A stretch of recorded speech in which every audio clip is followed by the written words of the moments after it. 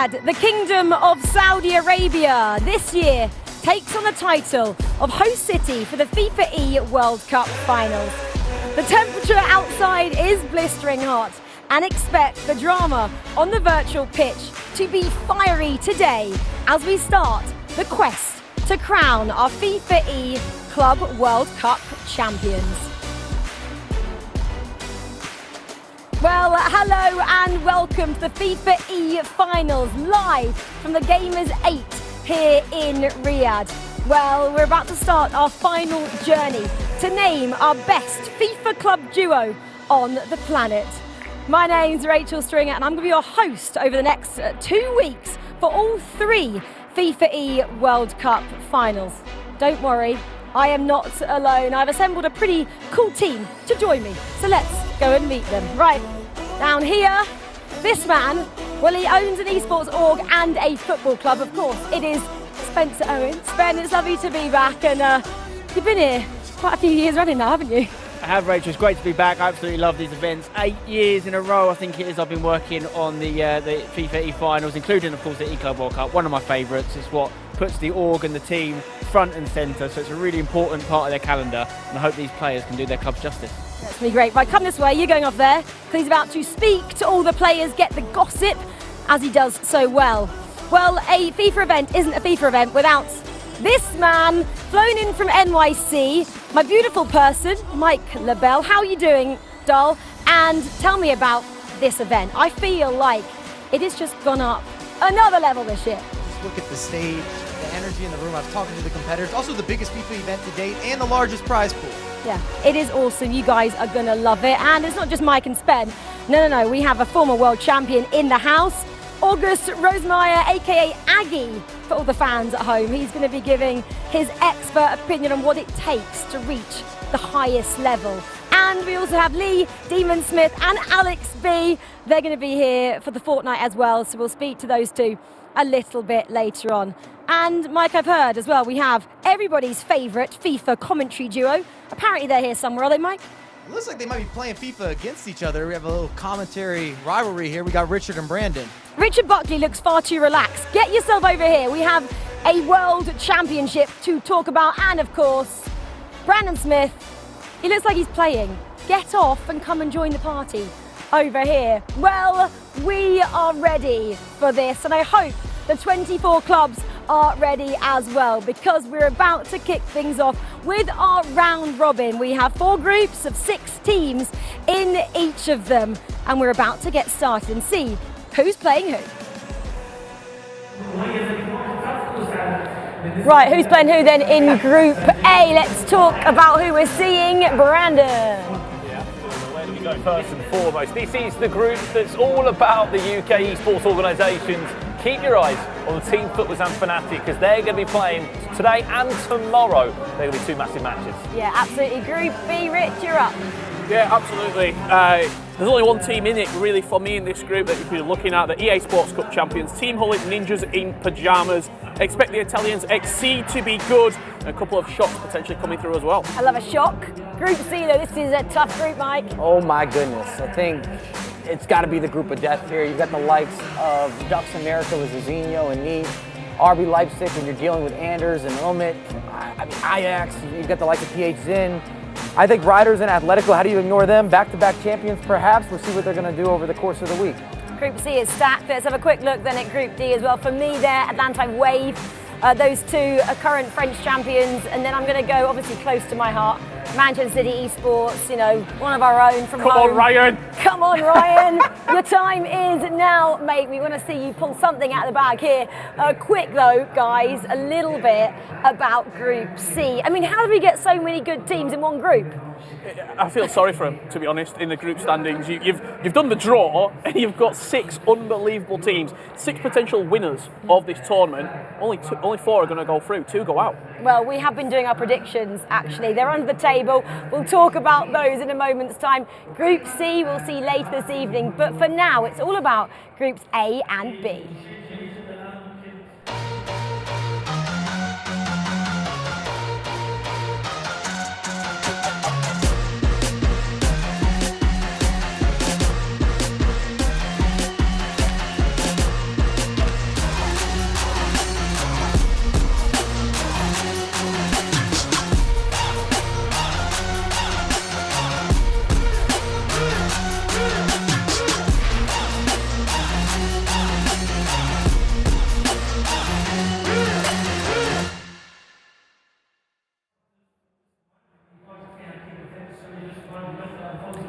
Well, that's a sneak peek look at some of the players, but it is now time to meet our teams from Groups A and B.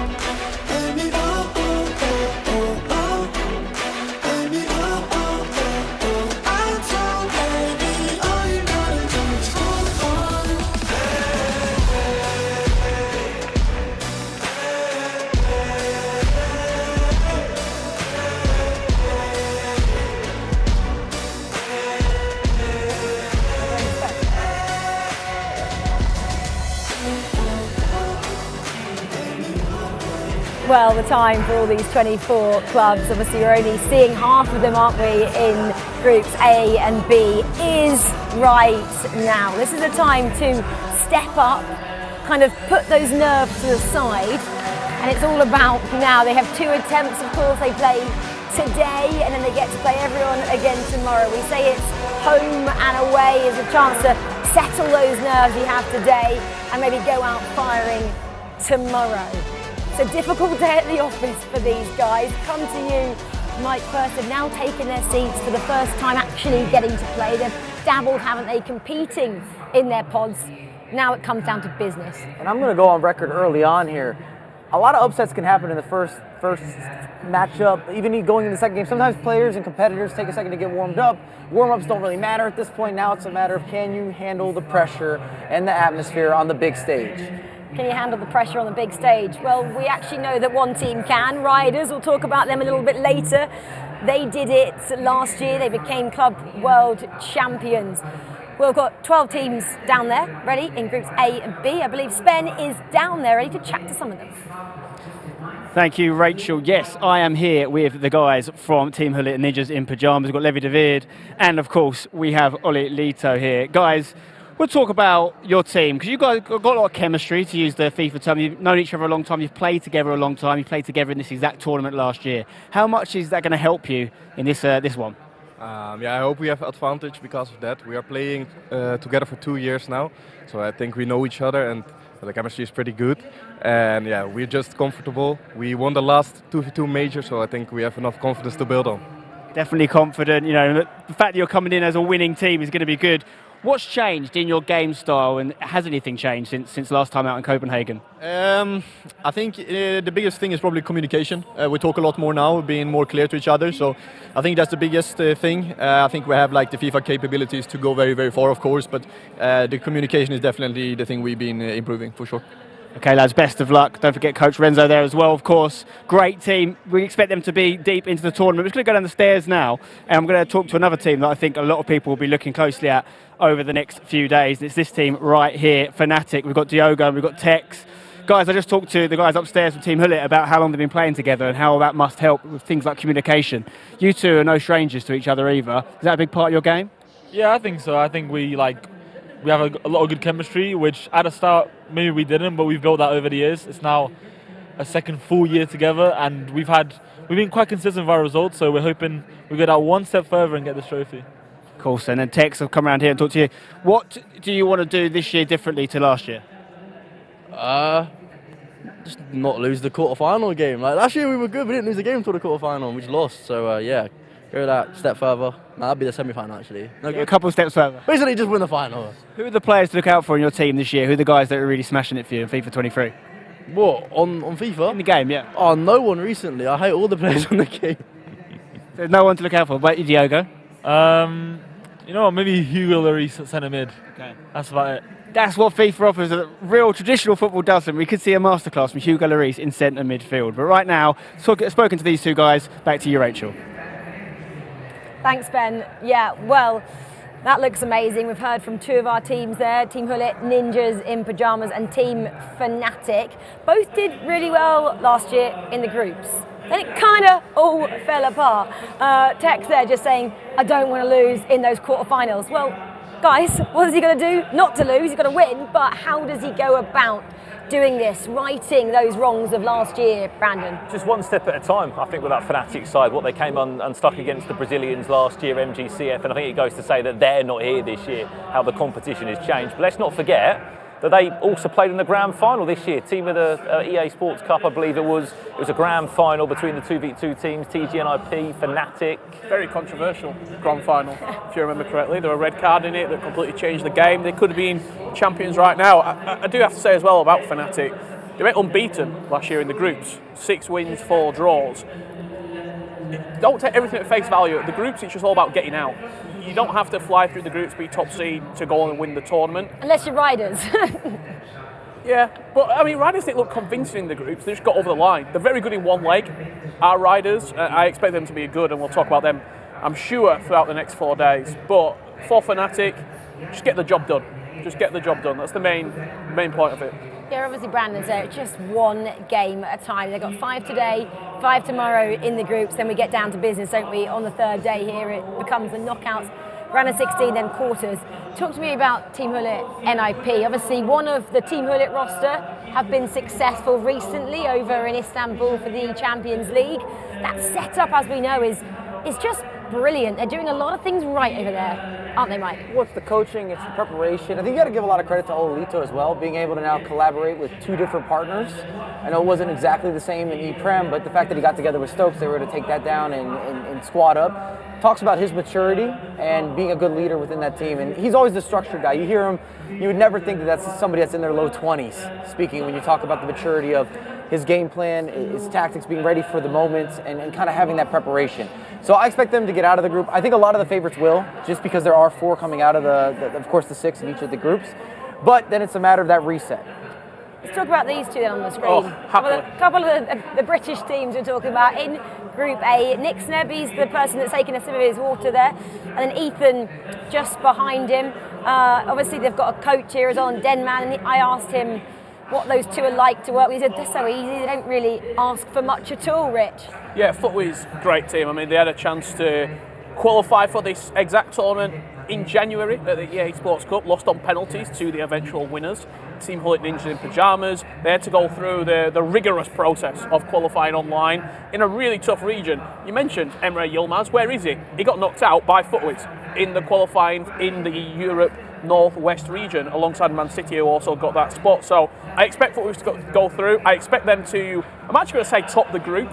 In Group A, I think they'll fly through, and I'm looking forward to seeing what happens, to be honest. Well, we're about to see what happens because the matches are kicking off, guys.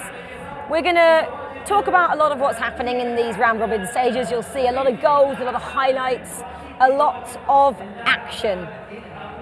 Okay, well, we're going to concentrate on Fnatic taking on FC Basel.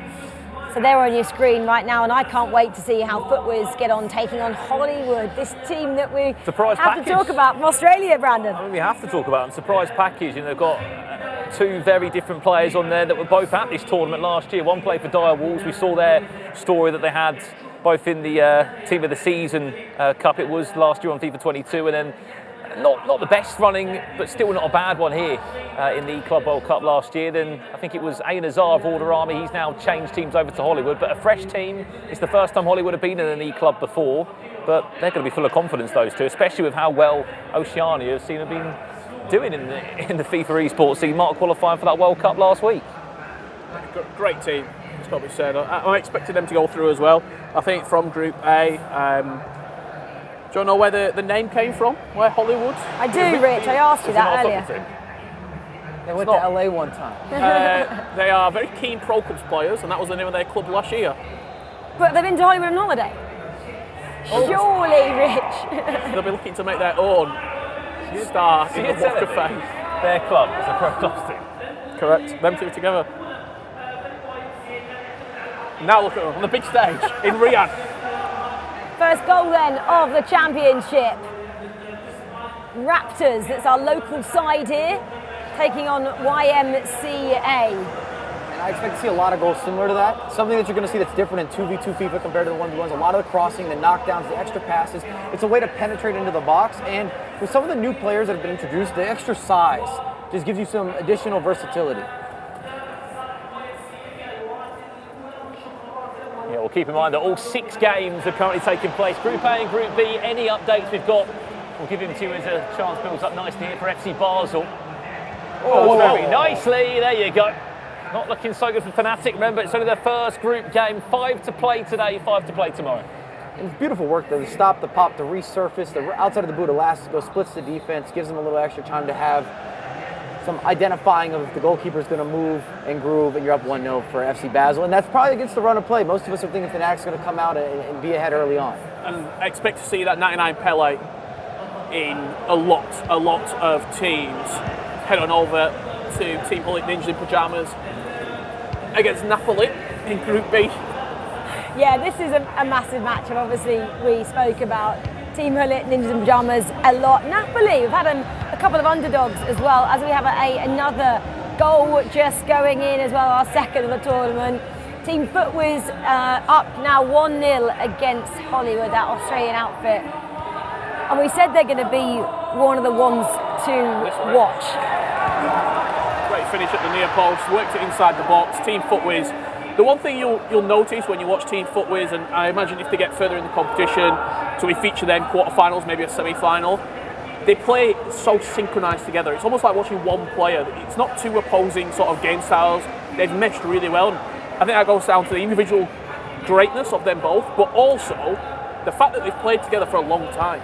Well, we've got 2 goals now in the Fnatic taking on FC Basel game, and it's not to Fnatic, it is to that Team Basel. 2 down already, 24 minutes, guys. Not what we wanted or hoped from them. Especially in best of 1 FIFA, Rachel, where look, you could be looking at it as a full-time result now. What a start that is from Gianluca and from Baum. That's not the best to start for Fnatic. There's also been other goals going in across the board. He said about the home team that here, Raptors twisted. They're 1-0 down against YMCA, the only Finnish team in. We've seen a celebration there. There has been a goal between Napoli and Team Hullet Ninjas in Pyjamas. I'll give you a spoiler. Team Hullet Ninjas in Pyjamas 1-0 up in this game. Spoiler alert, might be a few of them. Sorry, and this was the goal there. If you want to watch it back. R9.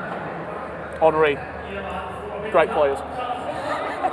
Well, we were talking about Fnatic and FC Basel as well. It was 2-0 a short while ago.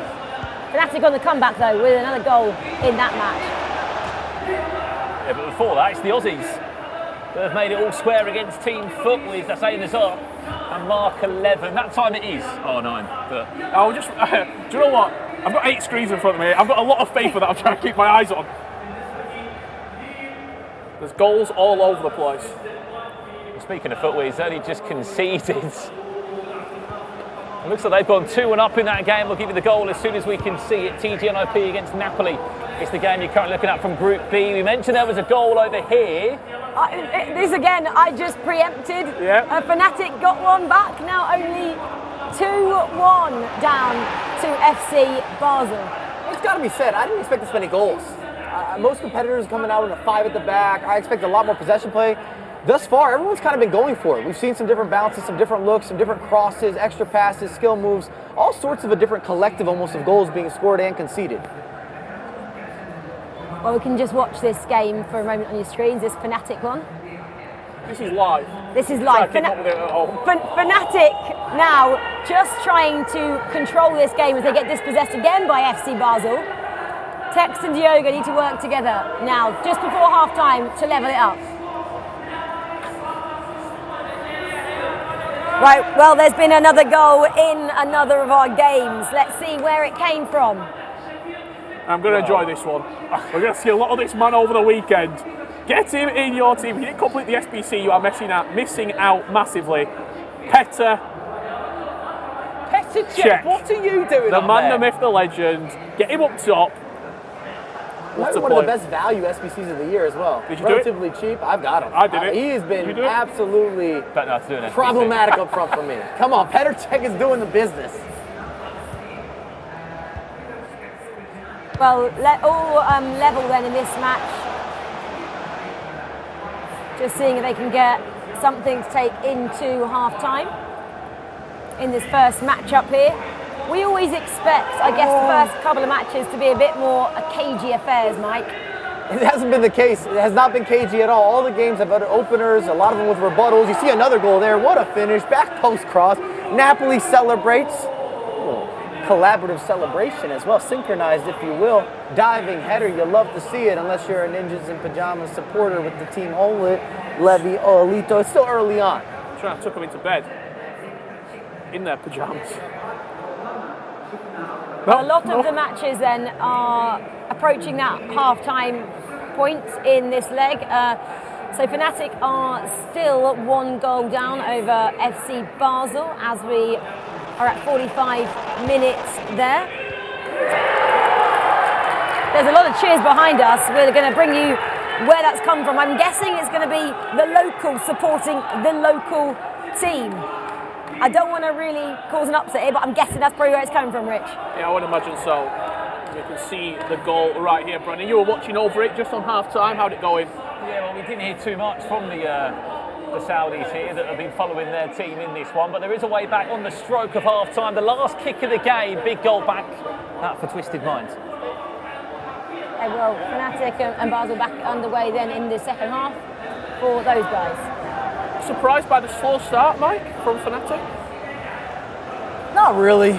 We know these guys. We talk about Tex a lot being a little slower to start in his individual games. We've seen this happen with Tex and Diogo as a partnership, sometimes not scoring early on. And it just makes it a little more interesting. It shakes up the group. I'm not mad about it. I'm here for some drama. I like drama. Audience likes drama as well. Uh-oh, Petr Cech, he's not done. He's not done. Top bins. Petr, naughty man, what a finish. Can we just sit here and maybe realise that in about 4 days' time we could be crowning an eClub World Champion with Petr Cech maybe scoring the winner? Could be winning penalty, could be a winner in real time. I wonder if Petr Cech knows that his life has changed in FIFA. Dramatically. Right now. Yeah. Goalkeepers really never get the hype or the appreciation, but now that this man is a goal-scoring threat, it's a new reality.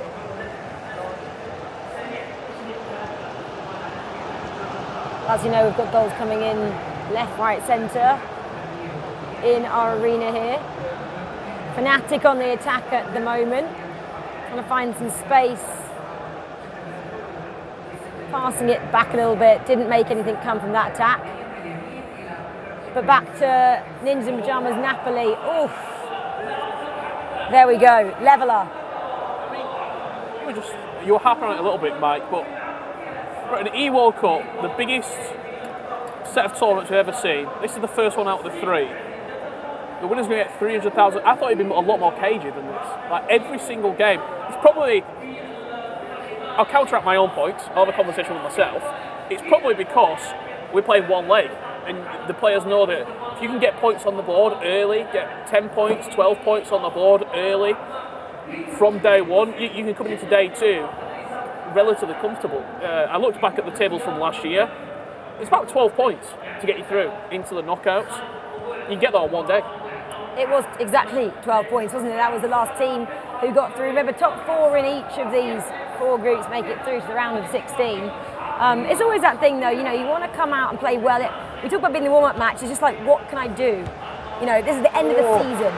What am I able to do, and finish like that would be handy. And especially, I think, with 2 days as well here. We saw it a few times last year, back to Richard's point, as it looks as if Raptors, Twisted Minds have just equalised from the noise we can get behind us. But back to the point, you can have a fantastic day 1. Say if you maximise all the wins and the points, and maybe just have not so good of a day 2, get the odd win, get a couple of draws, but just having one good day of performance can be enough to get you that top 4. Yeah, if you get those 12 points like Rich mentioned, this was what caused all the noise in the arena behind us. Woo. It's from YMCA Esports. That was not the Saudi goal that we were hoping to see just there. But it was a goal nonetheless. But there was 4 of them. That was the start where YMCA did go 2-0 up in the end, but Give me a spoiler. Give me a spoiler. Raptors, twisted minds that have made it 2-2. 60 minutes on the clock in that game. We'll give you an update as soon as we can. You're currently looking at FC Basel against Fnatic, that one in Group A. Where are we off to next? I think this is the goal we were chatting about. This is the leveller. This is the noisy leveller. Oh, that was the tap in from it, but it...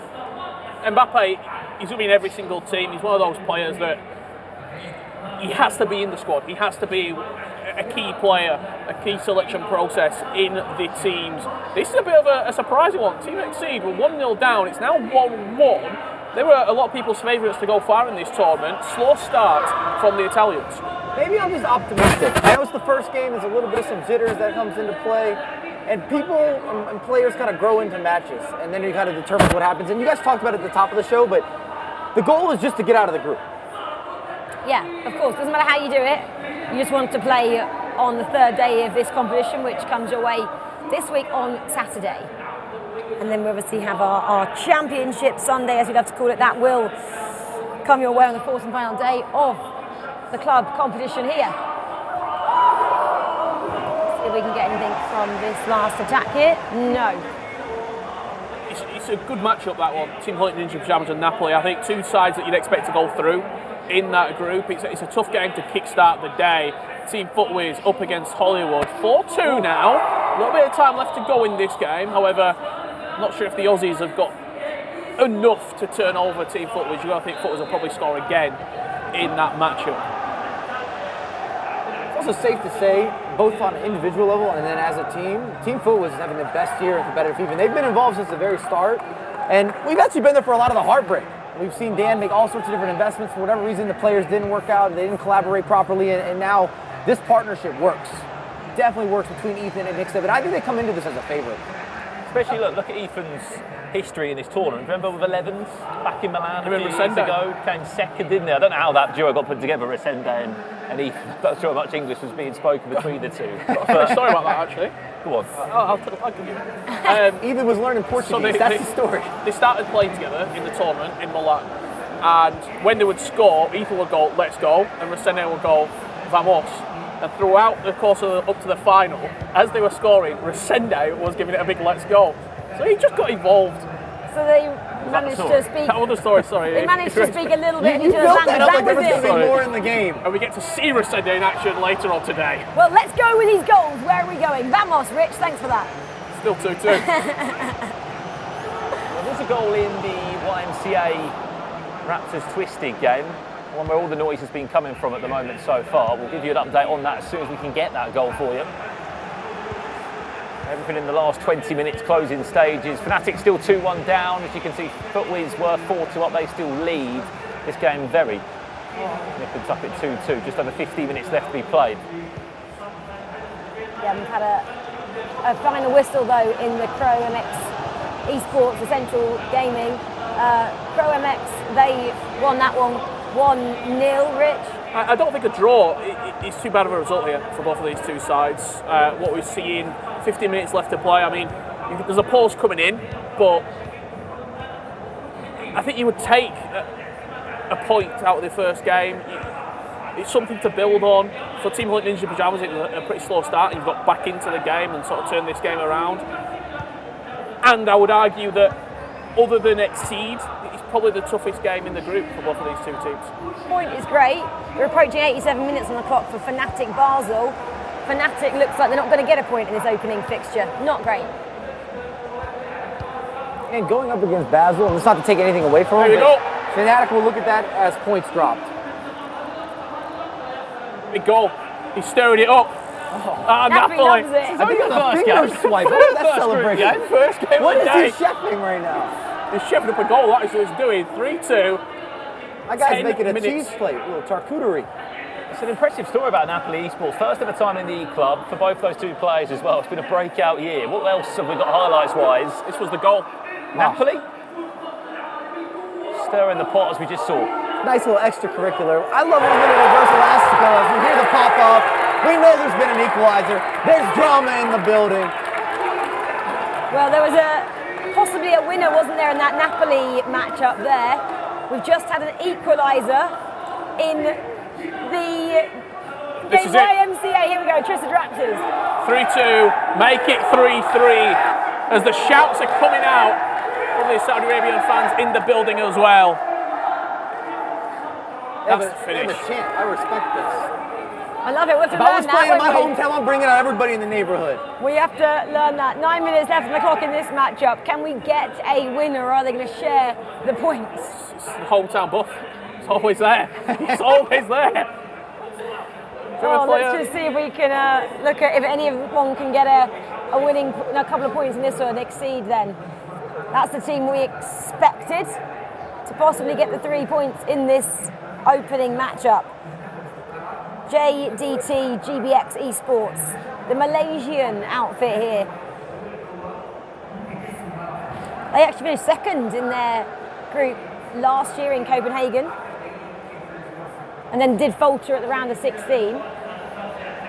So they'll be hoping to get out of the groups again. Nice start for them if they can just hold on for a point in their opening fixture. Yeah, they're just giving possession away there. Try going forward, and you've given the last attack to Team Exceed. See if they can make anything of it. It doesn't look like they're going to, and the points could be split. However, one final chance. Pinked out wide. Is there anything for them? Oh no. Full time. Full time. Done. So one apiece then in that one. Got 2 more games just to wrap up then. At the moment, our big team to watch, Ninjas in Pyjamas, are trailing Napoli. So obviously with Team Hulit at the moment. Final attack of the game this probably. If anyone can get something in the dying moments, it's probably these guys. Oh, last tack. It will stay 2-3. That will be the final whistle there. So this is the final whistle of the Saudi team, taking on YMCA Mike. And that looks like it's going to end 3-all here. I think the big takeaways from the first round is a couple of the opening upsets. We definitely did not expect the likes of Fnatic to drop points. I don't think anybody would have taken earlier champions with TG and IP to drop points, but that's how FIFA works. Well, let's go to one of the teams everyone was chatting about, Footwiz. Ben is with them. Thanks, guys. Yes, I'm here with Team Footwiz Europe. Ben, let's talk first of all about that victory. 4-2 win. You're going up against Hollywood, a team that have Mark in there, who's one of the only 6 players to have qualified for all 3 events this summer. Did that factor into your thoughts? Was there any fear going into that game? Because it didn't look like it. Yeah, we played very well, to be fair. The thoughts going into the game, I'm not too sure, because obviously Mark's been unbelievable 1v1 this year. He's qualified for Club World Cup. We were a bit guessy of what they were going to be like, but yeah, we attacked very well. We got the job done quite quickly, and then the rest will just keep it out, and yeah, we'll take the 3 points and move on. Yeah, very good. 4 goals in that game, of course, 4-2. Ethan, you're fast becoming a stalwart of the scene now. You've been around for a while. Talking about this partnership here, though, you've got in your partner here, Ben. Like, what do you see as your strengths as this 2v2 team? I think we're just like one of the most well-balanced duos. I think he's one of the best attackers going forward in the scene completely. And I think I've got experience now just like settle us down, sometimes like slow it down. So I think the balance is perfect, and yeah, hope we do well today. You're only 1 game in, of course, but you've started off well. What you got your sights on? I mean, hopefully maximum points, but we'll see. We want 15 out of 15. It's a great start for the guys from Footwiz Europe. Let's see if they can keep it up. Back to you, Rachel. Yeah, it's a great start, isn't it, for them, and a great team bond it looks like they have as well for the 2 of them. Just talking there, wasn't it, Ethan, about how good Nick Sneb is as well as their attacking partner, and maybe he can be the one that kind of decides who does what tactics-wise. How do you read into that team? How do they approach it? It's nice to have roles, and we've talked about it. I mean, Ethan kind of built that up. Nick Sneb is one of the best mechanical players that we have in the FIFA scene. We talk about going forward, the cancellations, the intricacies, all the details, he's got that. And then Ethan has that structure, that organization, to make sure that everything's evened out. You get that balanced approach. Well, I guess Ethan's the one who has achieved a bit more on an individual level as well. So he has to come in and say, Nick, so I've been there, I've been European champion before, been a semi-finalist in the E-Champions League, I've got these accolades under my belt, you have to listen to me. Yeah, for me, this is a great duo because they know their roles. You almost got like the Gerard Torres. You got Ethan. I'm happy to just keep on giving you it. You can keep on knocking this out the park time after time after time. I'll let you fly in the box.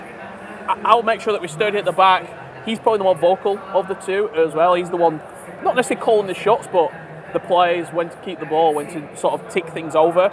I really do like these two as a duo. It's not just because Denman told me to say that. I was about to say, what does Denman add to that duo as well, Brandon? I think he just adds that level of support in there, you know, very much encouragement. Like their preparations, well, you know, there were Milton Keynes in the UK, like grinding days before, and it's those little boot camps, it's those having that HQ to really practice in. I think, you know, we've seen for a long time with Dan and Footwiz, they've been invested into the scene, invested into young English FIFA talent for such a long time, and finally they're reaping the rewards.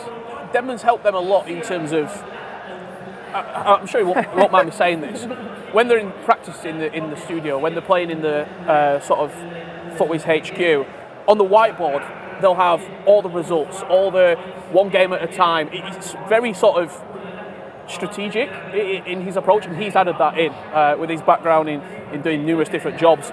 Just having that level of almost maturity towards what they're doing, and everything's doing it for a reason. They've got their own place out here. They're here for the entire time. They're sort of separated themselves a little bit as well. I do like what they're doing a lot.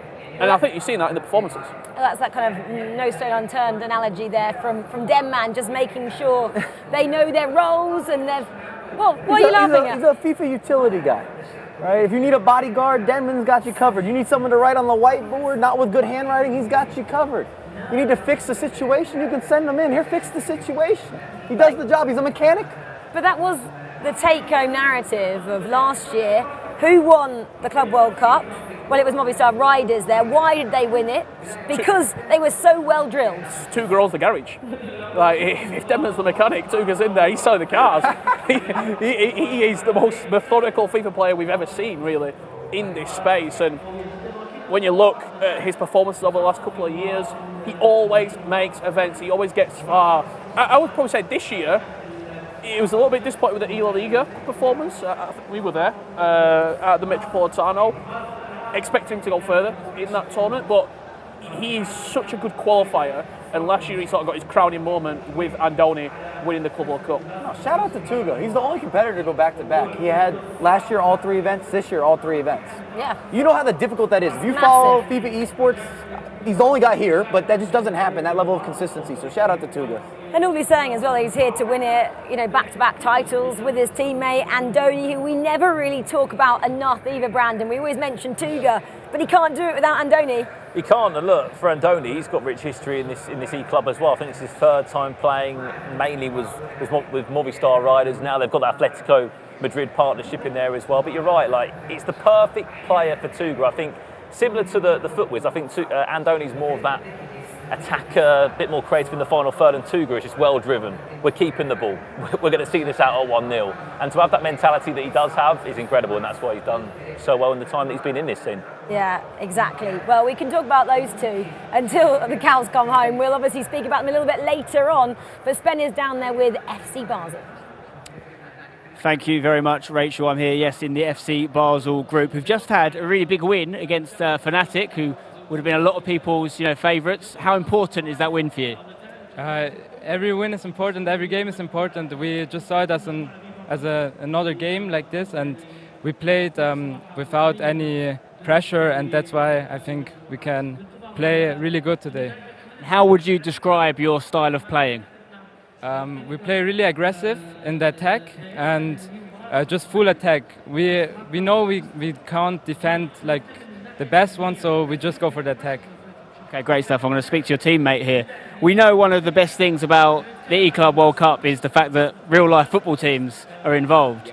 How cool is it to represent Basel? It's very, very cool. We also get a lot of support from them. We got people here, media here. We got the coach. We got the 3rd player who also helps us a lot. So it's great.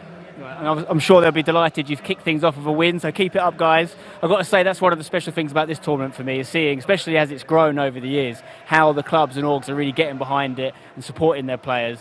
So fair play to Basel, and let's see if an actual real-life football club can take home the trophy. Back to you, Rachel.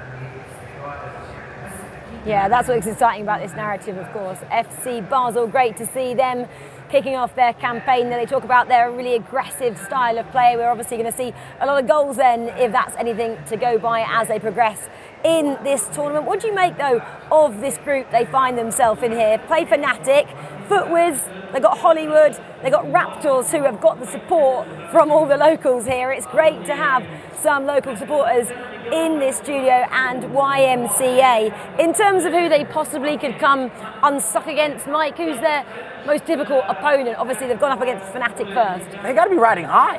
Talk about momentum right now. I would be in a great place. And I'm starting to do some math, basic math, but a couple wins and they're going to be clear. They're going to see themselves going on, and anything can happen again. I keep mentioning it, but it's important. Once we get past the group stage, another reset, where it's a new day, players play different, opportunities look different, and it's just about being able to convert. Taking a scalp of Fnatic early doors, they're still Fnatic. You know, they might be having their best ever season, but it's still Tex and Diogo. That's a big tick in the box there. You've arguably played your final or your biggest game first, and you've got 3 points. That's huge. I mean, for Basel, what they're now looking up towards is probably, if we can take anything away from FUTWIZ, we beat YMCA esports, we're looking at probably 7, 8, 9 points. I very rarely do this, but I'm going to agree with Mike, and they could be clear. Well, not many people agree with Mike. If you agree with Mike, though, you can use the hashtag FIFAe or Fame Your Game or FECWC. They're all on Twitter, and also you can get in touch on Instagram as well. FECWC, Fame Your Game. We've got one down here. Sorry, I'm going to look over for this. Down but not out, GG's Napoli esports. So Napoli got some support online. I'm sure you can just tweet us, Instagram us. You don't Instagram us, you can go on the Twitch chat as well. Drop us your thoughts. When we get something iPads working, we will be talking to you guys at home a lot. But yeah, shout out to Mike. Anyone at home agree with anything Mike said yet? Why am I getting all this shade?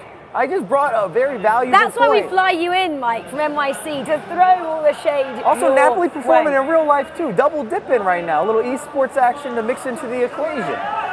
There we go. Looks like we're about to get started behind us. The games for round 2 are kicking off. So let's get back into them.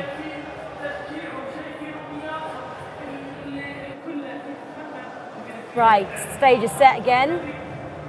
Where are we going to head first? Here it is, the home team, Raptors taking on Fnatic. Yeah, I'm about to say I'd love to start here. Fnatic up against Raptors. Fnatic losing that first game. It's a bit of a bounce back now. If they're not picking up points in this matchup, you're 0-2. You've got a game against FUTWIZ potentially around the corner. It's starting to get a little bit scary all of a sudden. You gotta be careful what you say, speaking of scary, because we got all the Raptors fan base over here right next to us. You guys can't see what's happening over here, but they're dialed. We all know Classic Esports, they get a +5 boost in the whole town. So I think Raptors as well, just having that sense of people supporting you here. They'll be the only team I would imagine that have got necessarily people here as an entourage supporting them. First goal then in round 2. Speak about scary, Petr Cech is looking very, very scary. 7 minutes in, scored a header from a cross. It's not fair because he gets the extra cushion. He does. Yeah. YMCA leader, FUTWIZ there, by a goal to nil, looking to bounce back after that 3-3 draw, after being 2-0 up against Raptors' Twisted Minds. I'm already ready for the next Halloween. I'm about to dress up as Petr Cech. That's where my mind's at. He's terrifying, frightening. The guy's 6'6", made like a brick. He's running through everyone. Is he the Wild Weghorst of this year? He's better. He's better than Weghorst. Well, that's something to talk about in the chat, isn't it? We were chatting about Wild Weghorst all the time last year in Copenhagen. Petr Cech, is he better? Get your answers in to us as we continue with this game. Yes, he's better, and some more Mike confirmation. Last week in League 20 games, I scored 38 goals with Petr Cech. Just throwing that out there. Mike, Weekend League, Club World Cup Grand Finals. That is possibly confirmation that he is quite good. Right, let's see if anything can be made here from FC Basel. Bit messy there. Right, we're going to get a equaliser, I believe, then for Team FUTWIZ there over YMCA esports. Not often we see them go down like that, especially as we've been bigging them up, but they did. They came straight back. telling you, my eyes can't leave the Raptors Fnatic game because I just feel like Raptors kind of playing with house money as well.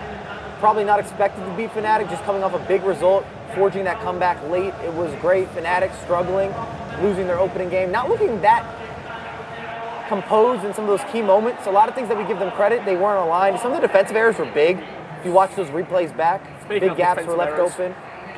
Giving the ball away in a pretty disastrous position there with Team Hollywood. FC Basel won their first game and now... You see Hugo Lloris in action as well. Let's go. Bring all the goalkeepers out. And Hollywood, obviously, has been speaking about them as individual players. Mark's qualified for all 3 World Cups. He needs to kind of find something with his teammate and not just rest on individual performances. I spoke to him in the lobby. He said, yeah, I think we're okay, but we haven't had that great at practice games. I guess back to that point again, isn't it, about practice is one day, and there's a few teams that have said the exact same, Rachel. I mean, like, I was looking at Exceed earlier coming in and I went, you must be feeling confident, maybe a bit of an unknown quantity coming into this one. 2 very good individual players in Obrun and Virgil, and they went, look, practice games haven't gone well, but let's see what day 1 and day 2 brings. But I think for them, we've got to keep an eye on them. The 2 Aussies, they're on form at the moment. Oh, let's see if anyone can make something in the attack. Yes, they can. That is Team Hullet Ninjas in pyjamas with Ronaldo there for their first goal of the second set of fixtures. Probably call that a professional goal. Little ball roll, pulls it back, squares it across, tap it home. You're not going to miss from there. I still think that's got to be an early favorite. Even though they struggled in their first game, 2 players with a lot of experience, a lot of 2v2 success this year. Yeah, I was We're not dating back. They've done it this year. In arguably one of the toughest scenarios as well. I mean, the competition that they had to beat in order to get there. An incredible feat. It's taken a couple of years for them now to get to this level. They've been a team for 2 years now, and it's taken that much for them to gel mentally and just click, and Renzo's been a part of that. But back to YMCA, Footwear's here. They had to beat this team in the semi-finals en route to that EA Sports Cup victory. Team Footwear's now turning it around, 25 minutes.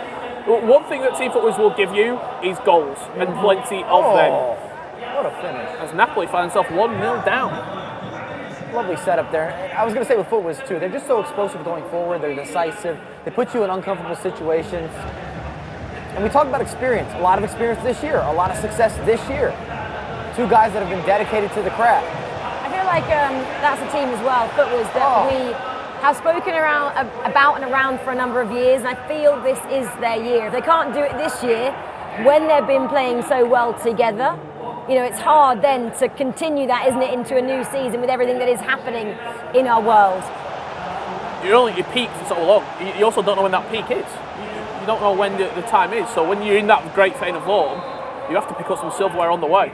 Glad you used that word peak. Because I feel that both these players, Ethan and Nixon, are both peaking individually and then as a grouping, as a partnership. And you're seeing that. You're seeing a lot of goals being scored, as you see, speaking of here. Ruud Hullet steps through for Team Hullet, Ninjas in Pyjamas, doubles their lead. Yeah, that is 2 goals now for them, 2-0. As we're on the attack, or Fnatic can make anything from that. Saved. I wouldn't start getting worried if I was a Fnatic fan. You've got a new day tomorrow as well to play, but it doesn't seem to be clicking at the minute. My concern with Fnatic, big mistake here out of the back. Wow. You hate to see it, but Essentials loves to see it. They're co-signing it, handshakes all around. But I was going to say, the big issue for Fnatic here is they're also dropping points versus teams maybe they should get a result, or at least draw, or something along those lines. So you're starting to run out of games, and you're going up against the best of the best. Right now, Footwiz doesn't look touchable. They look like they're on another level. I know their game's close, but it just seems like they're going at a little bit different pace, a different tempo. Rightly or wrongly, as a team, you definitely do that. You look at your group 100%. And you go, 3 points, 3 points, 3 points. Yeah, getting a point there, and I'm sure Fnatic will have thought they'd have got a couple of points on the board already. Footwiz already added to it. They're going to extend their lead here. You're going to probably see an instant replay. It's beautiful, gorgeous goal, gorgeous finish. Again, that deals with confidence, being clinical in these big moments.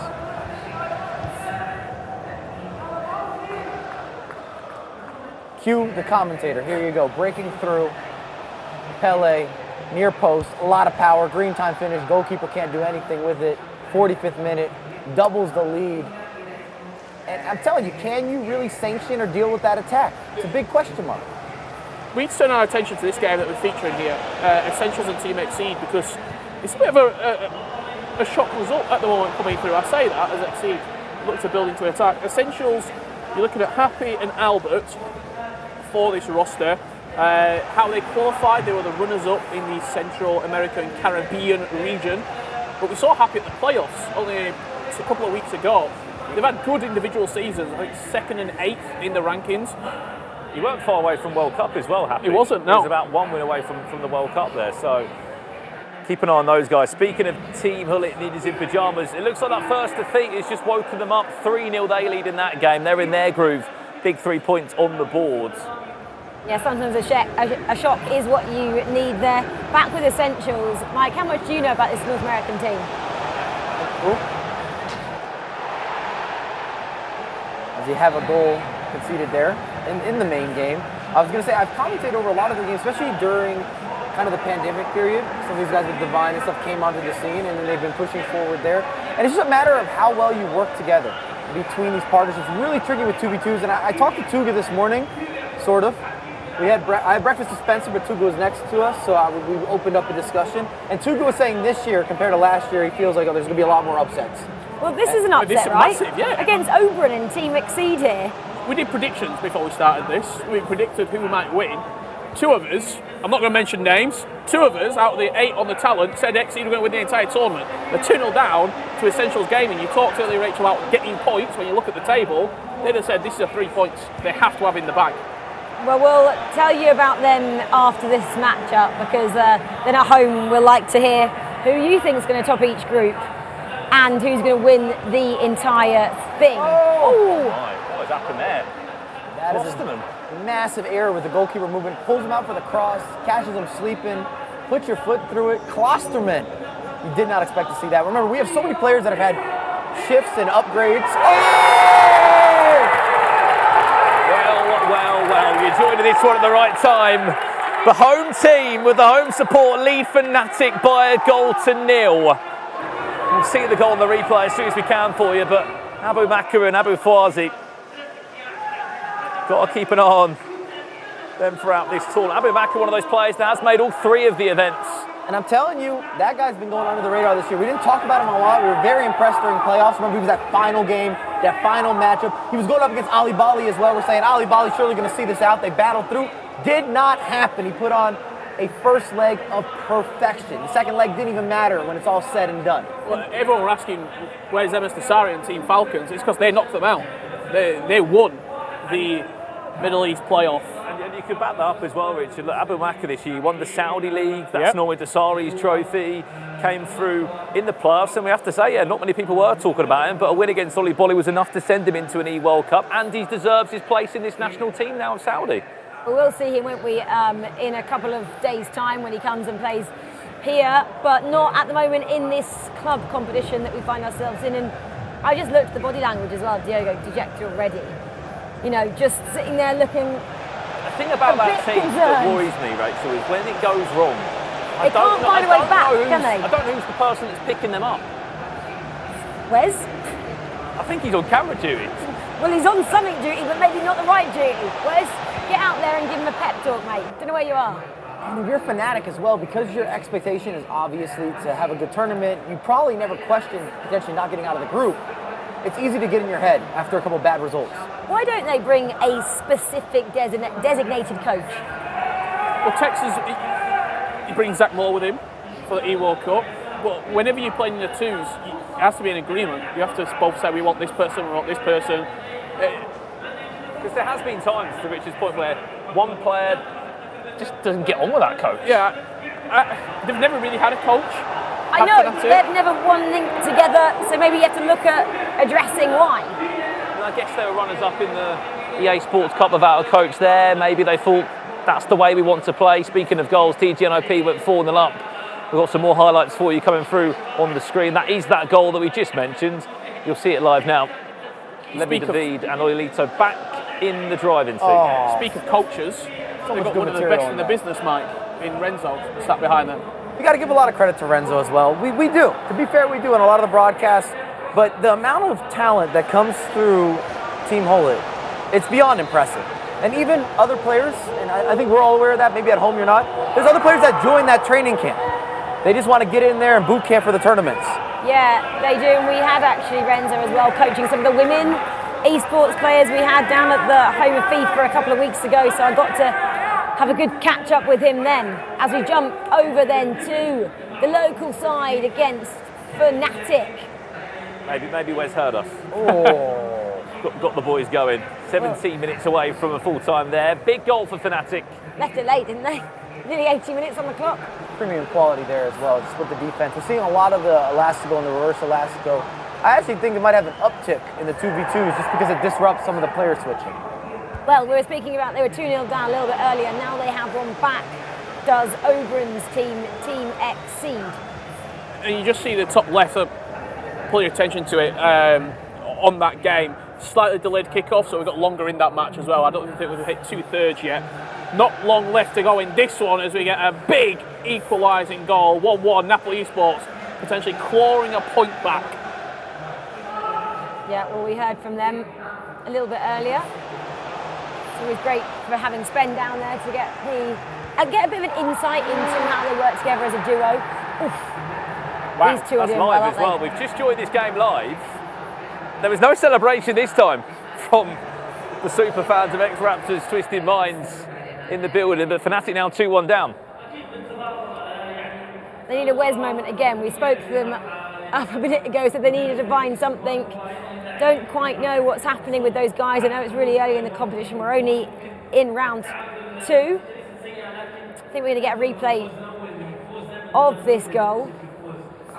Let's have a look at it. Ball out wide. Slightly fortunate to get the rebound and then just smashed it, put his laces through it really. Tight angle as well, that. error. It's a defensive error. They overtake possession. You're not ready for it. You lose kind of that 50-50, bounces back to him, and then Jarzinho does the most with it. There's a couple of games finishing as well. Oh, what a finish. Just seeing that one live. You can't quite believe what you're seeing, can you? From Essentials game. We have got a full-time result. FC Basel, 6 points from 6 so far. Very impressive. The Swiss outfit currently have had a fantastic start here at the FIFA eClub World Cup. Basel, remember, beat Fnatic 3-1. With a little insight into them, Spen spoke to them. Twisted Raptors, Fnatic, 10 more minutes to go. The fans are loving it. They're giving their support in the arena. Be an equaliser, good tackle. Every single tackle, every single pass that's been celebrated here from this crowd. They have that extra level, don't they? We always talk about it.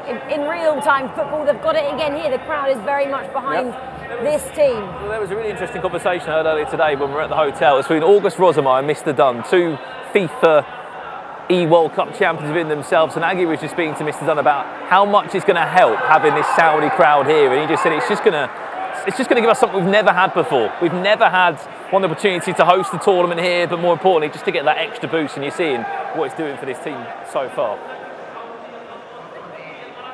Well, the clock then just ticks down on them. 5-1. Team Hullet, Ninjas in Pyjamas. Let's try and get the live shots if we can. Raptors Twisted Minds against Fnatic. The closing stage is there because the storyline of this one is Fnatic could be on 0 points. 0 points from 2 games played here at the FIFAe Club World Cup. Sort of punting the ball out of play, giving Fnatic one final chance to salvage a point here. And the same goes for the other game still in play. YMCA Esports, Team Footwas.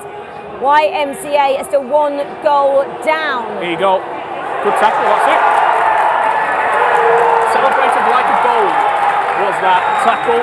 This is the final match we have then to wrap up as well. Team Footwas 3, YMCA 2. Still 1 more to go, my mistake there. Exceed and Essentials 3-1, Essentials. I kind of hope that Raptors really makes a run for it in this tournament. Just imagine this room is going to be bumping. It's going to be out of control. Just a goal back there for Team Exceed. 15 minutes left to play. Enough 3-2. time. Yeah, plenty of time for Exceed to make a comeback here. I'll tell you what, because we are playing as well in twos, not a lot of players with headsets on, they will hear every single chant, every single scream. I'll probably say we're about a third full. If they start going into the weekend and start to make a run for it, this place is going to be raucous. What we've got going on the screen then is Exceed at the moment, trying to find something back in this game with 10 minutes left on the clock still. Trying to find some space out wide here. Now it is Essentials, just trying to keep their lead and the 3 points to take away from this game. Essentials would need this after losing their first matchup. Lost that one to Crow MX. Just about keeping the possession now, isn't it, for this team from North America? It also puts Team Exceed in a really bad position as well. Not quite we're going to the Fnatic levels, but they haven't looked that impressive. And depending on draws, wins, losses, we've seen this happen before we start calculating the points and what's really available, and you end up in a win-or-go-home scenario relatively early in the competition. You can't qualify on day one, but you can sort of be eliminated. Picking up 0 points, you leave yourself almost an impossible task on day 2. Because everyone else will start playing different as well. Everyone will start playing for a point. I need a point to go through, or just make sure that we salvage something in this game. Yeah, we saw that, didn't we, last year in Copenhagen? Oh, what's the keeper doing? Wow. I didn't see this coming. That is such poor goalkeeper movement. He comes out early, he's quick off his line, but he doesn't take the right approach to the player at all. It's just a tap in. Well, I don't think there's going to be a comeback then for Exceed with a minute plus extra time on the clock, and that is 2 minutes. We're looking for a fifth here. Certainly makes this Group B interesting. Group A, there's been a couple of teams that have had, 2 wins on the bounce. Group B, TGLP lost their first, win their second, Exceed lose their second game. A lot of stories already building up in that group. Well, that has been finished now. That one 4-2 to Essentials over Team Exceed. Well, we can hear them before we know what's going on, can't we, Team Raptors and the local team here. Spen is down there, ready to chat to Team Raptors. Yes, thank you, Rachel. The atmosphere here is electric, and this is the reason why. The home crowd are getting behind the ex-Raptors. They're unbeaten after 2 games. We're going to have a quick chat with them via translator now. So my first question for you guys has got to be, unbeaten after 2 games. Was that what you were hoping for, and are you feeling very confident? Yeah, we are. It feels amazing. We started kind of a bit slow, but now we're getting on, and I think we're on track. Yeah. And let's talk about the crowd. Obviously, we've been hearing them, everything you do, not even goals, tackles, everything's getting celebrated. Is that a massive advantage for you guys in this tournament, playing in front of these fans? For sure.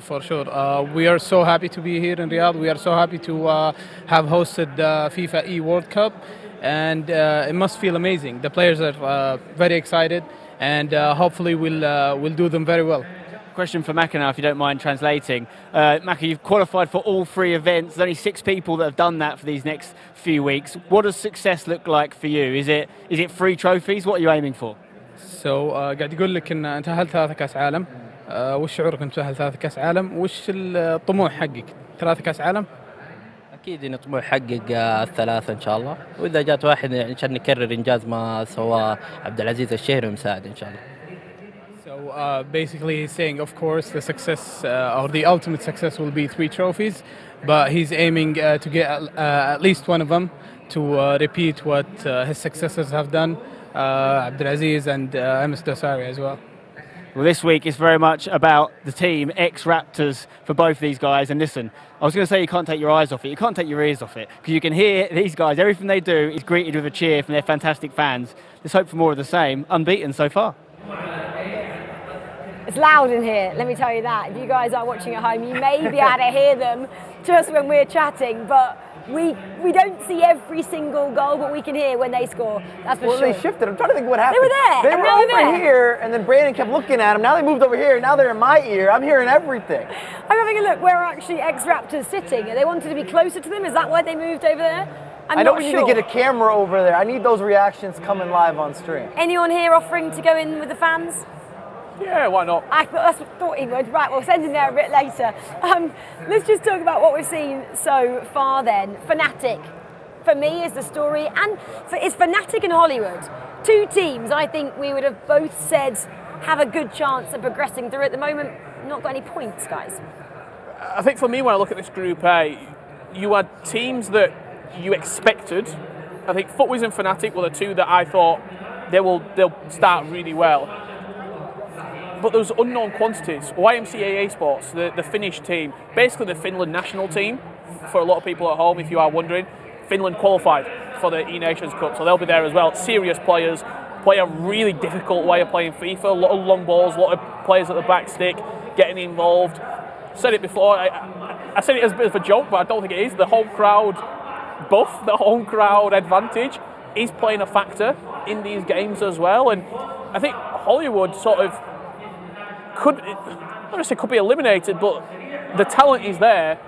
But they've had bad experiences in this tournament when you look back from last year as well with Direwolves and Mark.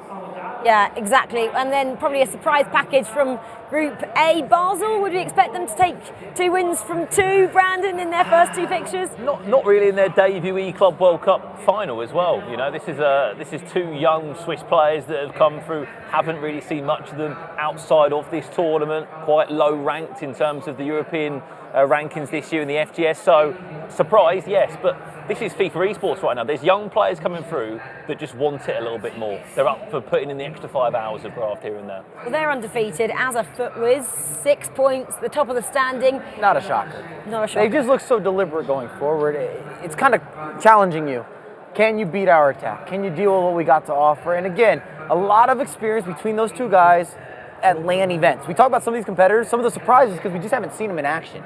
It's not because they don't have the ability, we're just basing off online results. And sometimes when you get in person, things are a little different. The hands are a little bit sweaty. You're not ready for everything that's going to be here. You can hear us. You can hear them. You can hear them. It's a lot of noise in the room. I think the final thing on FC Basel as well, we talked about coaches during that game. Great coach behind them in Coach Thomas. He's been to the top of the mountain before with a number of different players. Montana. With M10, he featured a lot as well. And yeah, they'll know exactly what they had to do to get points in this group. So I'm surprised because whenever we've talked about Basel in the past, it's been Nicholas or Cody the Finisher or the Stranger, like huge names and huge personalities. But I'm not surprised to see that they're flying in this group. We mentioned, didn't we, 6 points each for FUTWIZ and Basel. Then the local side, the ex-Raptors, Twisted Minds. I love that name. 4 points there. YMCA 1, Fnatic and Hollywood is the story if you're just joining us. No points from 2 matches. Fnatic now take on YMCA. Possibly a better fixture for this 3rd round matchup. Hollywood, though, get the local side. Must-win games. I was going to say group defining, actually, for both of them. Something has to happen in there.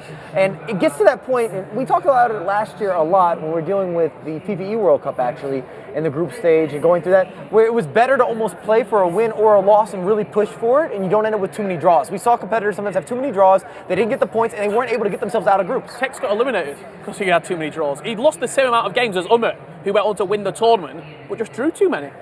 I'm just saying. Just an approach. Let's have a look at Group B. We've chatted about Group A quite a lot. We do have 2 groups running at the same time here. Napoli then.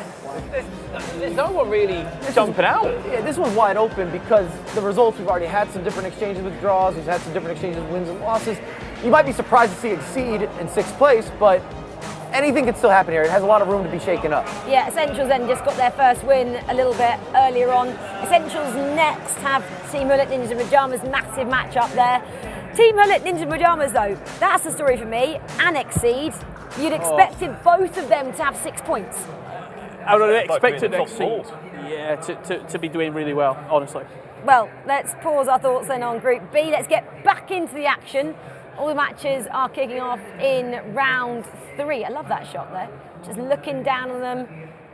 Under pressure, they're looking there. They're not, though. It's Nick, Sneb and Ethan.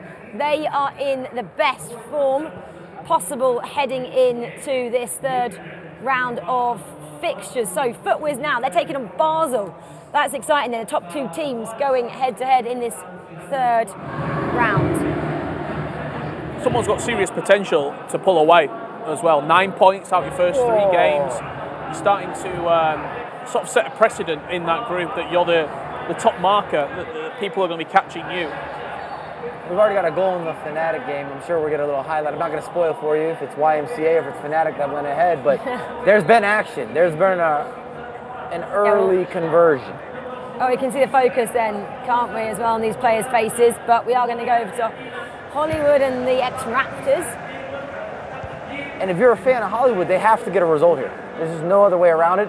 And I don't think you want to go up against Raptors, excuse me. And this is the goal I was talking about, Fnatic, working the ball around, looking for any sort of spacing, extra pass, resurface, middle of the pitch, turn and convert from Mbappe, top corner, best corner, 1-0, and really the lifeline they need. Well, Ninjas in Pajamas, then, we expected them to have taken 2 wins from 2. They didn't. They're sitting on 4 points coming into this up against Essentials in 3rd in this group at the moment. Ninjas in Pajamas then. Oof. Couldn't quite convert that one, Rich. I think for Oilito and Levy, I didn't expect them to win the group. I expected them to go through them. And I think once they get into the knockouts, they sort of tick over and go into a different level of playing. It's quite similar to what we saw at the EA Sports Cup, really. They weren't fabulous in the groups, but when they got into the knockouts, that's when they started just grinding out results. Who did you expect to win the group then? Because remember, they did win their group last year. Team Hullet Ninjas in Pajamas. Yeah, obviously, you've got Napoli topping at the moment, Essentials, Crow MX, GTX or Exceed. I had Exceed. And to me, there's 2 shocks so far. It's Fnatic and Exceed. 2 teams that you probably expect to see on the finals day. Both pointless. And the reason that we're bringing up Exceed, if you're at home and you're wondering the expectation maybe there, is because we always talk about Oberyn. And Oberyn's been such a leader in the Italian community. The Italians spent so much time playing together and kind of working together, even 1v1 and 2v2, that you expect it to translate. 2 players had a great 1v1 season as well. Yep. Virgil just about scraped through to get into the playoffs, didn't make it into the World Cup in the end, but his teammates certainly did. Here's a chance now for TGNOP to go 1-0 up to the goods, and they will. It is Olilito and Levy. But I think to what Rich was saying, no one cares about how you did in the group. Just get top 4, get through. The only thing you might really want to look into is who can we be playing. Yeah, which is the only group we're going to be worrying about is what, C? Yeah. A and C. A and C. A plays C, don't they? For Fnatic, in the other groups. If it doesn't go well today and they scrape a 4th place, who they could be going up against in Group C? I don't think it matters in Group C. The top 4 in that one is a no-go for everybody else. Well, I'm just going to introduce Alex B. He just joined the sofa and he can now give his thoughts on what we've seen. Alex, thanks for coming over. We were just saying massive shock so far, Fnatic and Exceed. Yeah, Exceed are a team that myself I had as top in the group and was thinking they're going to go out the way and look comfortable. But like we said, it's early doors and ultimately it does come down to just making sure you get through into that knockout. Top 4 is all that you need. So for Exceed, Fnatic, those players have experience, they know what they need to do. I imagine over the next couple of games they'll start to pick up. You're expecting them to bounce back with ease? Not with ease, because these sort of players, they haven't been there that much. Fnatic at the minute with no win, they're going to be looking at each other and going, have you been here before? Have you done this before? And Diogo and texting and go, no, not all that often. So it is conversations to have between one another. What they'll probably be grateful for is get this 3rd game out of the way, looking good so far, 1-0 to the good, and then have that little break, 10 minutes, let's have a chat, let's recoup, and let's come back for that last 2 games. And they probably had the best case scenario to score off the kickoff. When you're struggling and you're not getting the goals and you're going down in the other games where you're always having to try to formulate some sort of comeback, getting that early goal, you're saying, okay, it's going to shift. This is going to be that dramatic turn. Yeah, definitely. And as well for Diogo, you can go, you've got Texas, one of the best FIFA players in the world. We know that if you give him the time inside that box, he'll make something happen. Alex, I'm struggling to hear you. That's because we have a goal. We're going to show you it, surely. We know where it's come from. We can't hear each other. It is Team Hollywood taking on ex-Raptors. This is how it went in. I don't have a clue what you just said, Rachel, but there's been a goal. And of course, it's gone to Raptors. Pele, the scorer. The chant came out. They are absolutely flying, and if that result sticks, Hollywood's starting to get marooned at the bottom of the table. And Hollywood as well, with Mark and Negatron. Me and you were having conversations before, Richard, and we're saying these 2 very good FIFA players. Mark's qualified for every single event here over the next few weeks. Not one that I saw coming. You also, for Mark, you don't want to have a shocker here in the club because it could just seep in, couldn't it, to Nations and then the World Cup. You know, you want to perform, you don't have to win, but perform to a really decent level to give you that confidence. Yes, and no. Oh, let's hear this counter. I disagree. Come on, There's Red's going. I think 2v2, the 8 Nations, yes, but the E-World Cup 2v2 and 1v1 FIFA is completely different kettles of fish. Like, if me and Brandon were playing and we got knocked out in the club, I'm blaming everything on him and I'm forgetting about it. You're getting knocked out for sure in the club. All going into the E-World Cup. This is me now. It's a solo adventure. Forgot about what happened before. Let's crack on. He's been having some mental coach at home. Not everybody thinks like Richard Buckley. It's like an RPG game now. We're on like some sort of journey together.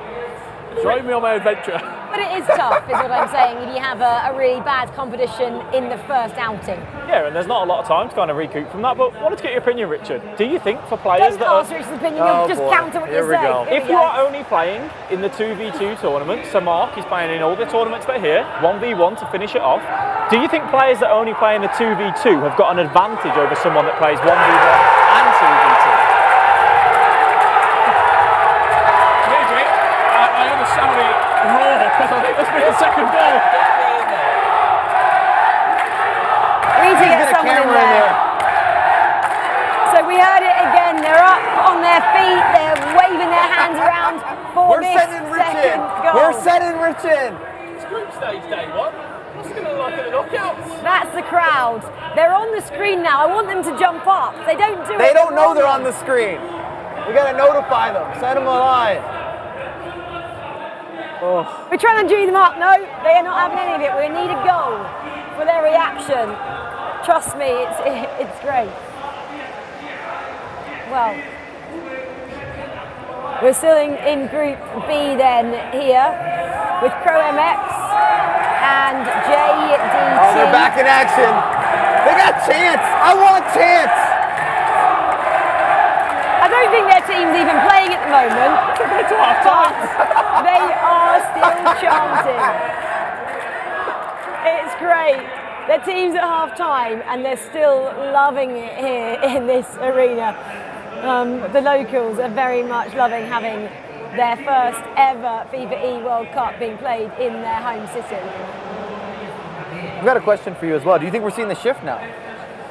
We're talking about like maybe it not being MS Desari as the face with this new success story, especially with, I think with Abu Maka, we have to talk about him as being a superstar and coming into that role. Yeah, definitely. We know that Desari, over the last few years, has been the leading man from Saudi Arabia. But for everything that comes through, there's always someone that has to kind of go out the way and make way for that young blood, which right now we are seeing. And the fans are absolutely loving it. I'm sure Desari's going to be somewhere as well, celebrating what has been a fantastic tournament on the first few games for them. And I think you have to start arguing too that Saudi might be one of the best nations of all time. If you have a third champion, because we got Mr. Dunn who's down there commentating, he's already got MS Desari. If Abu Malk is able to do that and maybe pick up multiple trophies, you heard the interview. There's never been a nation that's won more than 2. So Saudi do it. I love a stat to support what I have to say. Ain't that right, Rach? Saudi do it, then bang. There we go. Mike was on something there. Let's see if that can unfold after 4 days. Right, well, Fnatic then, they'd lost that early lead they had, didn't they, there? So one apiece in that one. But with Basel, this is interesting that no one's been able to break the deadlock at the moment as that one goes in 1-0 for FUTWIZ. So that would sit them on the top nicely as we go to that little break with 9 points. Yeah, and I'm sure FUTWIZ, we're getting people on the flights over, come on in, if they make it to the later stages. Maybe you can put that tweet out to encourage him, Rich. I saw Dan here. I'm sure he'll be here. He can make some noise. One fan. He can make some noise. Don't know where we're going with that. Anyway, let's go back to this then on your screens here, back in Group B at the moment. And this is 4th and 5th in the standings. So it's JDT who currently are in 5th in that elimination position. The first game of the day, we had a boatload of goals. Now it seems as though we're starting to tense up a little bit. We've got a couple of 1-0s, got a few 0-0s. Do you think, what do you put that down to, Mike? You didn't know where I just said, did you? I guess the fact that everyone just wanted to start really well. let's get some goals, let's get ourselves in a good position in the table. That's what it's going down to. Now they're settled. Well, I'm going to be more loose to my opener. As the games get tighter, I now know where I'm standing, if I'm in form, I'm out of form. It gets into that nitty-gritty. It's a cagey affair. You're battling against those wits. You're dealing with those moments. Why are you smiling so big over there? I think we said the most stuff you say, Mikey, but it's fine. How many points does the team need to secure I was saying 9 was looking really good. 12 was last year. 9! 12, 13. 9 to get 4th? You don't think somebody's going to get in with 9? Last year, 12 was the cutoff. I think someone's going to get in with 9. I'll take that bet. Shake my hand. No, thank you. All right. Anyway, we're just going on last results. Some team's going to get in with 9, 10 points. I don't think it's a guarantee, but somebody will get in with it. It's not a guarantee, but someone will get in with it. Okay, I'm guaranteed that someone will get in with it, but it's not a sure thing depending on your group. We're sticking on this one. The Hollywood ex-Raptors not being able to get a third goal and make some more noise at the moment. Pretty comfortable victory, really. I mean, the other two games are quite tightly contested for Raptors. They've made Hollywood look pretty easy, to be honest. Brought bottom of the table right now for Hollywood. There's been a goal over in this game. It went the way of the Mexican esports organisation. Hullet stepping over into the box with a little acceleration exit there. He leads his team by a goal to 0. Well, Hollywood need something, don't they? 20 minutes left. Just looked over at them. You can't really see that many reactions as their pods and screens are so high. I'd like to be able to get in that camp, wouldn't you, after 3 matches here and just say, what are you changing in these final 2 fixtures of your day? Maybe we can get Spencer over there and just see how they are feeling and what's gone wrong. Hollywood needs something, and Negatron was here last year, finished bottom of the group, went out. He's going to be thinking back to that and going, surely I'm not going to do it again. Surely we're going to have a bit more of a chance to pull something out the back. The reason to that as well, they both played in the tournament last year, Alex, for different teams. You'd think that bit of experience, and that was a different game, it's a different year, but surely they would have just been able to sort of gone a step further from that, but it hasn't been the case. Well, Mark had the experience of getting through, didn't go further than the round of 16, but still knew what it was like. He just scraped in. I believe they were 4th going through last year, but knew that it was touch and go, so didn't want to be in that position. You know, get these early wins or get these early points and just make it an easier day on day 2.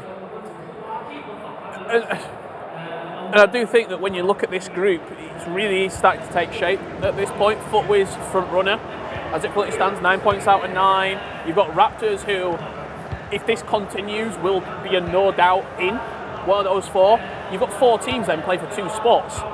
Fnatic, if they get the ball rolling, have got probably one of the highest ceilings in FIFA esports, but at the moment, the ball's not rolling, it's pretty stationary. And YMCA esports will be looking at it and thinking, this is open. Fnatic can't afford to draw this game. There's only 25 minutes left, 15 minutes left. They can't afford a draw in this game. They need a result going into the break. As you were saying before, Mike, it's like, just go for it and take the risk of the loss. Draws, as you said, are just too costly throughout this group stage process. Well, I would say the same thing as well about Exceed and Napoli. We'll get to that in a moment, but I believe we have a goal to go to from this one. Yeah, Central's Gaming getting that goal back against TG NIP after their 4-0 win for Levy and Olilito. Looks like they could be on their way to a 1-1 scoreline in this 3rd round of matches. Well, and it was Exceed and Napoli. They drew that one, which was not great for Exceed. There was 1 point going into 4th round of fixtures. I'm just going to reiterate, watch team's going to go through 9 or 10 points. 9 or 10, are we going up? Just quick one, I know you're jumping out, you've got something to say. you crack on, Richard. 24 teams, Napoli and Exceed played in the exact same region to qualify. They both came out of the Italian region. So fortunate that you've played against this team all year long, and now you played them in the biggest tournament where it's just look at the draw, you've been drawn against each other.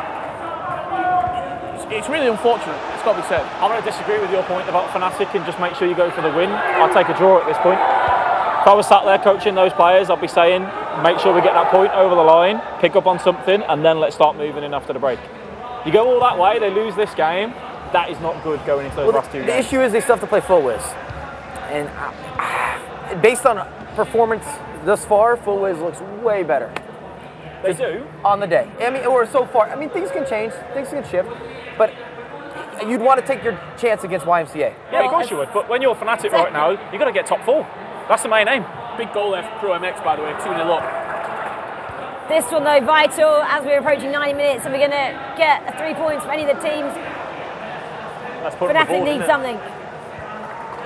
Last chance. Last attack. Great tackle. No, they take another point then. That's all they take, a point into the fourth round. Hollywood looking for a point as well. Excuse me. I don't think they'll be getting one, unfortunately, for the Aussies. I saw Jamie were doing a watch-along late night in Australia. Footwear's doing well, but for his compatriots, unfortunately, 0 points out of 9 after the first 3 games. Full time as well. Footwear's perfect so far. Oh, one way to rub salt into the wounds of Hollywood. Rock bottom, they'll sit in this group.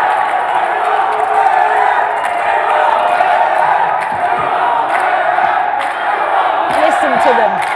Listen to them.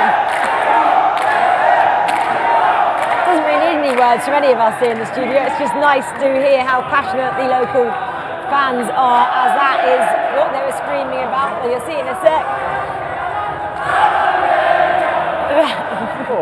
That messy goal was goal 3. Well, we've got one more game that's still going. It is this one from Group B then. We saw ChromeX, they got their second, and then JDT responded to take it 2-1. Still a little bit of time on this though, for JDT to come back. As you were saying, last year, second they finished in their group, JBX, the Malaysians. Very different storyline this time round. As it looks, 20 minutes for them to turn it around. I think this, as you said, is the only group game left to conclude in this round. But still, in Group B, there isn't really a massive pull away, because Napoli drew against Exceed. Exceed is still going to be on 2 points near the bottom. Team Hullet drew in their game as well, 1-1. Very cagey in that, so actually 3 points could send you from bottom to top. Totally could. If Exceed going into 4 could get 3 to add to their 2, their 5, and they could. Which is great for Exceed. After a poor start, thinking you win 2 games, you end day 1 with an extra 6, you could be in a really good position. Here's a late penalty for Crown X. That's a 3-1 win as it looks. And for those players and those teams, those clubs at the bottom, you're not looking at top. You're not looking at 4. Like, from 6 to 4 might be 2 points, might be 1 point. So it's still open. I know we've talked quite in hyperboles that you thought it could be over. You thought it could be over in terms of winning the group, but getting through, it could be a very short turnaround potentially. We had 2 very different groups as well. In Group A, you've had teams that have already started pulling away. You've got really big spreads, and then Group B, it's going to come down to those final games.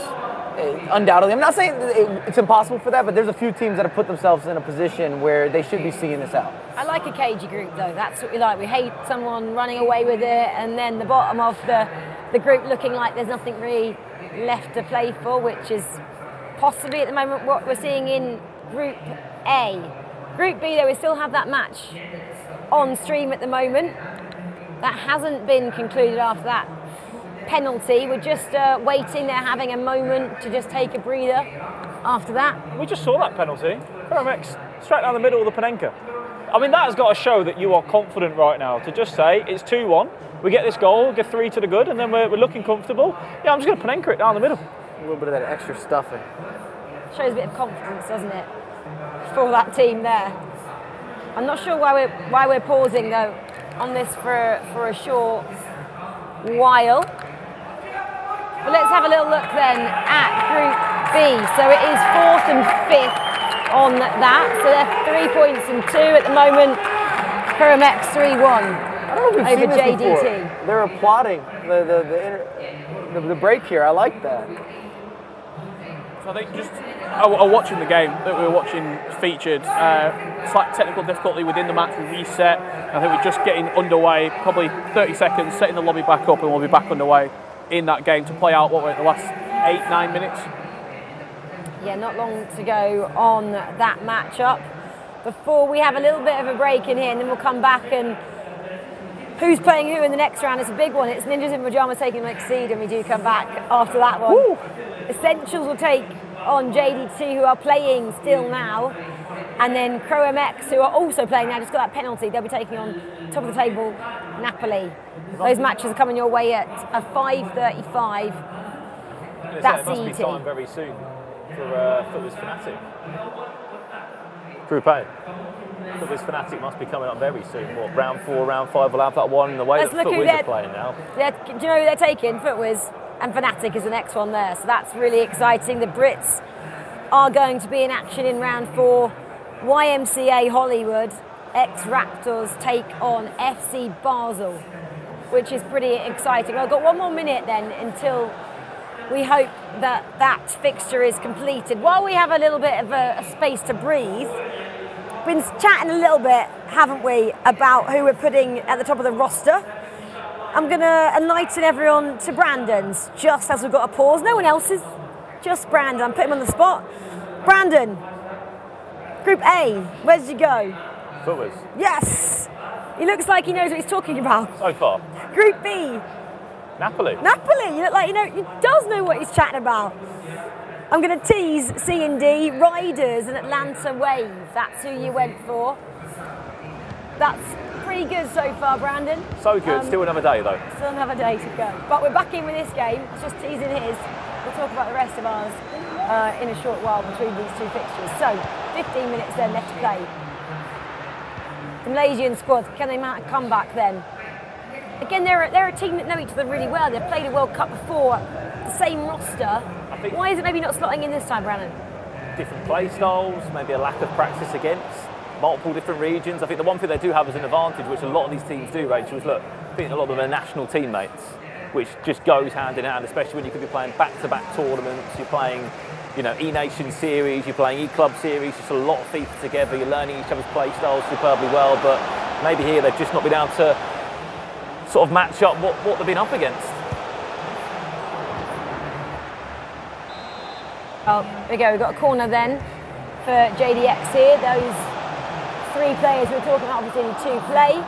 A lot of the teams bring a third competitor, don't always get a chance to play. We actually saw, didn't we, the first ever substitution as an esports player last time in Copenhagen. It came from SC Schalke, if I'm not wrong. Just thought I was going to fall through. Yeah, Schalke and then I believe Denmark in the FIFA Nations Cup quarter-final, if memory serves correctly. Vergan got subbed out, Houston got subbed in. Unfortunately, just couldn't quite revitalise the squad, but I do like that. I think in between the legs, a little bit of movement, maybe even after the game as well, seeing that substitution coming in and changing things around. Some teams don't have them. I mean, unless Wes is going to pick up the controller, he's not getting on the sticks anytime soon. So, Texan Diogo, Ethan and Nick Sneb. Hollywood don't have it either. Yeah, just 2 players. How would you feel about that, Alex? If you were the coach, if you're sat behind them, do you change it? If you've got that third player there? I think it's a conversation that we're obviously having throughout FIFA esports now in the 2v2 side, which players haven't had to deal with over the recent years. 2v2 being very new over the last year or two. It depends on how the players' mentality are. Pretty much everyone, Tex and Diogo right now, yes, they're not going to be happy with how they're playing and what they're doing on that pitch. But if there was a third player behind them, is Tex really going to go, I'm not playing that well, I'm not feeling it, yeah, go on, I'll step down, let someone else have a go? I don't think so. I think you have to back your ability. So for the coach, it's a big call to make. And if it goes wrong, it doesn't look good. I have a theory on this. Are you ready? I think it's highly beneficial if you could have maybe a super sub type of third player. So maybe someone who's just, for lack of a better word, we like using the word cracked in terms of how he goes forward. Has that crazy offensive capability, but defensively doesn't match that well. But he can give you a different look in the game. Or if you have 2 offensive players now, you can really shift the dynamic of that game.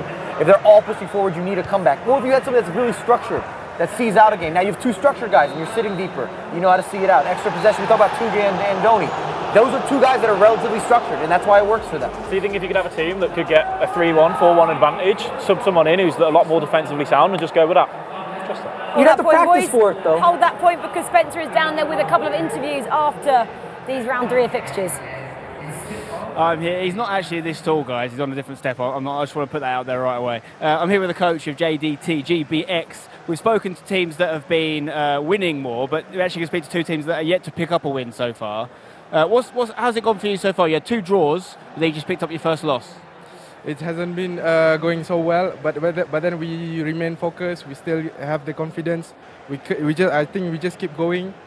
I think the chances will come. For people that don't know, it's a long acronym, JDT, GBX. What does it stand for? What does it mean? Yeah, JDT is Johor Darul Takzim. It's a football club in southern of Malaysia. And then GBX is the esport team, Games Born Esports. Yeah.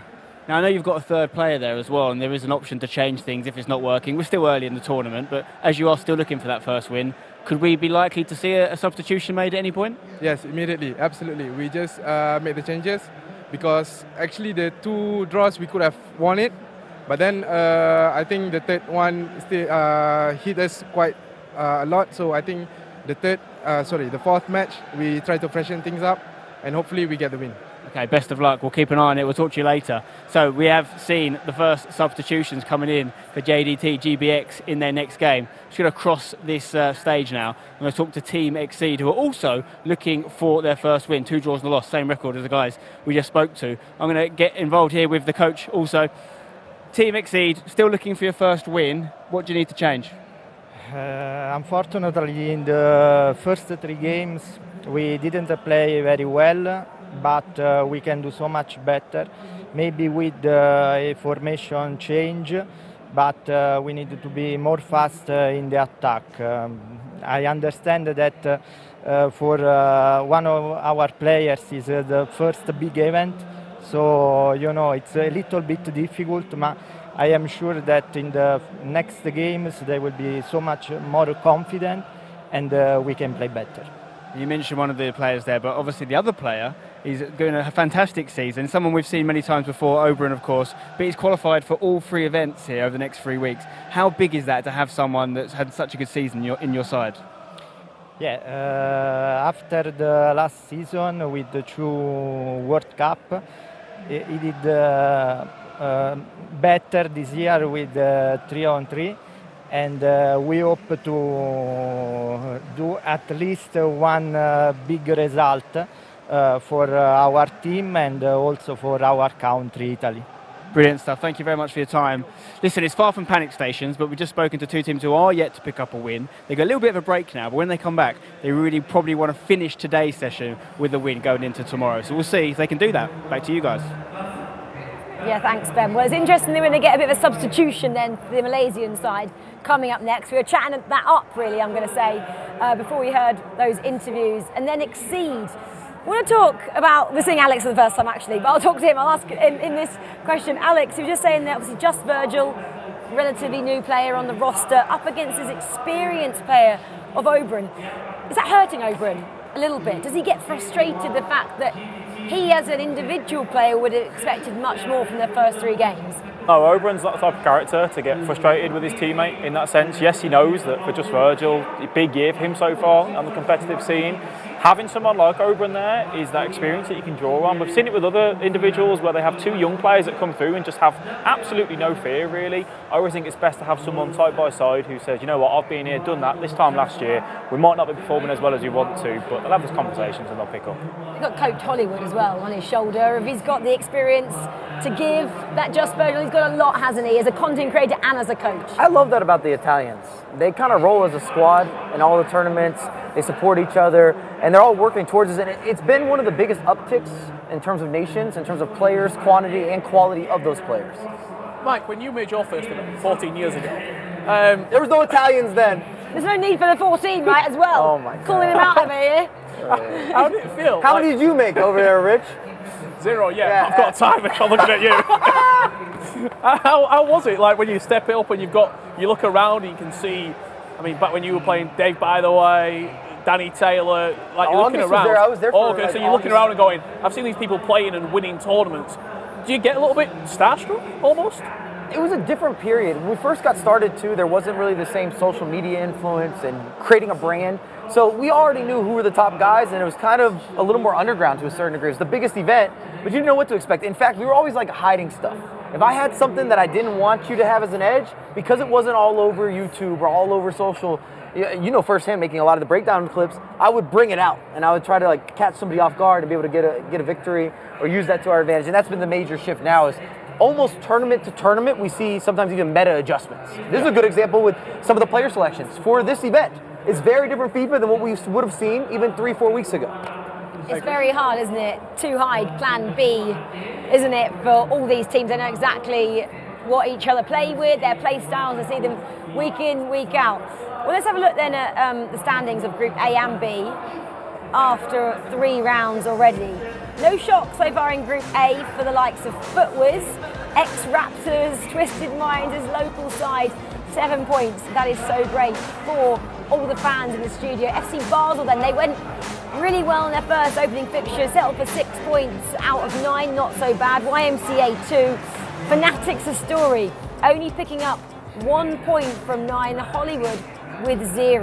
Let's have a quick look then at Group B while we're on this standings.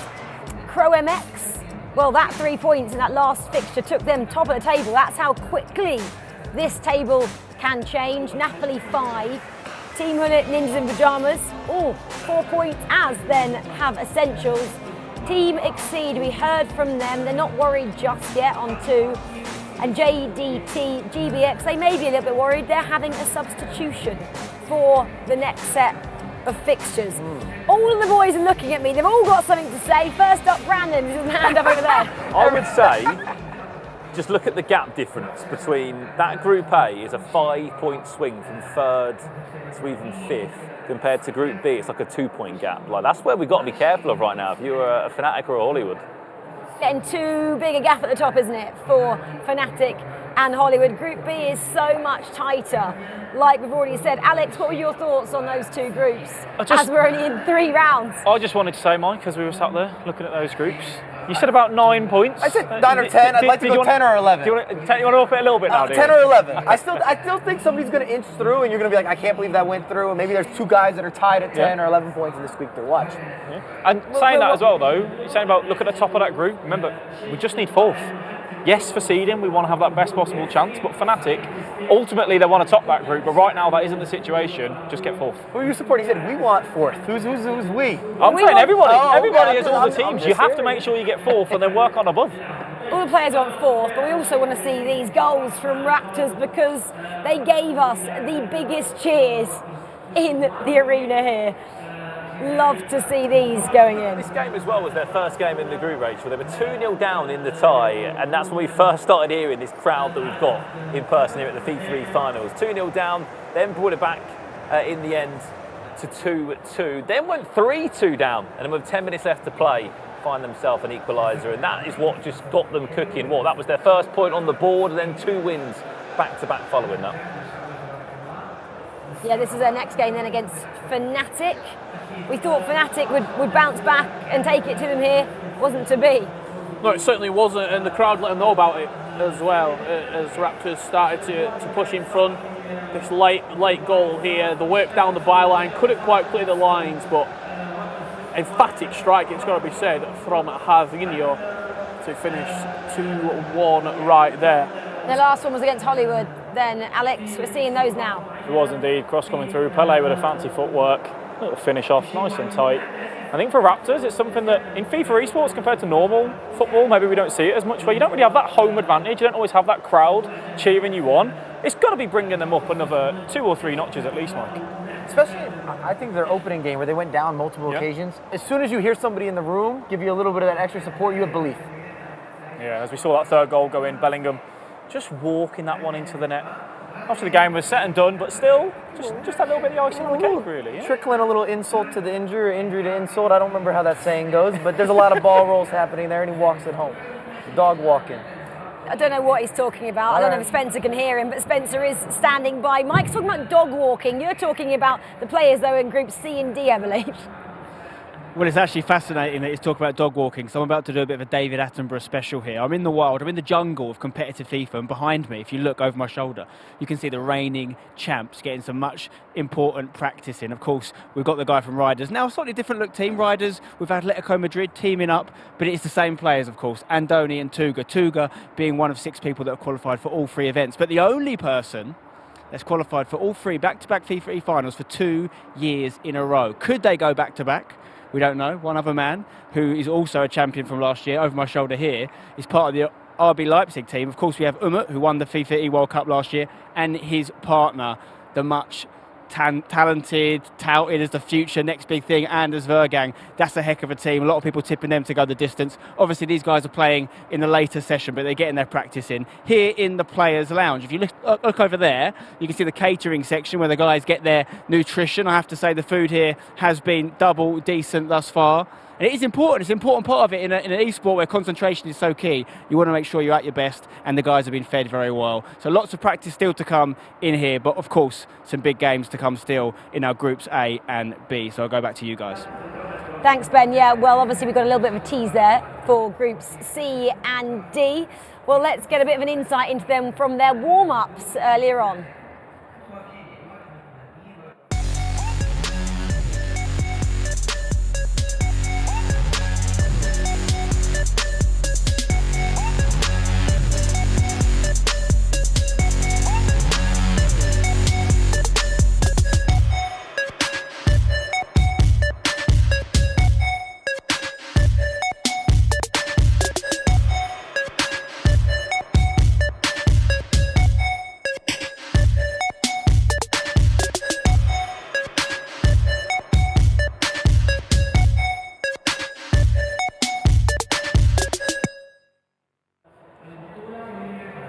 I don't know if that was warm-ups or rough and tumble there. Umit, what are you doing? Leave Anders alone. Don't injure him before we get started. Anyway, we were speaking about you guys getting in touch with us at home on Twitter, and if you want to get in touch with us, just use that hashtag FIFAe or Famia Game or even FECWC. Right, at Team Hullet, Game 3 of today ends in a 1-1 draw. They're just talking about how they're getting on, of course, from that camp. Yeah, if you have any questions, if you want to talk about Mike's trousers, for example, we'd love to hear your thoughts. You're a big fan, I know. I know, I am. I was about to say that. Anyway, Woody2905. The setup looks top-notch. Thank you very much. It does indeed. We were speaking about coming here to Riyadh, and we just really upped our level this year for the World Cup finals. The games are, I believe, ready. Oh, I wanted a bit more time because I wanted to speak about Richard. Unfortunately, the games are ready, Rachel, so we've got to get underway. We can't miss any gameplay. Richard. We can't miss any gameplay. Let's get to the game. Production, go to the games. Go to the games. Go to the games right now. Richard Buckley, who did you say are going to top Group A? It's a long day. I really want to know. Yeah, we got time. We've got lots of time. Richard, who did you say? I got you, Richard. We got time. Everybody, the floor is Richard's. Who's topping Group A, Richard? Richard Buckley. Knows everything about FIFA. He's gone with Fnatic, who are currently 5th out of 6. Okay, we're not going to talk about him anymore. We're going to go to these games. Right, where are we going? Let's have a look at what's going on. Fnatic then are playing FUTWIZ. This is the one we all want to see. This is the English derby here. FUTWIZ, are they going to be nice to their compatriots and go, do you want a couple of points here? Alex is looking at me like I've said something completely trash. He's thinking no. Just definitely not. I think for both of these teams, the added rivalry, English team v English, obviously both of them wanting to pick up that victory, but it means even more for Fnatic right now, as they need to find a way to put points on the board. But there's one thing we know about Nixneb and Ethan. When they get going, they are one of the toughest teams to stop.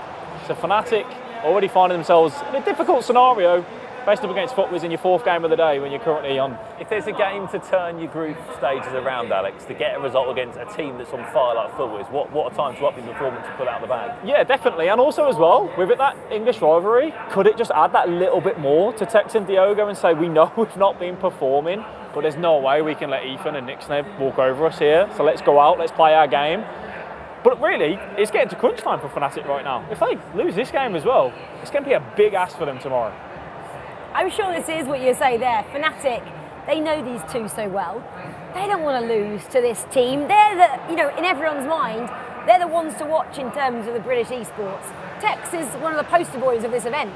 He's going to look over the other side and go, this two can't beat us here. Well, to Alex's point too, it kind of gives you like a little bit of that extra cooking when you're talking about potentially, I don't want to get it too far ahead of us, but potentially eliminating Fnatic, also having that English rivalry between these two sides.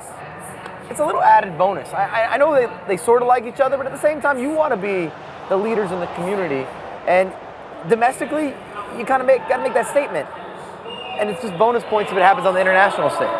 Well, Team Ninjas in Pajamas, Exceed. A goal back for Exceed. They weren't worried when we chatted to them. They just got to keep grinding out these goals in these games to get some more points on the board. Actually, you've got to say that game there and the one with that all-English game are the two biggest ones of this round, especially for Exceed. What, 1 point on the board so far against... 2 points on the board, sorry, against TGNIP. You win that game, suddenly it's flipped. You're on 5 and TGNIP are on 4. So what a start it is for the Italians there. Over to this game, YMCA Esports against Hollywood, currently bottom of the table on 0 points. Have actually kicked off with an important first goal 15 minutes into that one. Must win game for Hollywood. It would also put if they were to get a point here, put every single team and club in this tournament so far on a point. We don't want to see anyone get 0 over the course of the 2 days, but that is an equaliser, and who else would it be? My man. But Petter, check. No one does it better than Petter. He was waiting to use that, wasn't he? I can see That's it. written down on his notes. He actually read that off. I pulled my phone out just for that one. Well, Fnatic and Footwiz, a stalemate as the clock approaches the 25-minute mark. Going on about Petr Cech there, Richard. As a striker on FIFA, he just gives you so much. He's got the ability to play for those over the top through balls. He's brilliant in the air, 6'4", 5-star skill moves. One of my personal favourites recently on FIFA. I love him. I was talking about it before you came out here that he just put in work for me over the weekend league. He reminds me of a better version of Haaland as a comparison player. Long legs, kind of unique movements, unorthodox. Well, essentials then. Getting the opening goal in the matchup against the team we're talking about from Malaysia.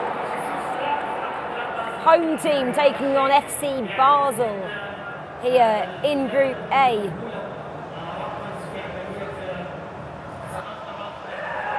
And it looks like the substitution's not been working out for them. 1-0 down.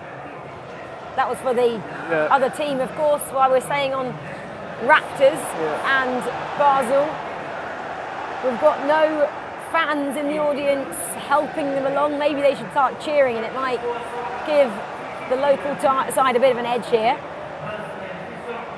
Do seem to just be trying to work it out from the back here, make a charge down this right-hand side. I think this is a good indication of as well of where we can expect them to be.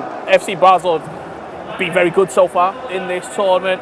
It's a good indication of what we can expect from them as Napoli Esports look to turn their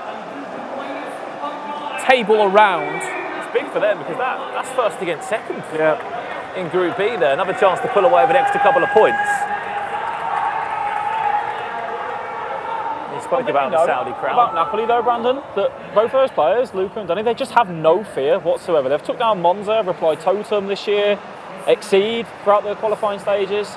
They just play with absolute freedom. Both of them are just so happy to say, we'll go out. They were celebrating, giving everything, the little stir of the pot, you name it.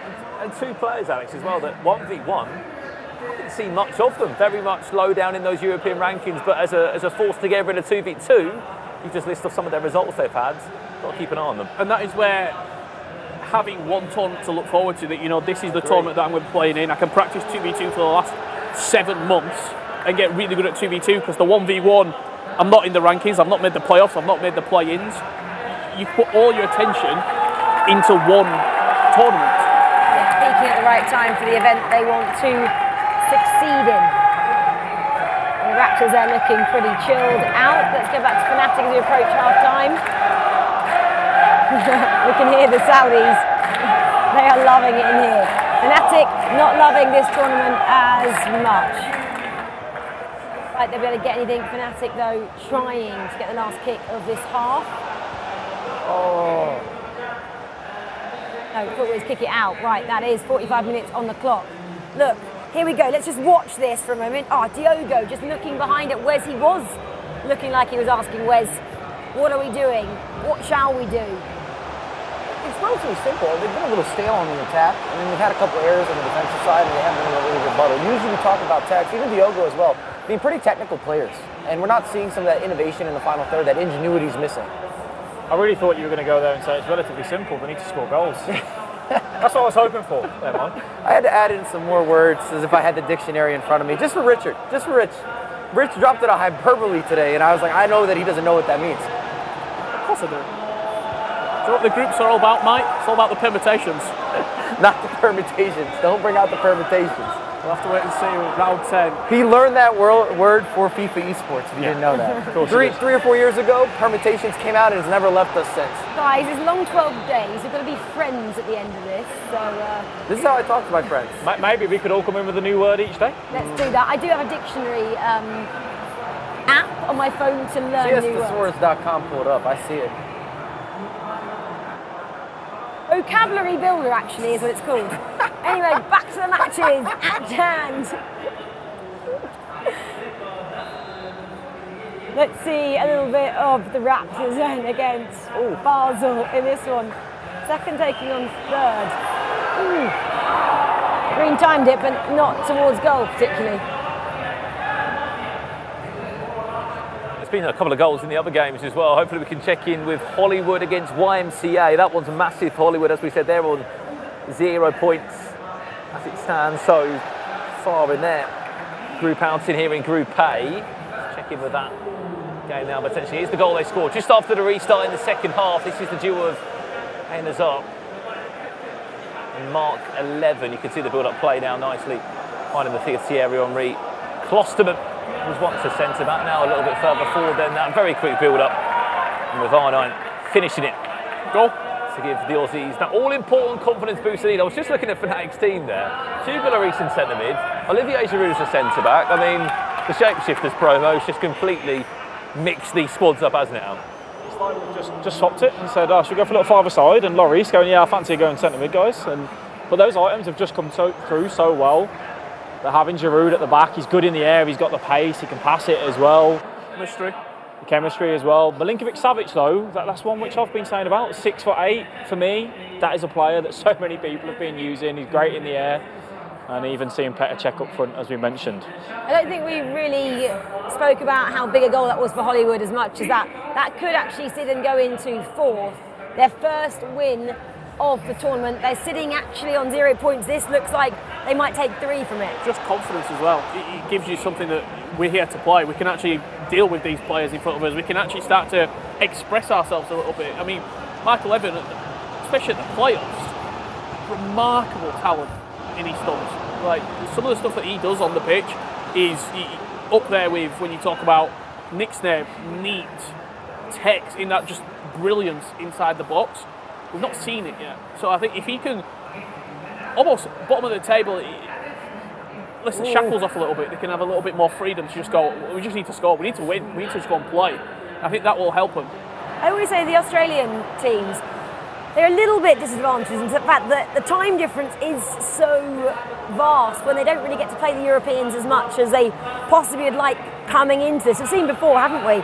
A couple of the Australians, they actually travel a couple of weeks before tournaments to be on the right time zone to get those practices in, as we see actually that matchup go 2-2 as we're talking about Hollywood and YMCA. Yeah, I'm not too sure with Mark. He obviously came off the playoffs and then he knew that he had 3 tournaments coming up only 10 days later. He might not have gone home. They both have nonchalant attitudes too. If you remember when we were heading into playoffs, we talked to Mike, we talked to Mark before everything got underway. And they both seemed real chill about everything, and they went out and performed 2 for 2, looking good for the Australians. And as a nation, sometimes there's some question marks for the Aussies. Are they going to travel well? Because of the disconnect of how far away everything's happening, you see them on stream, but you don't know if they're getting the reps that are needed. British esports teams there, Fnatic and Footwiz. Big goal for Fnatic. Huge goal. Look at it. Sliding in, just a delicate finish, it's got to be said, over the top of the goalkeeper. Took him out of the equation, and a man that is in every team, Kylian Mbappe. 1-2 exchange, still a little love touch. What do we say though? Win this game, complete shift of mentality for Fnatic that are desperate for any points they can get in this Group A. Well, and their next game would be versus Hollywood as well, who's been struggling today. You heard all that noise? We had a red card in the Raptors game. Okay. That's why they were screaming and shouting. You heard it, we didn't see it, We'll try and bring you. I think they that pulled moment. out cards. They I love saw it. cards appear in the crowd. Love that. Cards in the crowd. Well, this is the game that is still going at the moment. Napoli taking on Croamex here in Group B. There was a goal as well, Rachel, where we mentioned that GBX, they made that substitution, changed out one of their players. They're 2-1 to the good right now. So that substitution, so far, looking good. This is your red card then from the Raptors game. They're showing you the red card on the screen there, which was great so that you get a bit of clarification on that. Look, it was Camavinga, the youngster that got sent off there for Raptors, but still in a comfortable position so far. Just over 50 minutes left to be played. If FC Basel, they look to make the most of that extra man advantage. So, Mike, if you're Raptors right now, you've been doing good so far throughout this tournament. You're down to 10 men, 15 minutes remaining. You just say, yeah, we're going to put all of our numbers behind the ball and take this draw? Unless there's some space that opens up, you get a good counter-attack. I'm good with that. I like that approach. I'm not mad at it whatsoever. You got the hometown crowd here. Things have been flowing for you. You don't have that much time to see out. It'd be a different story if it was 20 minutes in. If you're in a 5-4-1, where do you lose that man? Do you take a striker out or do you lose one of the wingers? If you're trying to see it out, I think you can play more of a 4-4-1, if that makes sense, and try to have an overlapping run coming in late. Especially since we see the value of a lot of the midfielders with Ruud Gullit or a Jude Bellingham or someone in the midfield making those triggered runs, the manually triggered runs, score a lot of goals, or they're doing a lot of the knockdowns. Speaking of. Come on, man! Come on! I spoke to you before this and said crosses, Petit, Savic, check, Neuer, whoever it is, get that ball in the box, look for the knockdown. That's exactly what they did. Petit ran from the halfway line.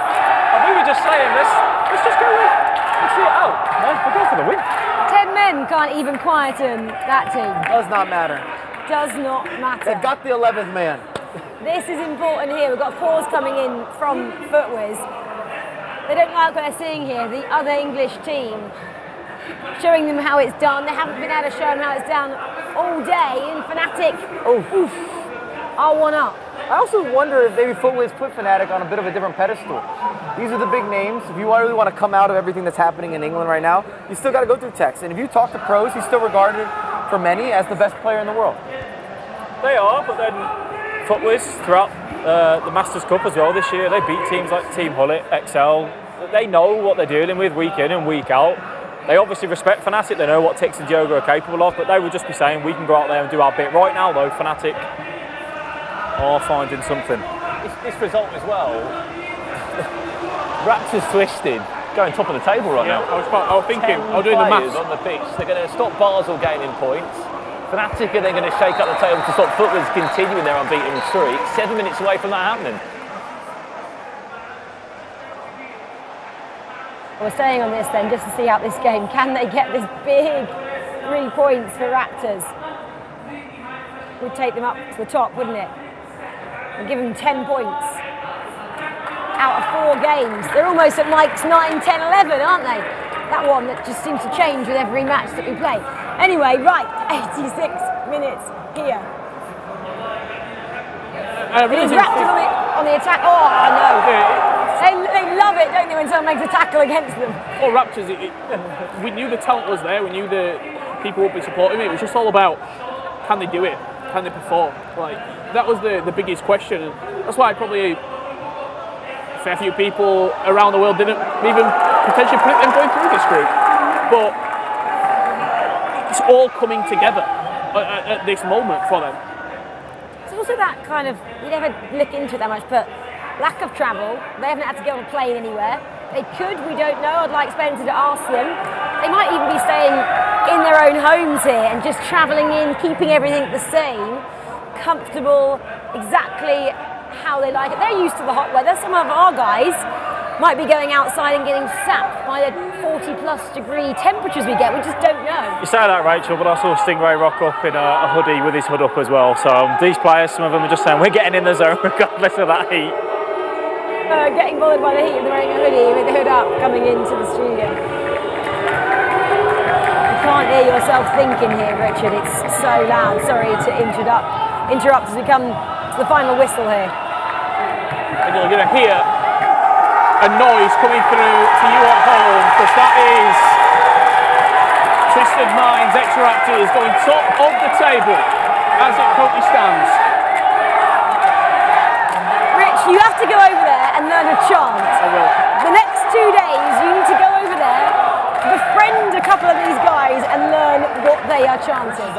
Rich is on it. Say less. Right, there's one more game still going. It is Ninjas in Pyjamas Team Exceed. Oh, it's just changed it. Anyway, that was 2-0 to Exceed there. Sorry, let's go back with the Fnatic Team Footwiz. A couple of more minutes in this game. Is it enough for Team Footwiz to get that equaliser and really just say, we're not going to get upset by our countrymen? Speaking of equalisers, YMCA Esports Hollywood 2-2. That's how it finished. Taking the points away from Hollywood, leaving them, as it stands, on 1 right at the bottom. Yeah, and it would have been good enough, wouldn't it, if Fnatic hadn't have possibly got this It's a result. massive win. But it would take them up as well, above YMCA, who would be on 3, Fnatic on 4, Hollywood on 1. On their road to top of the table. Richard Buckley needs it to be top, just to keep his street cred in FIFA Esports. Who have I got? I don't even know. We'll find out after this little bit. We'll have a little look at the next person on our list.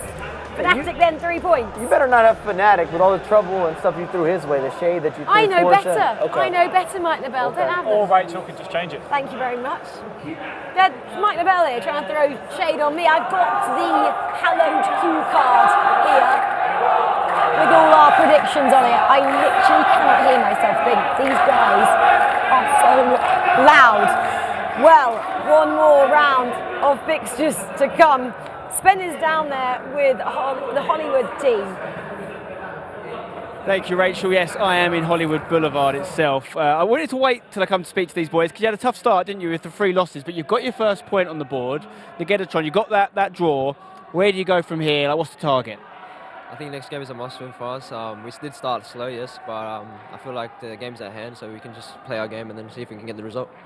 Plenty of time left, obviously. Mark, I've got to talk to you about your season in general because you're one of only 6 players that has qualified for all 3 back-to-back events over the next few weeks. You've got to be delighted with your form in general.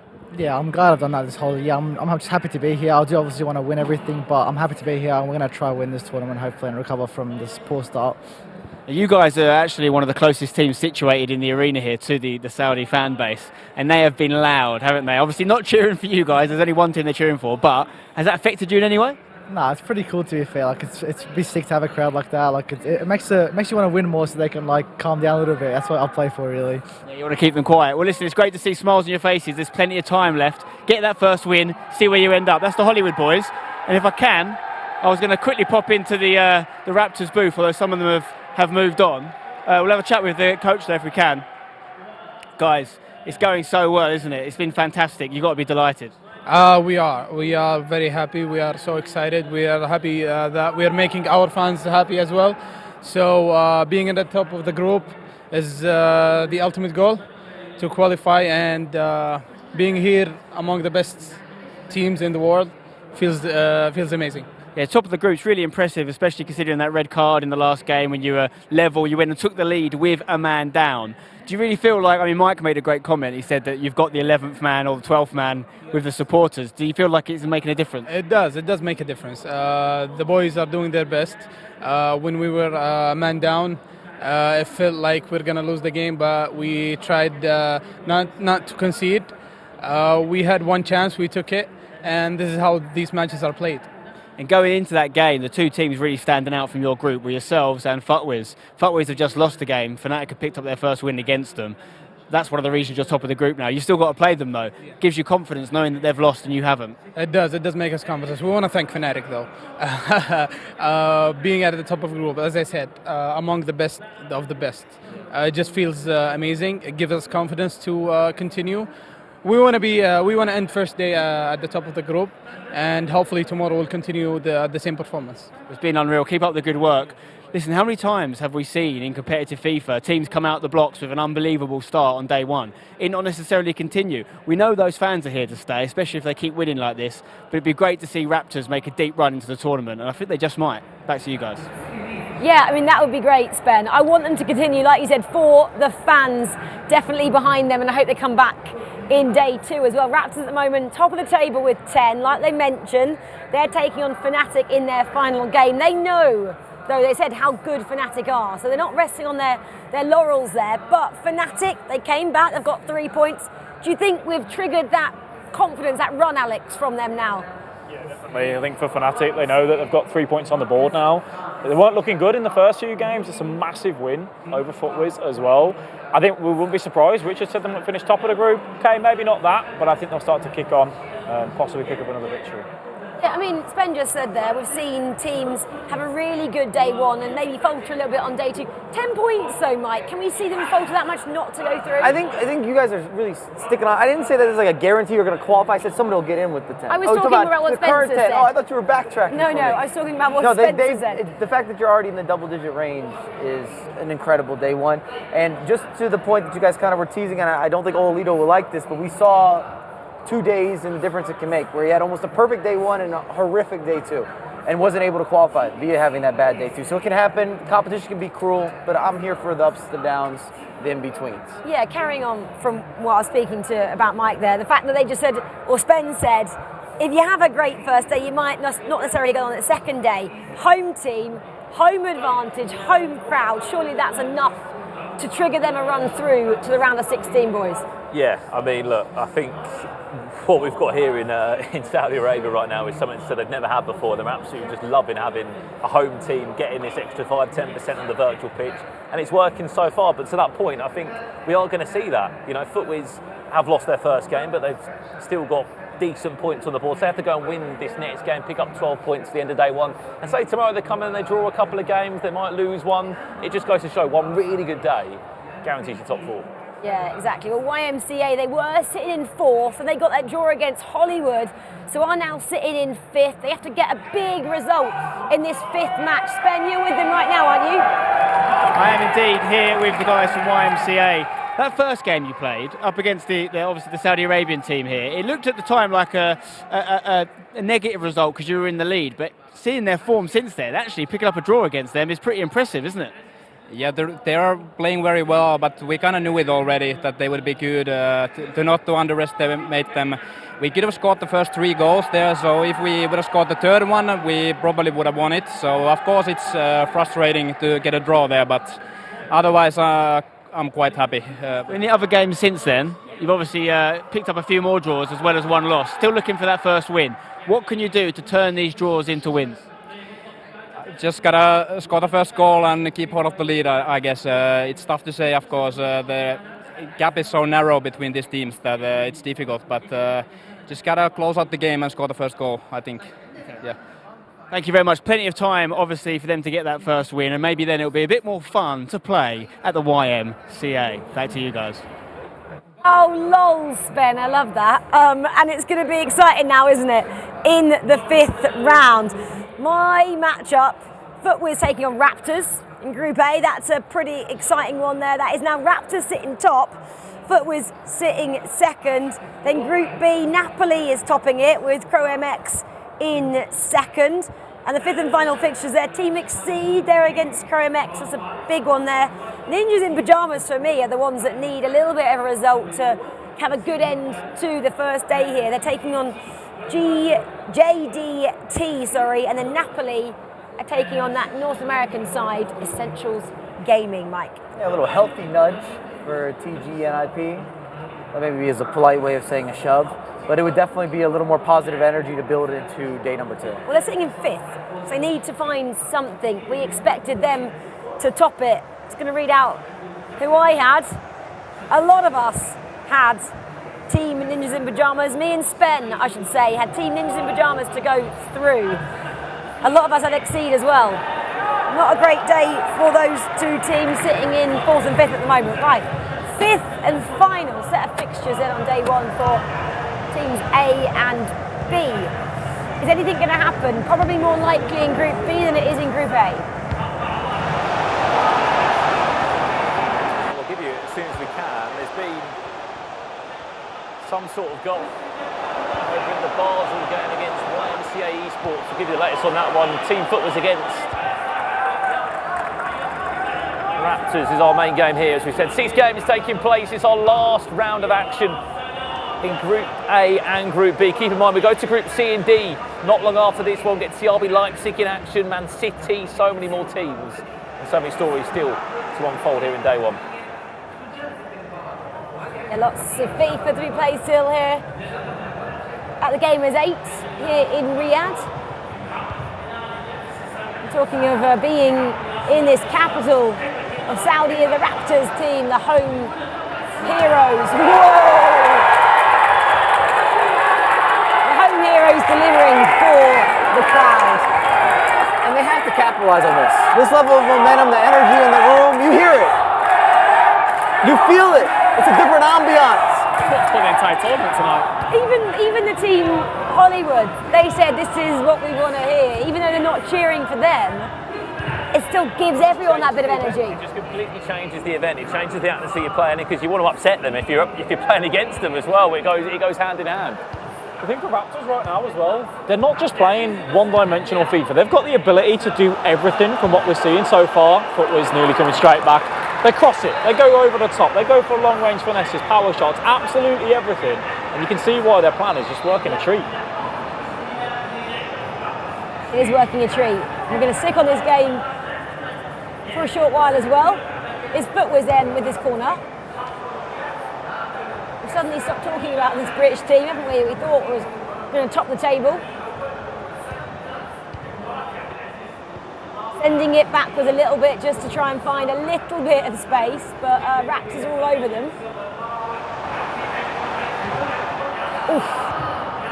When I was speaking to a few of the players before we got underway today, it wasn't a secret that Raptors were unbelievable, that were really good. Just didn't know if they'd be able to do it over the course of 5-10 games. We've seen it over 5. Will it be replicated tomorrow? Is this the best day of the tournament for them? These are conversations that we'll have to find out. But when they've got a player like Abu Makar on that roster who this season has been the best player in this region, has been the star of this region, there's no indications why they should slow down. Mike Essentials then getting a goal there against Napoli. That's a massive statement for them.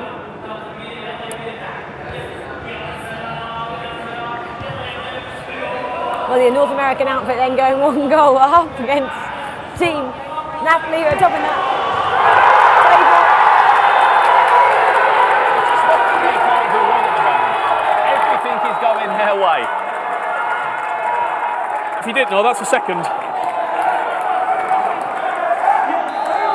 Sometimes people talk about being in this great flow state, don't you, as a sports star or an e-sports star, and that's what's happening for this team at the moment. Anyway, let's go back to Basel YMCA. It's sub-performance from FC Basel. Beautiful build up there as well with the extra passes. You see the triangles, they're picking them out. Make it 2. Never going to miss in those types of situations and circumstances. And I was just going to say, you got to take your points when you can get them. FIFA can be so harsh, and you're never guaranteed with getting those small bounces, the little margins that you need to have success at competitive events.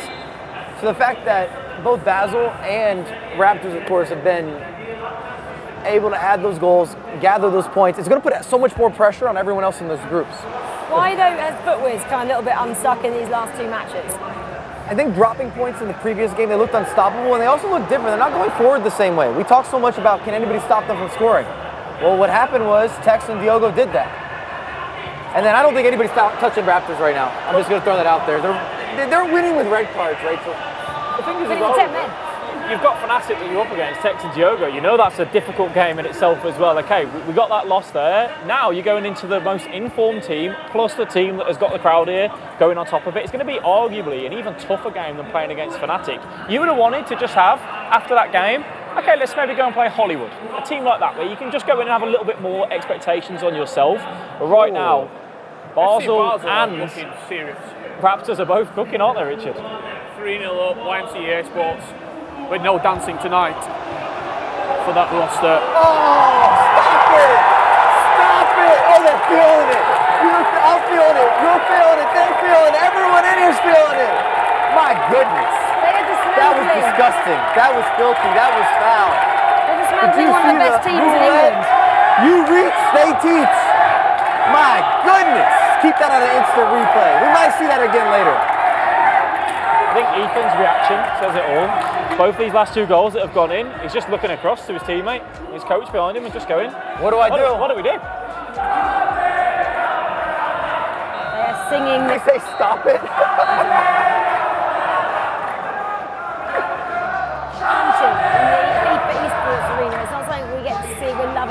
that it's in here. Right, what's going on then? Around here, Napoli Essentials 1-1. Hollywood Fanatic halftime 0-0. We know what's going on with Raptors and Footwiz. I want to see what's going on with Ninjas in Pyjamas because they needed something as well. What's happening in that game? I've got it as 0-0 still. JDT, GBX Esports. It's a big game for Team Holy Ninja in Pyjamas as well to get a result. Penalty here for OMX. Yeah, it's again Team Exceed. It's been a very up and down performance. Consistency in groups is most important. Picking up a draw instead of a loss, picking up a win where it's a draw. They're just losing. Like, they're struggling to convert at the minute. They're just losing. I like that analysis there, Richard. But they'll come into this. I'll give you a little peek behind the curtain. There'll be teams that have come into this tournament that go, we don't expect to win this. We've come into it and maybe we don't expect to win it. Team Exceed will have come in expecting to get to the final day, expecting a semi-final at least, going into the final stages. It's Fnatic. Maybe turning the corner, 1-0 up against Hollywood. A couple premium quality touches there from Mbappe, a little bit of a turn, moving, grooving, dancing, talking to the opposition. We've all conceded a lot of goals to Mbappe. I think that's safe to say this year. Correct. Maybe scored a few too. Raptors then just continuing their fine form as they approach half time against Footwiz. I am feeling for Team Footwiz at the moment. It's really not a great end to their day. They started it so well. It's too bad they didn't play him first. Yeah, they're going to be gutted. It's just how you play him, isn't the order. No one's beating this Raptors right now. Would you not take 9 points though if you got offered it? Not how it's been distributed. You take it like Mike said. If you'd have got 0-0 and then 3 in a run, you're ending it on a high. It's still 15 is dropping points to Fnatic. At the same time as well though, if you're going to have a bit of a bad form, which you probably are going to do at some point across the whole 10 games, across the group stages, you want to get that out of the way and done with at the end of the day. And then come back tomorrow on a fresh mindset. If you're picking up form like some of these teams are now, you don't want to stop. You want to keep going. You want to keep playing. For Footwiz. Oh, we got the equalizer as well, Hollywood and Fnatic. That one's not done and dusted. It's so loud in this arena. The loudest it's ever been for you? Ever, yes. I can't hear you, Alex, hardly over there. Right, goal coming up. Where is it coming from? Well, it is JDTX. So many letters there, got that in the wrong order. JDT. GBX. I'm also just imagining if Raptors go for a real run. You see them in a semifinal or even in the finals. Who's going to be in here? That crowd is going to be 4 or 5 times that size. You're a good goal, Rachel. I was actually going to say. That's what we're talking about there, weren't we? Thanks, Rich. You listen. Is there anyone from Group C and D that you think would even beat Raptors right now? Yes, Atletico. Yeah, fair enough. They're part of the bus and they wouldn't let them through. And Tuga would call his fam and fly him in. The Portuguese roll deep. We've all got Atlante Wade, by the way, going through. Mike's got Bromby, so maybe they'll beat them. I wanted to shift. Well, you can just keep on hearing how loud it is in here. Raptors then just controlling this. Wherever they find themselves, they control this game. Make it look easy, don't they? I would love to see some of their statistics as well. Passing percentage, shots on target versus actually getting the ball in the back of the net. And I really would love to see how they're winning. Has Nick Sneb and Ethan ever had to deal with a crowd booing when the opposition has the ball themselves? Ever? Top atmosphere.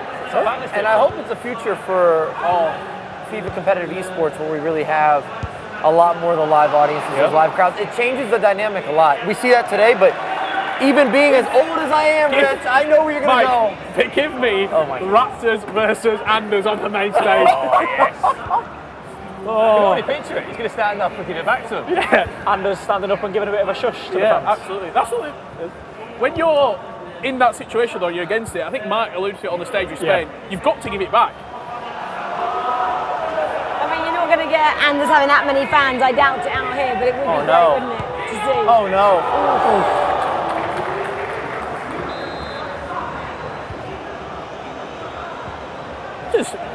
It's quite shocking. I didn't see this 3-0. I didn't see it coming.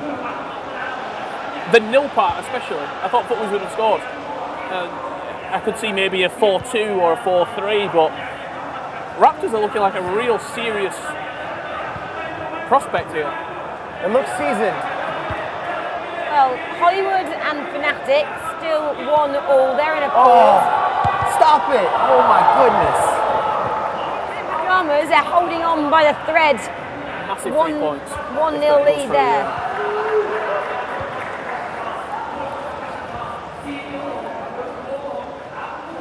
Exceeding Crow, I believe that's 1-1, or was that a second goal in that game? 1-1.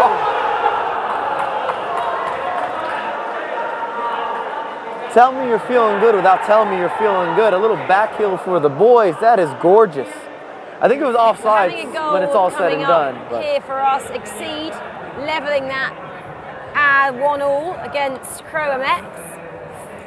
And they're a side that just have to get it going. You forget about today, you just go again for tomorrow.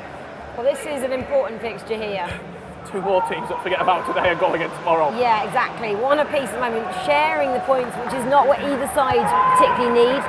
Hollywood bottom, aren't they, of that Group A with 1 point. Fnatic found something with that win over Footwiz to take their tally to 3. Oh! That is 2-1. Huge 3 points that would be. Huge moment. It bounced really nicely in the box for them. No real celebration from Fnatic. You know that they just need to get points on the board, get results going their way.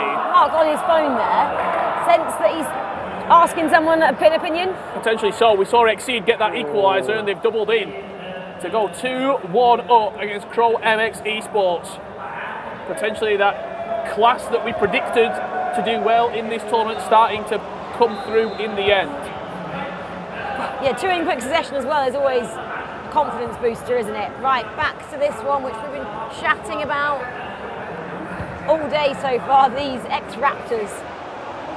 Standout performers so far on day 1. another reason they've stood out is not just because they've got the results, but the way in which they got the results. The comeback to start the day. Winning a game with a red card, being down a player. Now having this as Footwiz gets on the board, maybe a curse of the Combinator. But they've been dominant in this game thus far. Combinator? I'm making up new words. I've combinated. You combined the words. I combined and carbonated the words. This is also an important match. To make a bubbly commentator. Can Ninjas in Pyjamas get a second? Yes, they can. That's massive. Yeah, it's for getting them. sparkling over here. 5 minutes left to play. Just quickly, as Fnatic go 2 and up there, we've not really seen them at all, but FC Basel's still 3-0 up, still cruising. But 7 points if Fnatic sees us out to end day 1's not maybe where they expected to be, but they're definitely in range. They're good to go if they do what they're supposed to do going into day 2. I think as well, look, after the start that Footwiz had and the start that Fnatic had, so now Fnatic to be only 2 points difference between them and Footwiz. Not a bad way to end the day for Fnatic right now. Maybe most importantly, you still control your destiny. It gets very complicated when it gets into those scenarios where you need someone to draw or you need someone to lose, and then you also have to win your game. I think we're having the conversations about Fnatic, not being there and looking at that top of the group and they're so far behind. And ultimately, as I said, it comes down to that top 4. They're 2 points off Footwiz right now, which with it all to play for tomorrow, 5 more games, rinse and repeat again. There's still a chance for them to get top of the group, but at least Fnatic are looking like they're going to be through, Richard, if they carry on. We're through it, and that's all that matters. We see the closing stages here between Hollywood and Fnatic. Could have been some light drama, but that will do us. Fnatic gets over the line. Leaves Hollywood in a real tough position at the bottom of the table, but Fnatic starting to click into a little bit of groove, probably second or third gear. Important win as well for TGNIP, full-time as we said there. They've had a real mixy-matchy day in Group B. They're going to end the day in that top 4 still. Footwiz 10 minutes away, 2 goals needed. against 10 men, Raptors just got a red card. They seemingly love to get a red card. They've had it in the last 2 games now. If there's one team that you don't want to give a little bit of rope to, it is FUTWIZ, because they can fire off 2 quick goals. Well, Raptors could go and score. Let's see what they're looking at on this attack here. Referee will pull it back in the end. 7 minutes, 2 goals. It's a big ask. You can see how they're set up as well. They've taken the red card, moved it to the striker, and then they're just going to defend. But 7 minutes left, like you were saying, you should be able to see that out. It's maybe one sequence of holding the ball in the corner. I think they have a throw in here. They drew a foul, so it should be their possession as well. Yeah, always time on the clock as well. The end of this game then, Napoli give them another 3 points as they've already taken command of Group B there. That is going to be the conclusion pretty much of that game.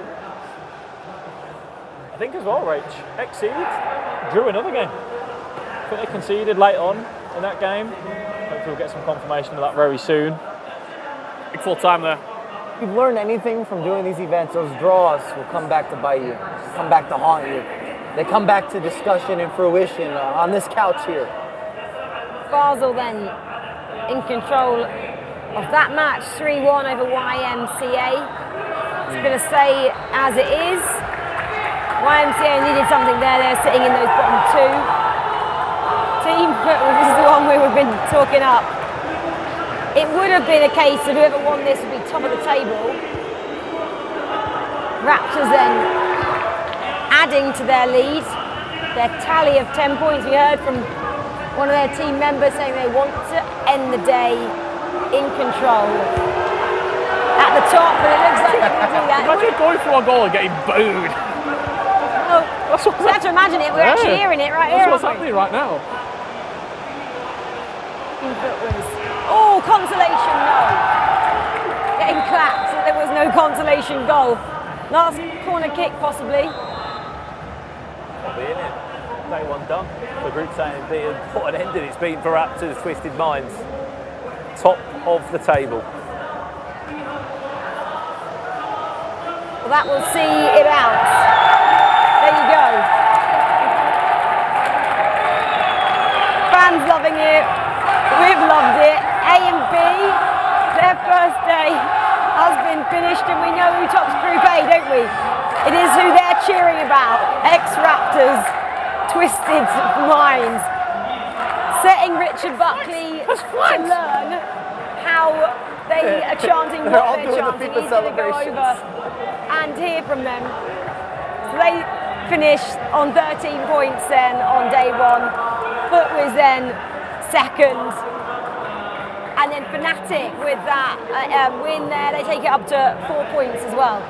So it's great to see those guys. Richard, you going to run over there? We've got another day tomorrow. I will acquaint myself in with the fans tomorrow. I can guarantee you that. Well, guarantee he's going to learn a chant from the ex-Raptors. Hang on, we're going to go and hear from Spen. He's with a couple of teams.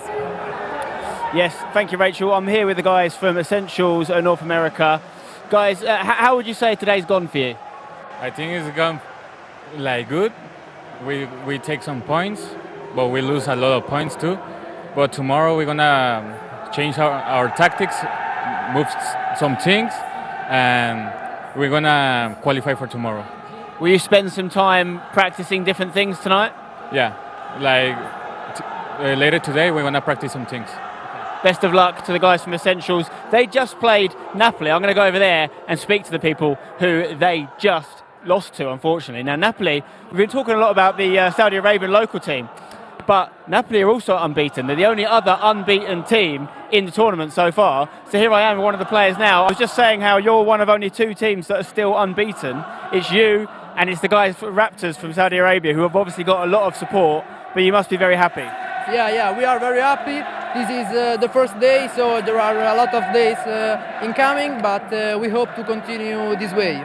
How much do you think you have to do tomorrow? You've got 3 wins and 2 draws. That's 11 points. It's probably roughly maybe enough to get out the group. Maybe you need 1 or 2 more points to guarantee it, but you've got to be aiming to win the group. We hope so, but tomorrow we will play to win every game because we think that we have enough ability to do this. Is there any other teams in the tournament that you don't want to play?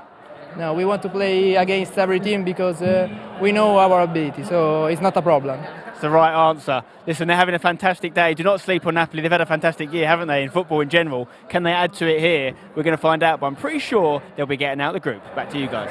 Yeah, 11 points is looking that way, isn't it? Spain at the moment, 11 out of 15. That's the maximum amount of points any of these clubs could get on day one here. So let's see if they can do that tomorrow. Right, 5 matches we've had already. Group A, Raptors. Big day for them. They've got 13 points then out of a 15. Undefeated then here on day one. We didn't expect that, Alex. I mean, some people will say that they were going to do well, but I don't think anyone up here expected them to be top of the group. Although we will say Lee hasn't sat on the couch yet. He did say they were going to top the group, so I'm sure we'll be loving that conversation later on. They went 2-0 down. I was in the green room with Lee, and he said, "Come on, Raptors, I had you to top the group," and they listened to him. Yeah, exactly. Mike, a word on FUTWIZ faltering at the end of this first day. I still think they're positioned well. They might not have closed out the day they wanted to, but we talked about how they don't have draws. They got the wins, they got a couple losses. As long as they come back and replicate form tomorrow, they'll be good to go to move on and then have that reset as you go into bracket stage. A Fnatic finding form when it matters? I think so, yes. I think Fnatic, tough. I mean, when you look at the table now, a couple of tough games early on. They've picked up points towards the end. That FUTWIZ game probably just given them a real boost that we can compete. Look, let's just play properly. If you imagine it as 2 legs, the first 2 games was 1 game. Potentially for them. They're used to playing 2 legs all season long. Just takes a little bit of time to get used to each other again. And have Hollywood got too big a mountain to climb, Brandon? I mean, what? If they get to Mike LaBelle's point tally, they should be all right. I mean, for the Saudis, 13 points on the board. Do they need to turn up tomorrow? They could be through. Could be through already. But yeah, it's a massive mountain to climb. Maybe it's too big of a mountain. Maybe. Well, let's just confirm those results then from day one for Group A and B. The mountain we're talking about, if you look at the bottom of Group A, Hollywood on 1 point. It's a big ask, isn't it? We'll see what they can do tomorrow. Ex-Raptor Twisted Minds 13 out of 15. FUTWIZ second in 9. FC Basel on 9. Fnatic clawed a couple back, didn't they, in the end on 7. YMCA 3 and Hollywood bottom of Group A. Group B then, Napoli 11. Confident start for their first day. Team Hullet Ninjas in Pyjamas, again, they got a little bit of run going, didn't they, at the end? 7. ChromeX also on 7. Exceed, they faltered a bit at the beginning. They didn't look like they were worrying, and we spoke to their manager, let's call him that, Coach Hollywood, 6 points there. Essentials on 5, and JDT GBX, that Malaysian outfit, on 3 points. Guys, we spoke a little bit about Group A. Let's quickly speak about Group B there. Napoli, they were pretty confident there, Rich. Yeah, for me, Group B, it seems pretty simple. Napoli are through, then it's a 5-team scrap for 4 places. Like, who else goes through with them? That's the big one. The other 5 teams are all in the running. There's only 3. I said 4. There's only 3 places up for grabs because Napoli are through. Brandon, Ninjas in Pyjamas, not the best day we'd expect from them. I said it's a bit of a wishy-washy day, wasn't it, for them? A couple of wins, a couple of drop points. I think the team that are sitting there thinking we've got away with that is Exceed. Not a good day, but because of how tight that group is, they're still in the running. Yeah, still in the running. ChromeX are still in the running as well. Same amount of points as Team Hullet Ninjas in Pyjamas. That's a great day for them. Yeah, it is. It's a day that they'll be happy with. And like they said, they're going to go home, going to get some more practice in, change those tactics up, and just get some more wins on the board tomorrow. But obviously, with those positions available, that group is so tight. You have 1 or 2 bad games in those first 2 games tomorrow. It's going to be a big ask for multiple teams. And Team Exceed, we were speaking about them as the ones to watch. I'm going to have a look. Does anyone have them? Yeah. Rich, you had them. Alex, you had them as well, as did Lee. So a couple of us thinking that Exceed would top the group. 6 points, they could still get second place. Mike, Alex? You said top the group, and then you said they can get second place. So well, I don't think they can top the group, can they? I think they'll get through the group, which might be most important here, again, for that very important reset. And the big takeaway is Group A, I feel like the 4 have almost been decided. It's a matter of where they position, unless YMCA or Hollywood have just a miraculous day 2, almost a perfect day 2. But Group B, anything could happen. A lot of exchanges, maybe a draw or 2, which could just be a detriment to some teams. Well, we've seen Groups A and B already this morning. Ex-Raptors have done a great job, haven't they, in Group A, and then Napoli in Group B have been pretty exceptional as well. But later on, it's all about Group C and D. We have a world champion in there. Of course, we've got the defending champions as well in terms of riders. They'll be going up again a little bit later on. So guys, we have a little bit of a tea break, a little bit of a dinner break. Go and get ourselves ready to go again, but we're going to come back ready and raring to go for our final 2 groups.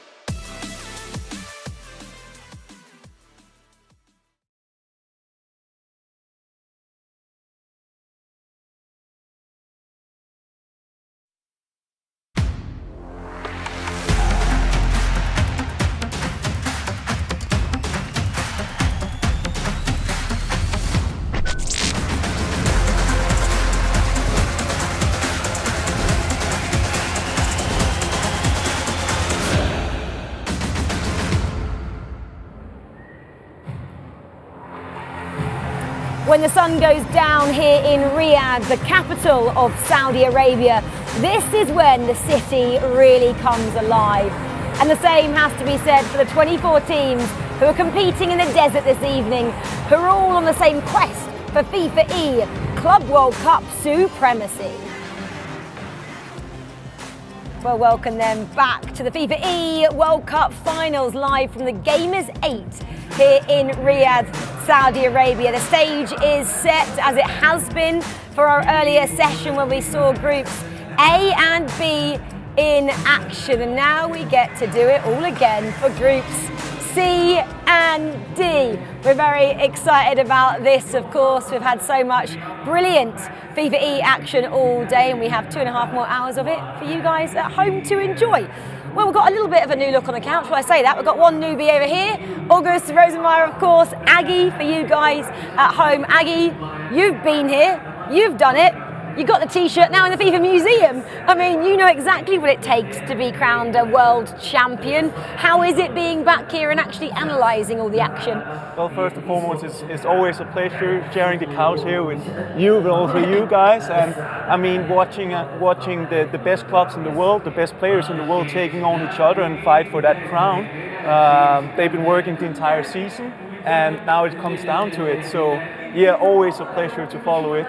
Does it bring back good memories from when you did lift the trophy on an individual level, of course? Yeah, it's a good memories, but also sometimes when you see the players who doesn't get the title or the achievement they want, you also think about what could I have done better back then, because you always strive for more.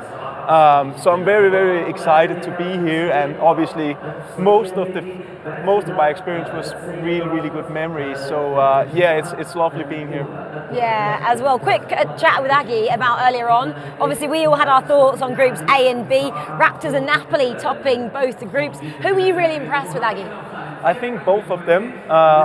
Obviously, I did kind of predict not to be smart here and now, but I did thought that Raptors would do well. It gives you a lot of momentum and energy and that extra edge when you have a home crowd who's cheering for you, and I think they definitely took advantage of that today. They'll try to replicate that tomorrow. But Napoli as well, coming in without LAN event experience, that was also very impressive. Yeah, really impressive from both those table-topping teams. Right, let's talk about C and D, shall we? Rich is excited about this. I mean, C are the ones that we're really excited about. We say they're well, they've got the most teams, haven't they, in there? So we can talk about the depth in Group C, Rich. Where to start? How long do we have? I mean, not very long. It's ridiculous. I'm sure we'll break this down and talk you through each individual team, but just on the surface level, you've got championship winning teams in this group. You've got the reigning defending champions in Riders Atletico de Madrid. I've been practicing that. You're looking at Dux America, NEAT and Zadinho, RB Leipzig, the Wonder Kid, Anders Vergang. This is and the current world champion, still current for the next couple of weeks. It's ridiculous. The talent level is off the charts. I can't call it. Well, what we're looking at there is we're probably going to lose one of the big teams early on. They're not going to go through to the knockouts, are they, on Saturday? No, it's going to be a group full of surprises. As you said, it's been called the Group of Death. Moving across as we go to Group D, though, maybe not the Group of Death, but still some front runners in there. The most capped team in this competition, Manchester City, always get to this tournament, but we're yet to see a really big knockout run from both Ryan and Chels. I mean, I did speak to Ryan, glamorous location outside the toilets just a few moments ago, and I said, are you feeling nervous? He said, you know what? He said, I always get really nervous. He said, this could be my last World Cup. He said, I'm trying to enjoy every moment. He said, Chels is feeling the same. They're just trying to look at where they are. They're here, they're in Saudi, they're competing together, they're great friends. They're here to try and make an impact, Mike. I actually think nerves are good. And hear me out. If you're nervous, that means you still care. If you lose nerves, a lot of times you no longer have maybe that same competitive edge that's very much so necessary. If you've lost nerves, I think it's time to call it, wrap it up. It's done and dusted. He didn't tell me he wasn't nervous. He said he wanted to enjoy it. Exactly. That's what he said to me. He said, I might get nervous, but I want to enjoy every single moment. But a more calmer Ryan than we usually see. He usually doesn't want to talk to me. He gave me a hug. Anyway, we had a flavour of A and B earlier on. Let's see who we're going to expect to see in Groups C and D.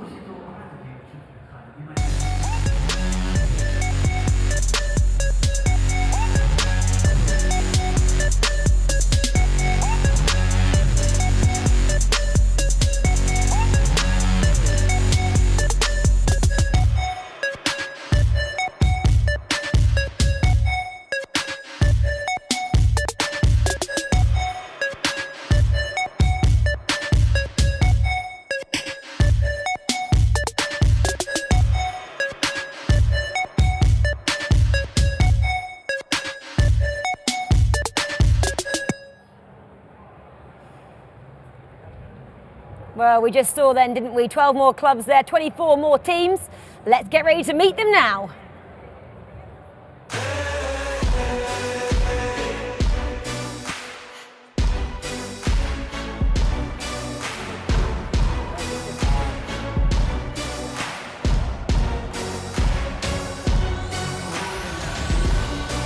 Okay, well, here we have it. The teams entering the studio. That's Atlantai Wave there, Fuma and Stingray. They will be competing in Group D. Very excited to see how they all get on here today. We've been speaking about the kind of teams we're going to see in Group D. Slightly easier team than you're having in Group C. This is just a chance for them to walk out, get a feel for the studio here, get a feel for where they're sitting. They haven't been practicing that much in here. They've got a little bit of players area out the back. This though is your current individual world champion there with his teammate Anders. Umit and Anders, a force to be reckoned with from RB Leipzig. So many great players. Obviously they're competing in Group C there. We've been speaking about these two, haven't we? Shells Richards clapping and Ryan is just behind him. Manchester City esports are in the house. I've got a fan in, Richard Buckley here. Come on, Ryan Pessoa. Oh, these are obviously your current reigning FIFAe Club World Cup champions, Tuga and Andoni. They are here to get back-to-back trophies. Can they do it? In 4 days' time, we'll find out the answer to that. Giving a salute there to the camera, SPQR Academy, Dudu and Rampazu. Brazilian squad there, a couple of South American teams, the second best qualified team in South American region. Just surveying the arena here are the defending champions. I think the difference between obviously this year and last year, there's more pressure on them. Last year they came in as one of the favourites. They are the favourite to win it this time around. We've not seen a lot of 2v2 FIFA. Tuga is always so consistent. He guaranteed a 7.5 out of 10 from him. Can they do it? That's the question. Well, they very much want to do that, but these two, everyone here, all of the teams have a good shot at the moment. Ryan then using that hand warmer, warming himself up. AFC Ajax Brazil, PH Zin, he's a world champion, and his teammate Resende, PH Zin's qualified for all 3 events as well, only one of the 6 players to do so. I never know who that is at that angle when we see it like that. Is that ducks? I don't know. Anyway, I think it was ducks. Brandon gave me a little bit of a nod there. Well, let's just get these nerves settled, getting stuck in for 5 more rounds of FIFA. Anyone you're really excited to watch here, Aggie? I'm definitely looking out for my Danish fellas, Brøndby. They have big traditions with the eClub World Cup. They won it twice, and they will be trying to make a hat trick here. A very young and talented squad. 2 of them were actually at the FIFAe World Cup in Copenhagen. Klink and Lasse, who is playing together now. So also an underdog team. But yeah, we spoke about the riders, and I gotta say Tugan and Doni, arguably the 2 most consistent players throughout like a dozen of years. They've been on the scene for a while, and they always seem to get into the positions where they can win a competition. And that is what I really like about this team. It's 2 players who really understand each other and what this tournament is about. Mike's just raising his eyebrows. I'm not going to go to you because we're going to go to Spencer. He loves that you said Brøndby because he had him as his team to go through top of the table. Right, let's go down then to the arena floor because Sven is with RB Leipzig. Thank you, Rachel. Yes, the Group of Death, Group C, is about to kick off, and we've got a hell of a game to start things off. Obviously, it's going to be RB Leipzig. I'm in their booth right now, taking on the reigning champions down there with the Riders, Atletico Madrid team up. But I want to talk to the guys from Leipzig first, starting off with the reigning FIFAe World Champion Umut. Got to say, on paper, you guys are probably the most impressive team with regards to the accolades you've done so far in your career. You're not going to be retaining your title in the E-World Cup this year, we know that. So how good would it be to get this one instead? Of course, it would be amazing to win the eClub, but we still have to focus on the group stage. We still have to focus, first of all, on our first match against Riyadh. They are the current champions, so we will give everything to beat them. It's really as tough a start as you could have hoped for, isn't it? I mean, we think it's a really tough group anyway. There's no easy games. But up against the guys from Riyadh first, how important is it that you get a win? I think the game is really, really important, and also for me, we have the hardest group, so we know the aim is to reach top 4, and of course I know we can reach it, so we will try our best, and hopefully we get it. And when we talk about teams being strong on paper as individual players, like you're the individual world champion, Anders has got an incredible career already and ahead of him as well.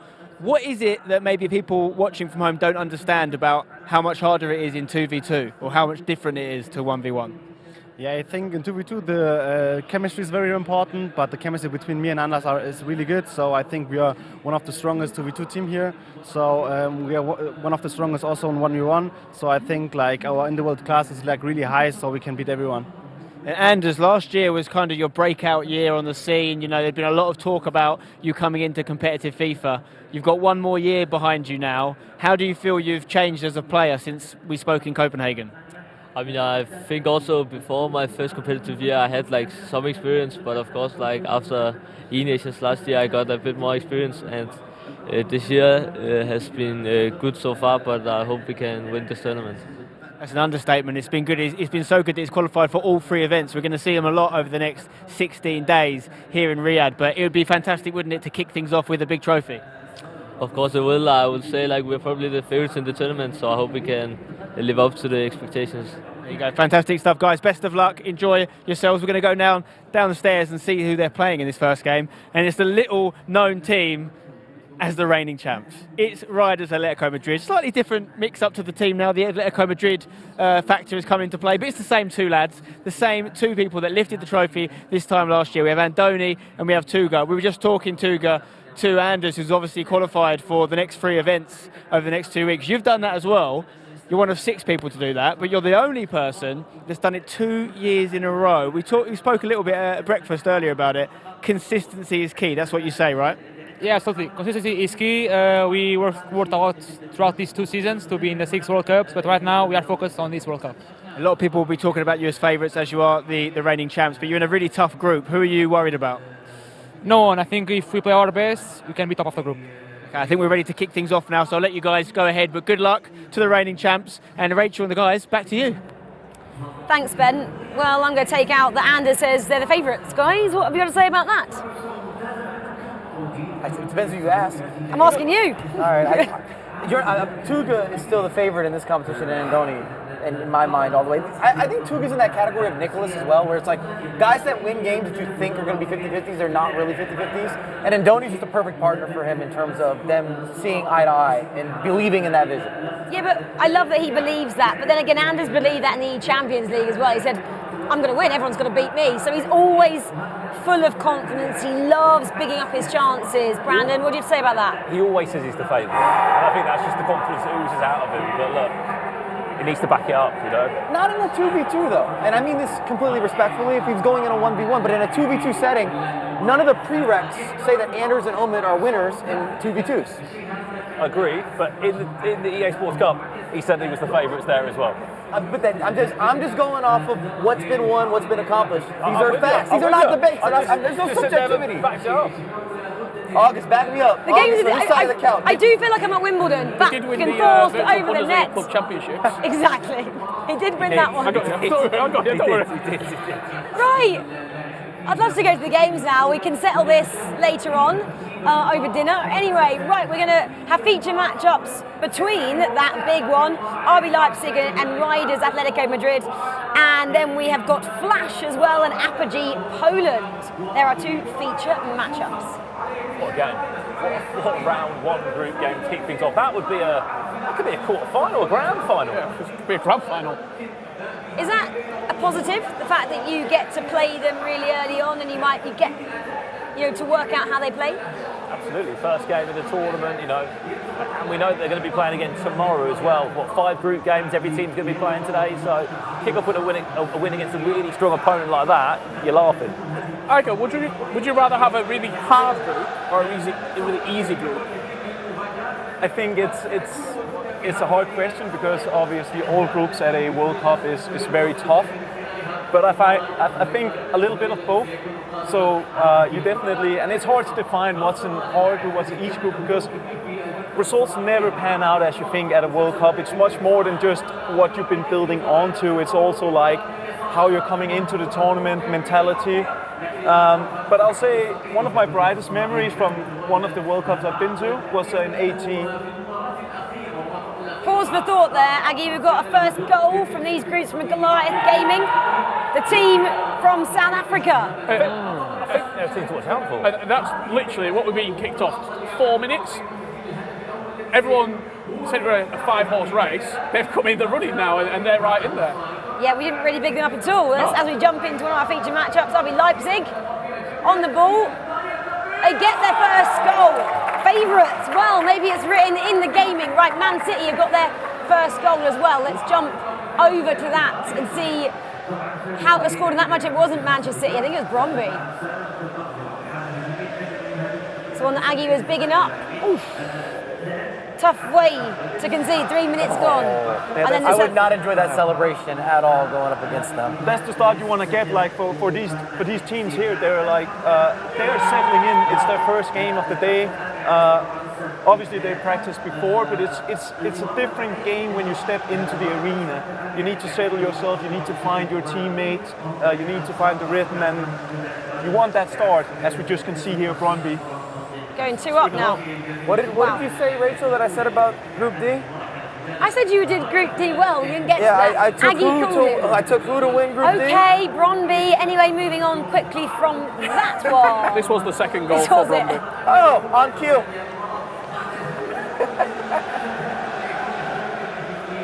Well, let's stay then with this for a couple of moments and just see if Riders can get back into it. Riders are playing in that yellow and red kit, and RB Leipzig are in the white. For you guys at home who can't quite see that as well as we can. Anyway, bad for them to go down. They always like to defend really well as well. When they are on the back foot, how do they counter that again? Well, I mean, I also wanted to mention that it's a very interesting matchup tactical-wise between Leipzig and Riders, because Riders is a bit more of the old school. I'd kind of say more controlled, more position-based, more structure, while Leipzig with Anders and Umut is very free-flow, attacking, offensive, just want to push on, which is... it might not be the last time they'll play against each other. They have conflicting styles to what Aggie's saying, where if it becomes a high-scoring match, surely it favors RB Leipzig. If it stays low-scoring, if it's really tight, especially towards the end, I'd also start to edge out Riders with the likes of Andoni and Tuga. Oh, I thought we might have got another goal from Man City. We didn't. Keeper just passed it wide. Brandon, where would you like to go? Yeah, let's jump over to the Brazilian game. It's in the group of death if we can get there. Ajax against SPQR, who find themselves both qualifying from the exact same region in the same group. There's been a goal in that game. Which way has it gone? It's gone the side of the Brazilians, PHN and Resende. Cannot forget that they were E-Nations champions last year in Copenhagen. And this is the goal they scored to go 1-0, 28 minutes on the clock there. Yeah, those two have got such CVs between them, haven't they? They're both E-Libertadores champions as well in different years. But as we go on to Man City Esports, we were talking about they feel relaxed coming into this. They're trying to have fun. 2-0 down at the moment, Mike. I mean, Brøndby's the real deal. I was going to say as well, if you're coming out of South America, if you want a prereq to success, winning the E-Libertadores seems to guarantee that. Whether it's moving to Europe, signing to a big club or a big organization, progressing your career, new partnerships, new opportunities, that is for sure the gateway. Well, Man City then, they're trying to get one back here in this attack. Oh, nicely done. That's what we like to see from those guys. We're all clapping. We shouldn't be that biased, but we are secretly. Anyway, let's move on. Right, 2-1 then to Brøndby. Man City just getting one back. Loads of time left in all of these matchups. Not much happening in our second feature matchup. Team Flash, Apogee, Atlanta Wave still haven't got their first goal against DC United. 2 sail weights there. So it's quite nice to just sit on this for a while and see if City can do anything. We'll just look, they're on the attack again. Can they make it 2? Can they make it 2? Can they make it? Oh man, thought they were them. Right, let's jump into Ducks America, Goliath Gaming. Approaching half-time here. Brandon, you've been keeping across that. Yeah, it was the early goal, wasn't it? 4 minutes in from the Goliath game, and the South Africa duo of Kylan and the Beast, as they call him, from out there. Nothing really else to talk about in that game. There's a chance building up now, but other than that, it looks like we're going to get into half-time. Still 1-0 Goliath Gaming lead against Ducks America, which, if you remember back to Copenhagen last year, they had a terrible group outing. Zazinho was in that team, but what's changed since then? Neat has come into that too, and they seem well drilled, and hopefully they're going to have a better run than they did last year. Let's go then to Team Flash, Apogee Poland, who we've been mentioning. 0-0 at half-time, so we're going to have a pause on that game. I've been watching that game, not too much really to write home about. There were a chance share just as we joined it. It was a good save across the goalkeeper, but 0-0 at half-time. Okay, this South American derby we've got to start off here. Ajax Brazil still in control. Everyone's heading into half. Everyone's heading to half-time. And we really haven't got the chance to talk about North America. We haven't given me an opportunity. We got DC United, also 0-0 at half. But we've got 12 minutes left on this, though. We can let this breathe a little bit, Mike, and play out your favourites. I just wanted to give a shout out to the likes of CJ and Adjit. I'm just trying to be fair over here. Be less biased on the couch, because I know what you guys are doing on that side of the room. You're cheering for people over there. You're standing up and down. You're clapping hands. I'm watching Team Flash v Apogee Poland. Who's your favourite there? I do like Apogee Poland. Well, we're approaching half-time in this one as well. This is important for Man City, just for the simple fact that they got back into the game. 2-0 down, there's potentially a tendency that you get blown away, that Bromby, I mean, you watch Bromby, they're high-flying. They get 2, 3, 4 Agger, it's game over. So I've been impressed here for City to get back into the game as we approach half-time.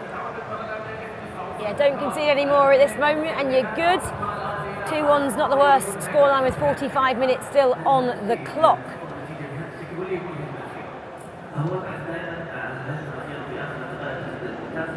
Well, that's the whistle blown on that game. Let's jump in to RB Leipzig then and Riders as they just start their second 45 minutes. Nothing has changed since we left, and they got their early goal, did Leipzig, and Riders at the moment haven't been able to find anything. Kanagi was talking about their differing styles there as they look to have a shot on target, just saved by the keeper.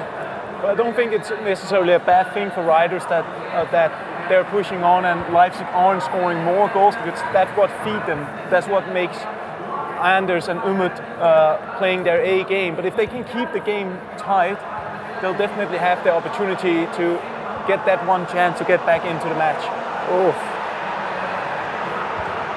Yeah, anytime you watch Anders play, it's typically goals in bunches. Whether you scored them or conceded them, just the way that he challenges you again with a lot of the pressing, a lot of risk for reward. One of those types of players. He's not going to slow down. No. This is a very different set of fixtures, Brandon, we're seeing from A and B. We were saying goals galore there. This is much more, like I'm going to say, cagey affair. Yeah, absolutely. I think, as Mike was touching on as well, you're looking at 4 players here that have played FIFA against each other constantly, whether it's in qualifiers, whether it's in the Conmebol Libertadores, whether it's in the qualification to qualify for the FIFAe Club World Cup. These two matched in that grand final and both came through as qualifiers into it. There's no surprise it's a cagey game, but Ajax still in the lead, still in the driving seat. They scored in the 27th minute. That goal coming from R9 as we jump across to the other game, which I've been keeping a close eye on. Goliath Gaming, they still lead by a goal still. They were the first team to score in our sort of late evening round of play, you could say. 4 minutes in, it's the South African duo, that still leads here by a goal to nil into our final third of the match. They actually do as well. They cite a third player on their roster, and that's Boosie. She's one of the women that we invited over to Zurich a couple of weeks ago for the Fame Her Game boot camp. So she's not here, I don't believe, but it's great to see a woman actually named on the roster. Back to Atlanta Wave, they were my ones to watch, up against your boys. You can talk now, Mike, DC United. Oh, I appreciate it. It's not been a game full of a lot of action. It's been pretty slow, and anytime that you see both Adjit and CJ as a collective are controlling pipe players. They're going to swing it side to side. They're going to look for those opportunities, very patient with a lot of the build-up. Got to be said, they've defended fantastic up to this point, though. Commentator curse. Why'd you do that? Why'd you throw it to me? You knew better. Look what you cost. We were doing great. We were holding on. What, great was 0-0 was great, was it? It was fine. We were doing great. He was holding on for a point, was he, for DC United? Yeah. Anyway, right, they're paused. Let's go over to City and Brøndby. So still as we left them, as they approach the second half of this, they're very much into it. Brøndby now looking to make it 3. Brandon has got something in the Ducks America Goliath gaming matchup. Yeah, if we can get to it as quick as we can. There's been a goal in that one. Ducks against Goliath, and it had a great start 4 minutes in. Which one has the goal good? It's gone back the other way of the Spanish organisation. Zizinho and Neat teaming up this year. Here's the goal. It'll probably be Neat in the final third here. Just doing what he does, moving and grooving around the box. 20 minutes left in that one. Ducks America make it all square at 1-1. That's some serious footwork. I'm telling you right now, if you think you can do that at home, you do not have that in your arsenal. Between the left stick and the skills and the expression, the stop, the pop, the composure, just all the its and the bits and the razzle and the dazzle. I'm just going to start making up words for Neat. Neat's got everything you want. I'll tell you, he's the FIFA player's FIFA player. Yeah, we love him, and if Gravison was here, we'd be loving him even more. He's not. If you're watching at home, hi Grav, if you are tuning in. Well, the shouts behind us, that does mean we have another goal, and it's come from the Brøndby-Man City matchup. Which way has it gone? Well, I can show you that right now. It hasn't gone the way we all wanted it, unfortunately. This was the build-up straight in the back of the net there. I'd love to know what's going on in Richard's game. This seems to be quite quiet for... Yeah, we just shot in the screen, but nothing happened in it. So, Team Flash, Apogee, Poland, still 0-0, 17 minutes left to play. Let's get into Atlanta v DC. Yeah, Mike can dig that one up, can't he? I don't like when you throw it to me on this game Tell anymore. us a little bit more about the boys then, the Americans. Like, you obviously see them quite a lot over in the States playing. What do we expect from them style-wise? Adja Power's been in the community for a long time now. I think that he's had a lot of moments where people have said, okay, he's good enough to qualify for these different events. I'm sorry, I'm just going to interrupt. We're going to Brandon's game. He's across here. Your South American game, there's been another goal. Which way has it gone?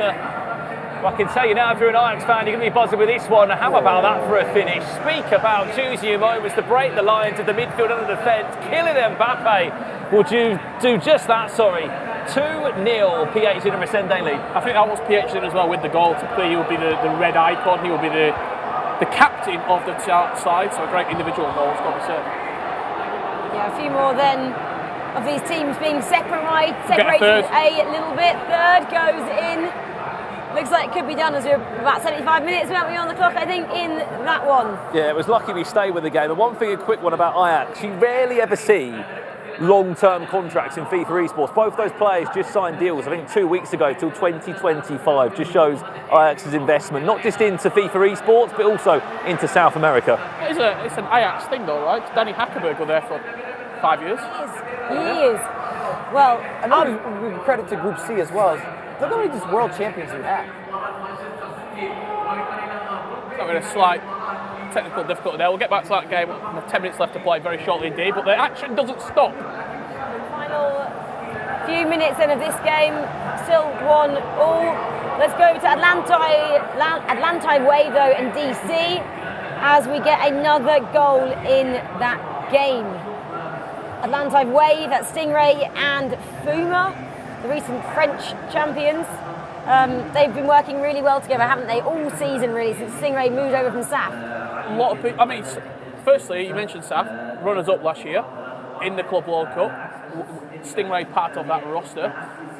Depending on who you talk to, will tell you how influential on that roster he might have been, but he was one of the MVPs last season. It's got to be said at the Club World Cup. I'm very impressed with Atlanta Wave, and in Group D, they are the standout favourite to go through out of the 6 teams in there. I've got a Brandon Smith waving with intent to my left-hand side. We'll get there just after this. We've got 10 seconds left to play here. Atlanta and DC United, just waiting for the final whistle. Could be a late consolation.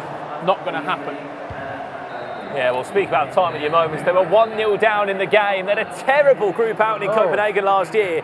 Ducks America, with an 88th minute, match winner potentially, that is, to jump straight into a pause to try and see this game out. It looks like Zizinho and Neat could be on to their first 3 points in this group of death. And again, you see those details. The footwork is remarkable. It's got to be said. And what you were saying with Stingray and Fuma, it's kind of maybe an unorthodox partnership. I don't think anybody necessarily saw it coming together, but it's working. I'm not sure how much English Fuma speaks, but they speak FIFA. I see eyebrows going up and down a lot. I don't know if there's a code of mannerisms. It works. Aggie, have you ever been in a situation when you can't speak the same language as your teammate?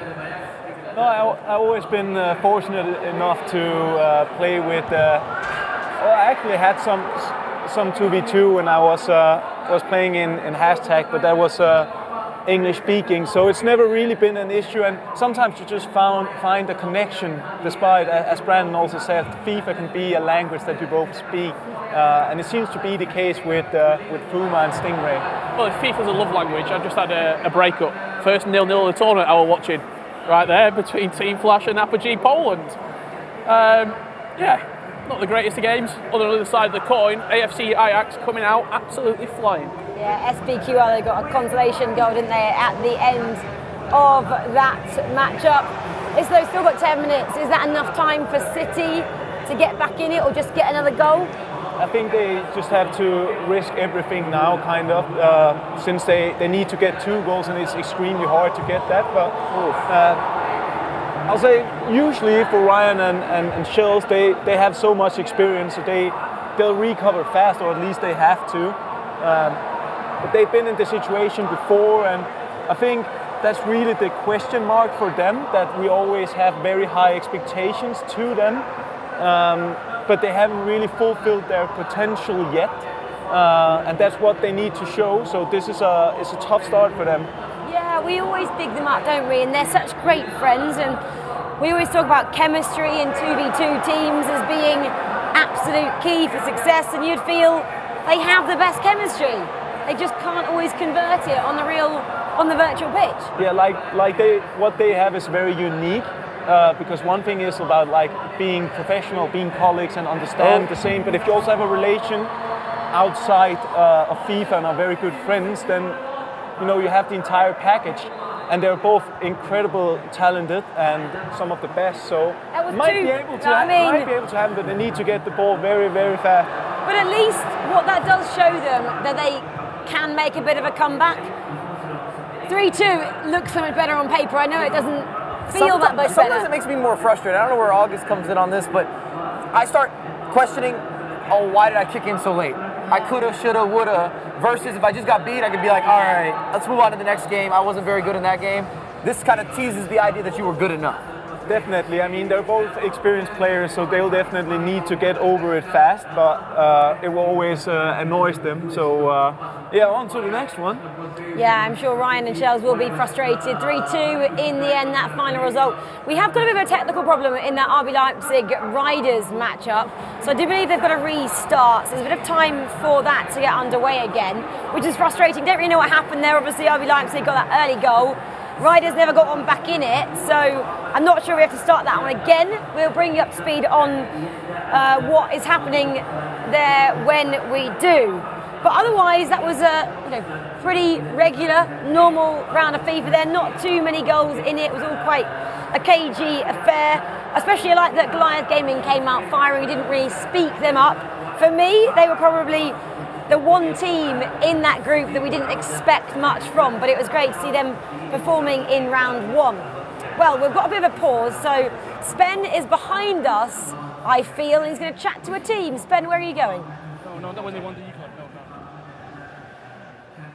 Thank you, Rachel. I'm here with Brøndby, which is a name synonymous with the FIFAe Club World Cup. Obviously, they won the original one, the inaugural one. They've played in many of them, and they've kicked off today exactly as they'd like to, with a win. We've got players, obviously, that have represented Brøndby before in this tournament, but not won the tournament for Brøndby yet. Is that something that, when you go into this, you're representing a team with real history in this tournament? Yeah, there's a lot of pressure, because obviously Brøndby has won it twice. Yeah, we hope to win the third time, but there is a lot of pressure and high expectations. But yeah, that's nice. And you just went up against another club side in DC United as well. That's the beauty of this tournament, is we see football teams that maybe don't get to play each other in real football very much, being from different continents, go head to head. Talk me through your game. Yeah, obviously they're a very good team. I believe it was City we played, Manchester City, but they are very good. Both Ryan and Shells. It was a very tight game, but I'm glad we got the win. Also a football team. Yeah, I did mean Man City. Keep it up, one win, keep it up, more wins, and we'll see if they get out of the group. But very good start for Bromby. Going to cross over to another team that got a win in their first game here, of course, Atlantide Wave. I have Stingray, a man who burst onto the scene last year, hoping to do the same, I'm sure, here with a potential eClub World Cup victory. No, of course. I mean, after last year especially, you know, going out in the final, it hurts. But right now we're taking it game by game. I know if we play our best, it's not even close as winning it. Obviously, we saw you move and going on win Ligue 1 this year and represent, you know, your French team. How has that been for you after your breakout year last year, kind of adapting to a new setup? I mean, last year I was so close so many times to a trophy. Finally this year I got one, and it feels amazing to finally get my hands on the trophy, and hopefully, you know, we make it 2 here. And it's a good start with a win in your first game. What's your target for the group stage? I mean, our target's just to make it out right now, of course, but obviously anything other than first for us is a disaster. Anything other than first is a disaster. Strong words, but a great start from you guys. Keep it up. So we've heard from 2 teams that have won so far. Let's see what happens in the future games when we go back to Rachel. I love the confidence, Ben, of all these teams. RB Leipzig, they're the fans' favourite there. And you've got Stingray saying anything other than the first is a disaster. Do you know Stingray? I do know on him. brand for Stingray. Yeah. But it is great to have that confidence. He was a runner-up last year. He's moved teams. Like he said, he's got his first proper trophy. He wants another one. When you get that taste, Aggie, do you just want to win every single time? Yeah, definitely. That's what categorizes the best. They always strive for more, and I feel like Stingray has the potential to come up there. He showed amazing consistency this season as well as last, but now he's here and has the chance to win them all. So, I mean, I like the confidence, and that's also something that we love to see, that the players here, they back themselves a lot, and that's what you want to see. Let's just talk about this break then, which we're having here between Leipzig and Riders. Leipzig in control. There's about 10-11 minutes left here. Who does it give the advantage to? The mature team of Riders and Andoni, or the new team of Umit, not new, but Anders' first competitive season? My gut says it's favourable for Riders, but it's hard to say. They have the experience, they tried this before, these things happen at times. But I mean, it's a tough one to call, but the break should be good for Riders. It also depends on how the game kind of stopped. Maybe some of the guys had momentum, maybe the other team were. It's a difficult one to say. What do you think, Mike? If there's one critique that I'd have for anytime I see Anders play, he doesn't slow up. Yeah. So he doesn't really do game management, which makes for super entertaining matches, and I prefer watching them. But again, if you're up, you got 10 minutes, 11 minutes, 12 minutes left, whatever it might be, you want to see it out. Run down the end lines a little bit, work some corner kicks, swing it around the back. That's not really going to be in his 101. He's not built like that. Well, it's not obviously just the 2 teams actually in that matchup. It's all the other teams as well. They're waiting to start the second match, and Sven is down there talking to the boys from Ducks America. Thank you, Rachel. I am indeed. Great game you guys had against Goliath there. You were behind, but you came back to win. How important is that going to be? I think it's super important for our confidence. I know the first game of the tournament, independent of the opponent, it's very tough because it's a new experience for everyone. So I think it's super important that we got that back, and now we have to keep the momentum. And speaking of new experiences, obviously Zinho, you've been in the scene for a long time now. But how do you adjust going from country to country? You know, new places. I don't know if you've been to Saudi Arabia before, but it's a kind of a different setup to maybe what you're used to. How have you found that? Yeah, it's very, very hot in here in Saudi Arabia, but we are adapting very well. The Saudi people are very friendly, receiving us super well. So when we have such friendly people, I think it's easier to adapt, and we just have to keep going. Well, listen, best of luck going forward in the tournament. Plenty of games still to come, of course. We've got a bit of a delay, as you know, so I'll see if I can chat to the guys from RB Leipzig after their last game.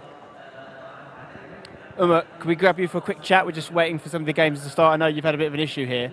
Okay, we're going to leave that one because obviously they're the game that isn't actually underway right now. So they've got about 20 minutes, I think, left of that game to play. The only problem is we're a bit stuck around here. We've got to go down these stairs, right? I'm released myself. Let's go this way. Let's see if we can talk. Come down these stairs with me, watch the camera, and we'll see. This is obviously the other game. We'll stay behind the scenes here, as you can see what's happening. We've got 2 matches here that's going on, the 2 teams, I should say, playing. So you've got RB Leipzig, and you've got, obviously, the guys from riders, Atletico Madrid. We spoke to them both before the game. It is a little bit tense, it is a little bit nervy because it was a tight match. You were watching it on the stream, and when these delays can happen, obviously you can get in your own head a little bit. It's where coaches, I think, really earn their money. You know, they can get their players relaxed and make sure they concentrate, because we've got to remember this is one leg of FIFA in the group stage. You know, in the knockout rounds you're going to get to play 2 games, but at this point right now you've got to wait for that second leg on the next day, so a loss is 0 points when you could have had 3. So Tuga and Andoni are just their reigning champions, let's not forget. They're going to get underway very soon. We've got a couple of other teams we can look at here. SPQR just lost in that Brazilian battle against Ajax Brazil, who are right behind them here. You do wonder when these teams are so close to each other, whether they do actually hear each other's celebrations or whether that makes it any harder. Let's see if we can talk to the Ajax guys quickly. A quick conversation. Who wants to do an interview with me?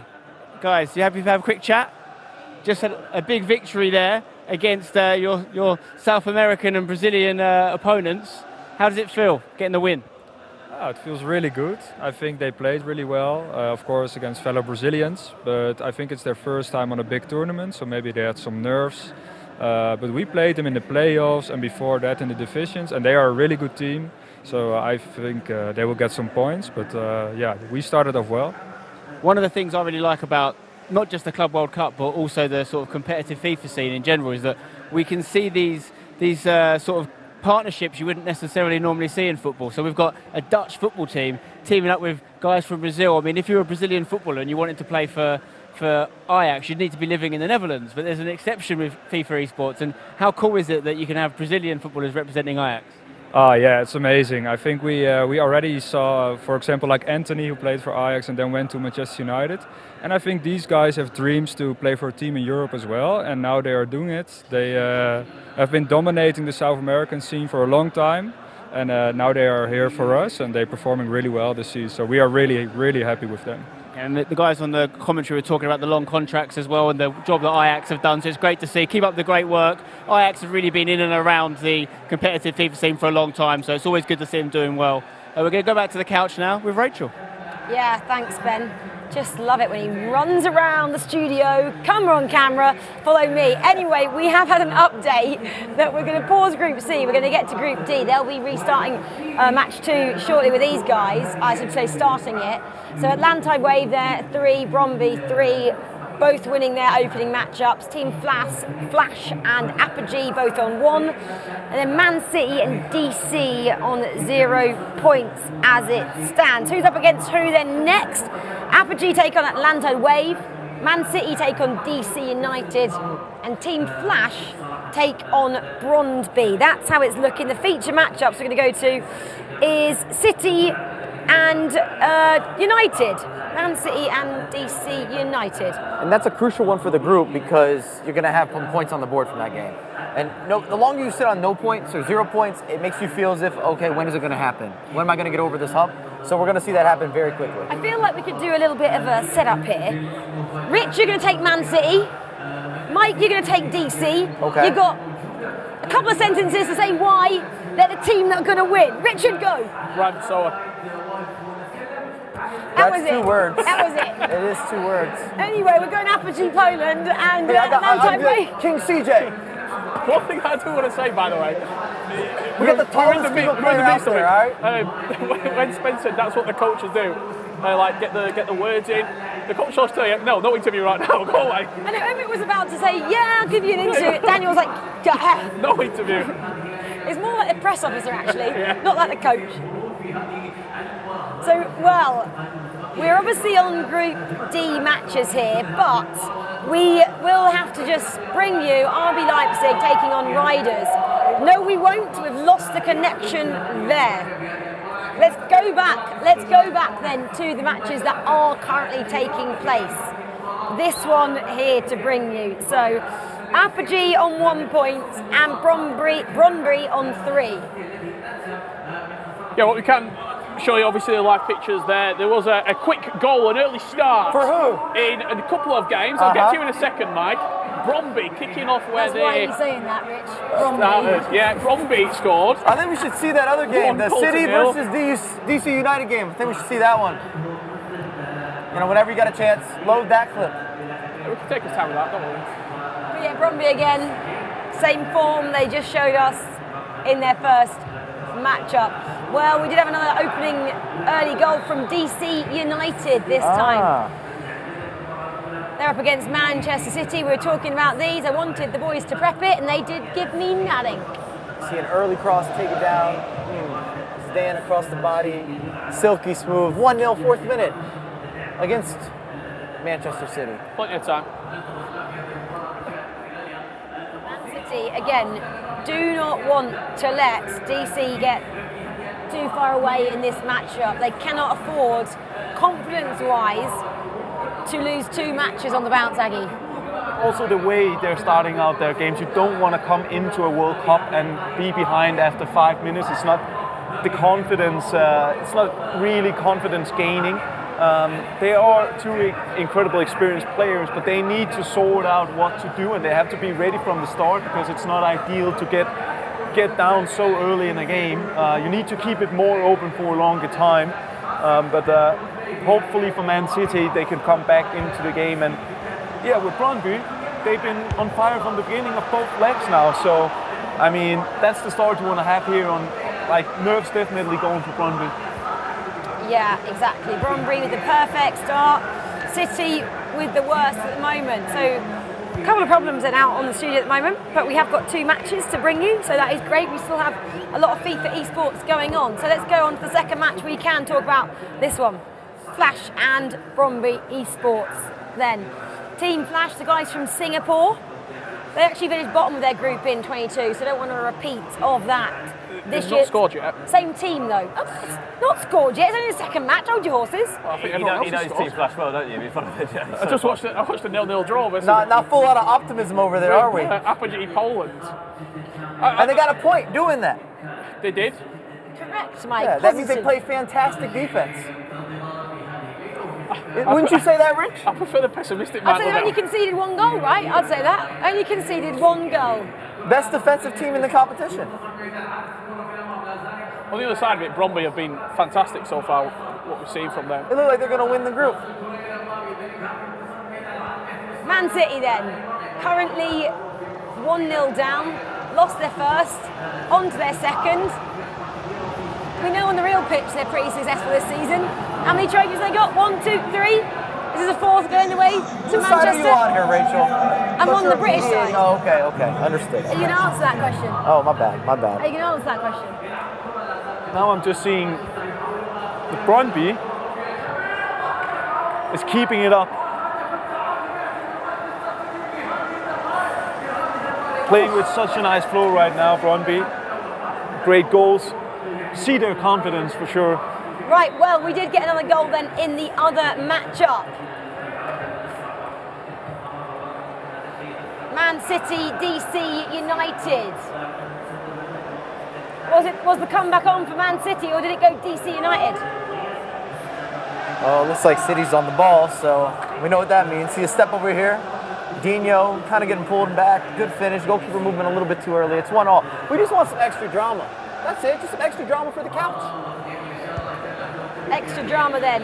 Ryan and Shells got back level in this game against DC. Important to get their first point on the board for both teams, actually. Both have 0, lost their opening matchups to Atlanta Wave and Brøndby, respectively.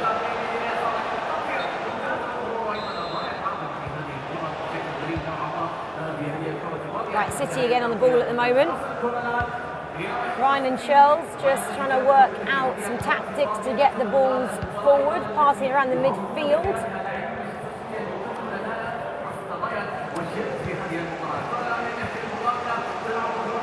Just got a counter attack, nicely done from the boys there, Mike. Important though as well, isn't it, just to keep possession a lot of the time, just to get yourself back in control of the game. And it should be said, I've been watching this game closely. City's had a lot more possession, not necessarily more opportunities, but they definitely had a lot of the ball. They're looking for these probing spaces. Gave it away at a crucial time for them.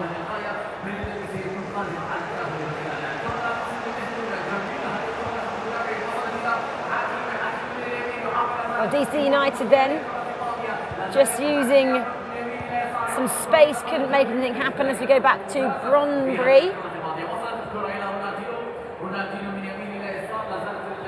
Team Flash haven't found a way through yet.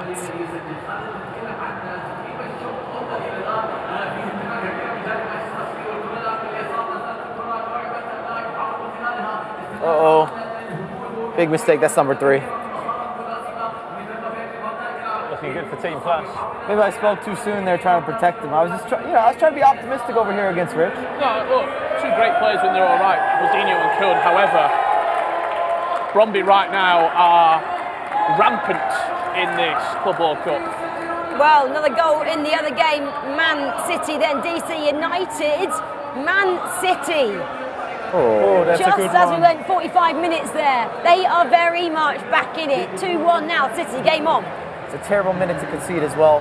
If you're a DC United fan. Love that we're seeing Shell smiling now. No emotion from Ryan there. But great result so far at half-time for those guys. Can they keep the dream alive in the next 45 minutes? Doesn't look like the dream is alive for Team Flash as we approach half-time. 3-0 down. Tough to come back from that, Rich. Yeah, the game's over in a flash, unfortunately. Well, it's not. It's still 45 minutes. But It's in just not FIFA, gonna that happen. is It's just quite not going to quick. happen, especially in a one-legged game like Bromby. If anything, I'm more impressed by what I'm seeing from Bromby. Oh, no. Stop it. Just rampant. It really is. Aga, you've watched a lot of Bromby this year. You know these guys quite well. Did you expect this from them? I mean, I didn't expect them to start off with that amount of flow and that amount of goals. But the thing is, they are really free float players, all of them. So when they get going, when they start to feel that confidence, they play on a very, very high level. And one thing they focus a lot on in Brøndby is also the team spirit. They're doing a lot of things outside the virtual pitch, which definitely helps them. So it's one of the most professional setups that I've seen. And I think they're trying to benefit of it now. We talk about a lot of the teams like Team Hullet Ninjas in Pyjamas doing camps. Tell me a little bit about what you know that Brøndby do then, building up to an event such as this. I think it's not really any different from their football team meeting in. Obviously, some of the players are still young and are going to a school close to the actual stadium where they have their office. But they'll meet in at 8, and then they have a daily schedule and they're practicing different things. Inviting other teams over to matches, playing online.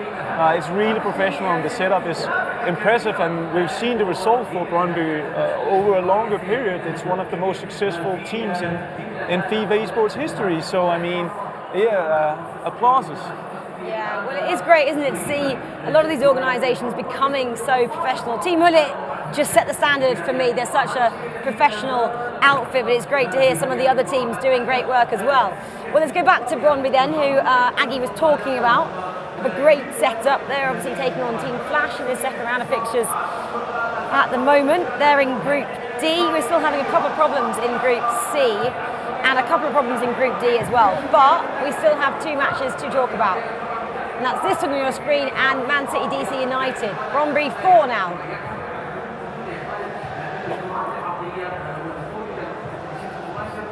Bromby running out of adjectives to describe their performances. That game pretty much finished. I think we'll feature on this match now for the remaining. Man City versus DC United. That goal right on the stroke of half-time, so impactful in the story of this game. It allows City to also sit in a lot deeper now and defend the lead. And if you've been watching this game closely, DC United's been doing a lot of counterattacking, so now they're going to also have to shift with your kind of your risk and some of the defensive pressure, and then also even going forward. Yeah, Ryan and Chelsea haven't been leading so far in this competition. Now find themselves in the driving seat. Brandon, do you think they'll be able to just hold this lead? Absolutely. It's going to be I'm going to say. I've never heard such definite answers on this side of the room today. I was looking at something else. You weren't listening, were you? Absolutely, Rachel, I concur. Sorry, Brandon. Brandon usually sits on the fence so well, gives the best political answers. Like, do you think they're going to hold on to this? Absolutely. I've never been more definite in my life.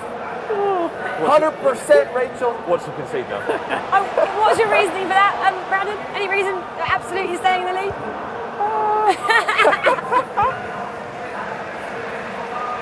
I think being 1-0 down, they're coming back 2-1, being controlled, do not concede now. The question I've got, I put out to the couch, is why do you think out of all the tournaments, especially for Shells and Ryan, this is the one they're most consistently qualifying for? You know, not always the best runs at EPL. I know Shells won that when it was individually. Is it about peaking for what they feel is the best tournament on the calendar, the best event on the calendar? I think if you qualify for a certain tournament, you might come in with a different mental feeling just for that occasion, and with a different confidence. And maybe they probably get that feeling whenever they're trying to qualify for the eClub World Cup. So I'll say that will definitely be my prediction of why they always seem to peak when they're competing here. I think they're putting higher priority on it. If you talk to Shells, if you talk to Ryan, they talk about the eClub constantly, and they talk about the ePrem. They haven't had the same success in the ePrem, but clearly those two events, or those two tournaments, and maybe that's partially with City, they're putting priority on them. Well, you can see then, 10 minutes left, we're finally back in action with RB Leipzig and Riders Atletico in their first round of fixtures. We had to restart this. RB Leipzig then still 1-0 up. 10 minutes for Team Riders, defending champions, to get back into it and get a point out of this one. Aggie, can it be done? Don't say definitely. You know that's sure. I shouldn't say absolute. No, I mean they definitely can do it. Like if there's two players you don't want to count out, it's definitely Tuga and Andoni. Just as we speak of it. The thing we've got to remember with this game is they've had about 20 minutes to, unfortunately, another technical difficulty there. But they've got another 20 minutes now to plan how they're going to get back in this game with the final 8 minutes or so. We'll leave it for now in that technical pause, jump back to Man City against DC United. Well, that's a tough day at the office, isn't it, for them? They're getting frustrated, just looking over. Tuga standing up, shaking his head. Andoni's not looking best pleased. We're not really sure what the problem is. Daniel from RB Leipzig's just looking down, a little frustration showing on his face as well. Well, let's stick with something that we know has not had a problem at the moment, and it's Man City eSports against DC United, looking for a third. Man City have controlled this second half, Mike, haven't they? They've had the ball. I think City's looked the more likely, but again, you can see some of the pressing play now from DC United. It's going to open up space. I actually would be surprised if it finishes 2-1. There might be another goal for City, or this could have an equalizer late. Yeah, well, 10 more minutes then to see if City can get another goal. Oh! Absolutely. Definitely? Certainly.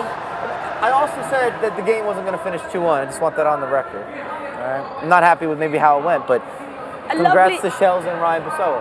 A really lovely comeback as well, especially because in their opening fixture it was 3-2 in the end. We felt like if they maybe had 10 minutes more, they may have got the draw in that one as well.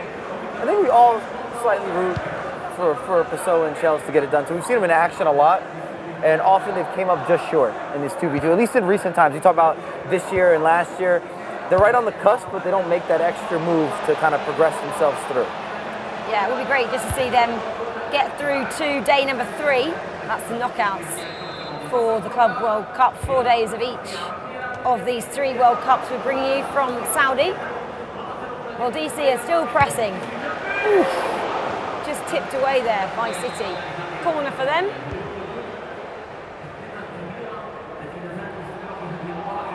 That's interesting. Oh, hit the post. I thought we were going to see a power shot there. He might actually have wound that up for a power shot. He got a little extra emphasis. Did he green there? If it were green, I mean... Gonna green it. I think if it was green, it drops. I think that's going in. That's also some of the interesting parts about the team aspect. You get to see different and very interesting combinations on the corners, the set piece. Like, you can be so much more creative, and I didn't expect to see that, at least. Very close to going in to make it 3-2. I've watched so much Yilmaz. I feel like there were so many different ways to score power shots that I didn't realize were possible. Well, I couldn't. The near post, didn't they? The Champions League. Big performance that from Manchester City to get the 3 points. Put a little bit of distance between themselves and DC United as well now. Yeah, 3 points then for Man City. No points on the board still for DC United. 3-1 then, match 2 finish for them, their first win of this championship. You can see him, Spen is lurking behind the corner, ready to chat to those two. Thank you, Rachel. I'm here in the Man City booth with Shells and Ryan. You got your win after 2 games. That one felt good, particularly the moment when you stood up and applauded your teammate, Shells. Yeah, I mean, the first game was like the worst game I've ever played, like 4 years, by the way, but I had to gas him up. That second goal, I was like, why is he shot? But then doing that, I had to gas him up. What were you putting that first game down to? Worst game in 4 years. That's a big statement. I don't know. I wasn't even nervous or anything. I just kept on giving the ball away, rushing it, not finishing my chances. But I don't know. It's just one of those things. It happens. Well, it's only one of a lot of group games, and if you've bounced back in the second game, so that's great. So well done. Come over to Ryan here. The guys were talking about some of the chats you had with them previously about whether you were nervous. You said you just wanted to enjoy it, and really take in the atmosphere. 2 games in now, how are you feeling? I feel good. I feel like we're playing well. Obviously, much better than the first game.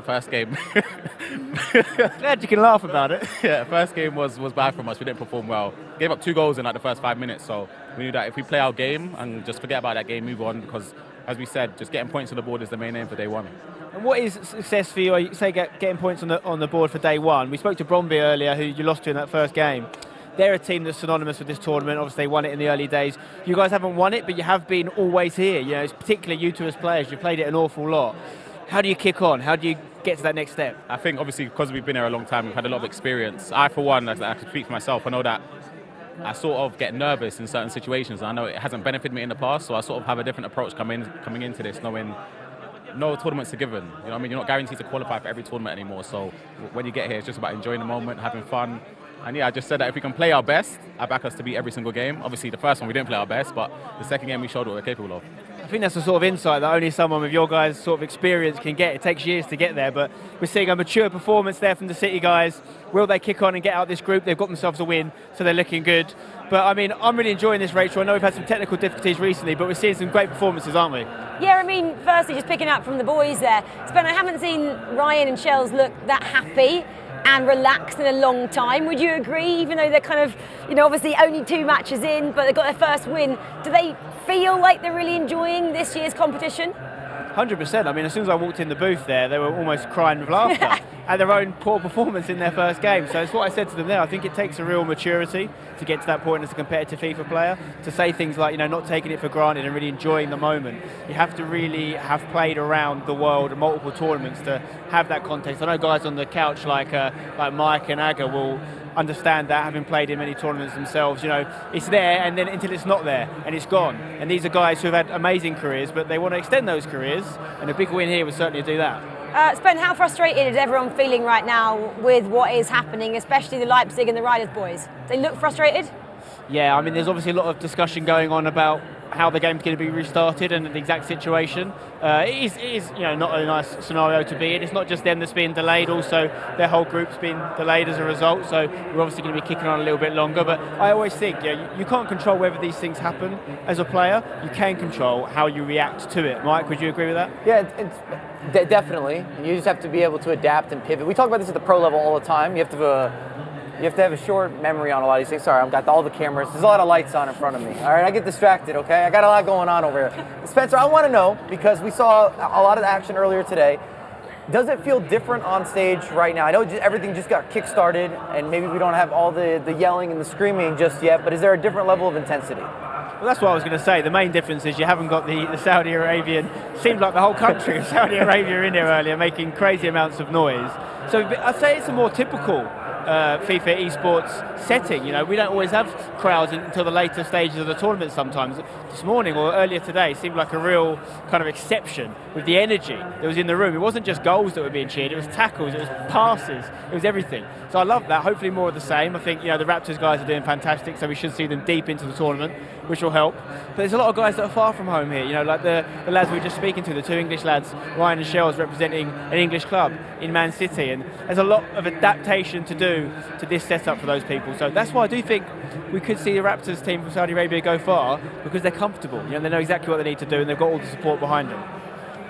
Yeah, thanks, Ben. We don't get that very often, do we? The fans coming out in force, cheering on, making all the noise in the arena, which we saw a little bit earlier from Raptors. Well, Ben, go and have a break. Go and have a tea. You earned that one. Thanks for your reports. Well, we're still waiting a little bit here, aren't we, to get back underway. Just having a look at the next matchups, and we do, though. Obviously, the only one to finish there fully was Man City. They're taking on Atlanta Wave in the next round. They'll know Stingray really well, know how he plays. Can they find something from what on paper looks like a tough matchup for them? I don't know if they need to. I think the way that you just saw Ryan and Shell sort of laughing, joking, feeling themselves in the performance, they've got such a good high. Like when they play, look at the region they came through. Team Hullet, Footways, FC20. That's a murderer's row, really, of clubs that they had to beat in order to get here. From that North Europe region as well, there's some elite players in that particular region. So I don't think they'll have any sort of reservation about going up against Atlanta. They probably think, you know what, let's just go and do a performance. They'll probably have a little bit of break actually, because the rest of the game's got to catch up, and then we got to catch up with Group C as well. I'd be livid if I'm Ducks or Ajax and I'm waiting around. I won like 30 minutes ago. I'd be angry. I mean, I was just, while we're having this lull as well in the matches, I wanted to just kind of maybe draw our attention to a couple of teams that aren't here, that we thought maybe should have been here. I'm looking at the likes, why we're just watching the frustration here on Tuga's face. We've got no Excel. We've got no complexity, no MGCF. These big teams that we'd expect to come here. What does that say about the level that these teams can perform at, or the depth in the regions? Say one thing, there's more clubs every year, isn't there? There's more and more clubs. The qualification process gets harder and harder. It's over more weeks. It's over multiple months. And I think you're right. I think probably the biggest one out of all them for me is complexity. I agree. World champions themselves, but saying that, they were one of the Masters teams, weren't they, that EA Sports had, but they didn't perform very well this time last year in Copenhagen. Yeah, I don't want to hear that. Don't throw shade on complexity. I think I'll let you talk about complexity all you want. I'll let you defend them as much as you want. But before I get there, when you're talking about teams not getting here, the qualifying process is so hard. Like you play for so many weeks, and then it all comes down to maybe two games or one game. You get knocked out, and then you finish top of the table all the way through. You get to the playoff, the final qualifier to make the event. You play well on 2 bad games, and then you're out. Like it's such a treacherous qualifying process. I think we have to say commiserations to the players who didn't make it, but every single team, some might finish bottom of the table, have had huge obstacles to get to this tournament. Well, let's speak openly. Let's be blunt. The competition is better. It's just better. There's more competitors, a lot of success rate. I'm looking at Group C. I know we talked about it being the group, but it's like Zizinho. I think he won a Foot Champs Cup, so he's a global champion. You got Umit, the current world champion. Obviously, he's going to lose that title. Anders, that's with him, we're saying might be next up to win a world champion. We have PH Sin, world champion. E-Nations won that. Resende, we've seen E-Libertadores, another global competition. Tuga and Doni, the current champions. Like, this is all in one group. So we talk about people not being here. It's not as if they missed out. It's just that they weren't better than some of the competitors that we have in action, and we just have a deeper group. We have more depth than we've ever had before in competitive FIFA. Yeah, no, the depth has definitely changed. It's gone up a notch, and that's why we get to see the top clubs in the world not being here in complexity are currently 4th best in the world as well. MGCF are 5th best in terms of teams in the world. 2 massive teams that we're not getting to see compete this year. But let's talk about one of the big teams that we saw from earlier on as well.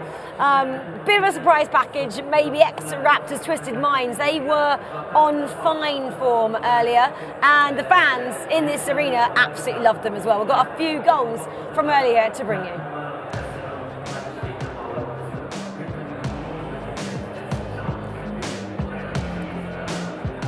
Well, yeah, that's what we got to see earlier, didn't we? It was pretty special from the local boys. This is where their story started, didn't it? They went 2-0 down in the first leg, and I think many people probably sat there and went, okay, maybe this this Saudi esports team isn't quite at the races. Next thing you know, they grabbed 2, they've conceded again at 3-2. They snatched a point in their first game, which wasn't too bad after being, as we said, 2-0 down Sunderland for the game. And then they just bounced back off this result, Rachel, and then went on to win and win and win. But look at who they beat on their way through in this group. Fnatic is one of them. I also feel like a text message went out. After the first game, they had a few fans here. I feel like there was about 10 people in-house. Game 2, there was 50 people in-house. So I don't know what happened. The group chat was erupting and people started appearing and it got louder and louder and louder. We had chants. We had the making music. We had hand claps. Everything was synchronized. I don't know what was going on. I couldn't hear any of you. The message across the Gamers 8 Festival got spread. We've got representation in this tournament and we need to go and support them right now. And that's just going to continue as they continue throughout this tournament. If they make the final day here at the Club World Cup, it's going to be incredible, the noise produced. Yeah, well, we spoke to their team as well after that as they wanted to finish top. They did achieve that, of course, with 13 points as well out of a possible 15, so did it in pretty impressive style as well. Hollywood then, the Australians, we all had high hopes for those guys. Finished bottom of the table, a lot of work to do tomorrow to keep themselves in the top 4 and a spot in the knockouts on Saturday. Huge. Remember, red card in this game. Against the run of play, whips it in, petite, back post, puts it back across. They're shorter man, but they got the 12th, the 13th, the 14th, and the 15 men out here doing their thing. There they are, on cue. Rich, did you do what I asked you? Did you go and learn a chant? That's for tomorrow. Saving it. Don't peak early, I always tell you that. Right, well, we were talking a bit before that about the teams absent from this competition. Forgot to mention, Heretics, your boy, he didn't make it either, did he? Matthias Bonanno, Rich? He didn't. He had a great season, winning the ELA Liga. How long do we have? How long? I could talk all day. Camera. We got 4 cameras. Grab one. Matthias Bonanno with Team Heretics. Unfortunate, really, but you have to look at the teams that they played against. Arguably in the hardest region in the world to get out of, that Spanish region with a couple of Portuguese teams in there as well. When you're coming up against Dux, Koi, Atletico Madrid and Riders, it's always going to be a tough task, and unfortunately just couldn't get over the line. Yeah, heroic effort from Heritage. Real notable absentees in the Club World Cup this time out, but it doesn't mean we don't have loads of class, and we've been seeing that on display already, especially in groups A and B, which have concluded so far. If you are just joining us, we'll give you a quick recap of how they finished. Group A then, as we've been alluding to, it's ex-Raptors, Twisted Minds. We can have a look at them as well. Let's have a quick look. So I've said 13 points out of 15. The local Saudi team got, then Footwiz. They're one of the English teams. Have got Man City, another English team, competing, of course, in the groups that are coming this evening. Fnatic, though, had a little bit of a tricky start. Ended up there in Group A, finishing in 4th. YMCA and Hollywood, a lot of work to do for tomorrow. Group B, Aggie, I'll bring you in on this because you didn't actually get to sit with us and talk about it earlier on. Napoli were dominant, we mentioned them. Team Hullet Ninjas in Pyjamas, bit of a slow start. Were you surprised at that? Both fan, I'll say, when you come into to the first day of the group stage, it's always about finding your momentum, your rhythm, and as long as you're still in the run for day 2, everything is good. So I mean, they'll not be super happy, but they'll still be satisfied. They won't be too mad about it, because what matters at the end is that you still have something to play for the next day, and they're still in a decent position to qualify. And when it really matters, I think that the group favorites still definitely do the job. We've been talking about Team Hullet Ninjas in Pyjamas. Sven is down there amongst it all, somewhere chatting to them. Yes, I'm amongst it on the sofas, which is always a sign there's been some sort of technical delay. And I've joined myself with Olalito here and Levi David, of course, of Ninjas in Pyjamas Team Hullet. First and foremost, you guys, the earlier session was pretty smooth, right? It went through with none of these real issues as much as what these guys are going through. What would be going through your head if you were in the situation the boys are in? I mean, I think the most important thing is to just keep calm, of course, not really think about the game, and then when we hopefully get into the game again, then you set your mind to it and focusing 100%. So just keep calm, I think, is the best solution for sure. I think it's super annoying if someone comes up to interview you in the middle of it as well, like I did to the Leipzig guys by accident a minute ago. So apologies to them again for that. But from this session, the group C and D, we talked about C being a bit of a group of death. Who do you look at and think, right, obviously if you guys do your job and get out the groups, who don't you want to play, or who would you be less happy about? As I said, we're not really afraid of anyone. I see Brøndby doing really well. Yeah. And I mean, they've been doing well in eClub for the past 5 years, so really, really good team with the Danish players, and I'm a Swede myself, so a bit of a derby there against them. But I would say Brøndby is looking really good, solid, and then of course Riders, Leipzig. A lot of teams are good, but for me the standouts at the moment is Brøndby. Yeah. And let's imagine a hypothetical situation here. Of course, you guys have made the final, right? Let's imagine this happens. Yeah. You guys have made the final. Who would be the dream final opponent for you? We're talking like box office, everyone at home wants to watch it, a real great game. That's a tough question. There are so many good teams here. But I think us and Fnatic are probably like the teams that I guess has the most supporters, kind of. Then it would be fun facing the Saudis as well. Of course, they have a big crowd here behind us. That wouldn't intimidate you? Yeah, for sure. So that would be really fun. So either Fnatic or them, I think. Yeah. Okay, it could happen. Right, keep enjoying watching it and just relaxing a little bit. They haven't got to play again until tomorrow, of course. Let's take a little walk over here. We've got some more players. I'm going to just bombard their conversation. Be careful, boys. Don't say anything naughty on camera right now. That was close, I think. They were about to say something dodgy. We've got the boys from Fnatic here. Interesting scoop I've got for you. I was just talking to the lads from Ninjas in Pyjamas, and I said to Ololito, if you make the final, who would your dream opponents be? What would be the best possible final? Do you know who he said? Us? He said you guys. Why is that? He said it would be two really well-supported teams. It'd be a great final. Are you guys going to get there? Would you love to see that final too? We ain't getting there. Wow. Okay, I know it was a slow start, Tex, but you picked up some points. Are you really that pessimistic? No, we started bad. We sort of knew that was going to happen. But listen, I'll just talk about the groups for now. We want to get through the groups and then see what's what from there. But I've watched you over the years play a lot of tournaments, and for me, your form is often dictated by your mentality. Like if I hear a Tex go, listen, I'm on a mad one, I'm going to beat anyone. You beat anyone. If you're saying you're not going to get there, you might make it happen. Diogo, what are you going to do to get this man feeling confident? I guess this is why I'm here, right? I'm like the moral guy in the team. Now listen, we're playing really bad, so that's why he's saying that, and I agree. But I do think we are going to improve, and we'll see tomorrow. We got 1 point from the first 3 games today. That cannot happen again tomorrow. If it happens again, we could still get grouped. Obviously, no one's safe, but in relation to what Ollie said, he beats me in every final we play in, so that's why he wants to beat us in the final. You think he's being clever and he thinks, okay. But listen, you talked about not having a repeat tomorrow of today. How many times have we seen teams start slow, put the run together? It's much better to do it this way round than it is to have a bad tomorrow, and if you had a good today and be out of the tournament. So just what are you going to do tonight to make sure tomorrow goes right? Well, I don't think we'll do much tonight. Maybe rewatch a few games. Honestly, we ended the day well. We played FIFAe and Hollywood. FIFAe especially being, in my opinion, the second best team in the group. And we beat them both. So it's we kind of grew into it as the day went along. So hopefully we don't go back down. Hopefully we keep growing and growing. And I'm confident for tomorrow. Best of luck, boys. If we know anything from competitive FIFA esports, it's that it's better to be a grower than a shower. Right, let's have a little walk here, see where else we can find. We've got the guys from Basel here. If I can borrow you guys for a quick conversation. First of all, we're talking about, we've got a bit of a delay in the action right now. What would be going through your head if this was happening to you? It's crazy, right? So you prepare all day, all week for this event, and then you have to wait. You have a delay of an hour.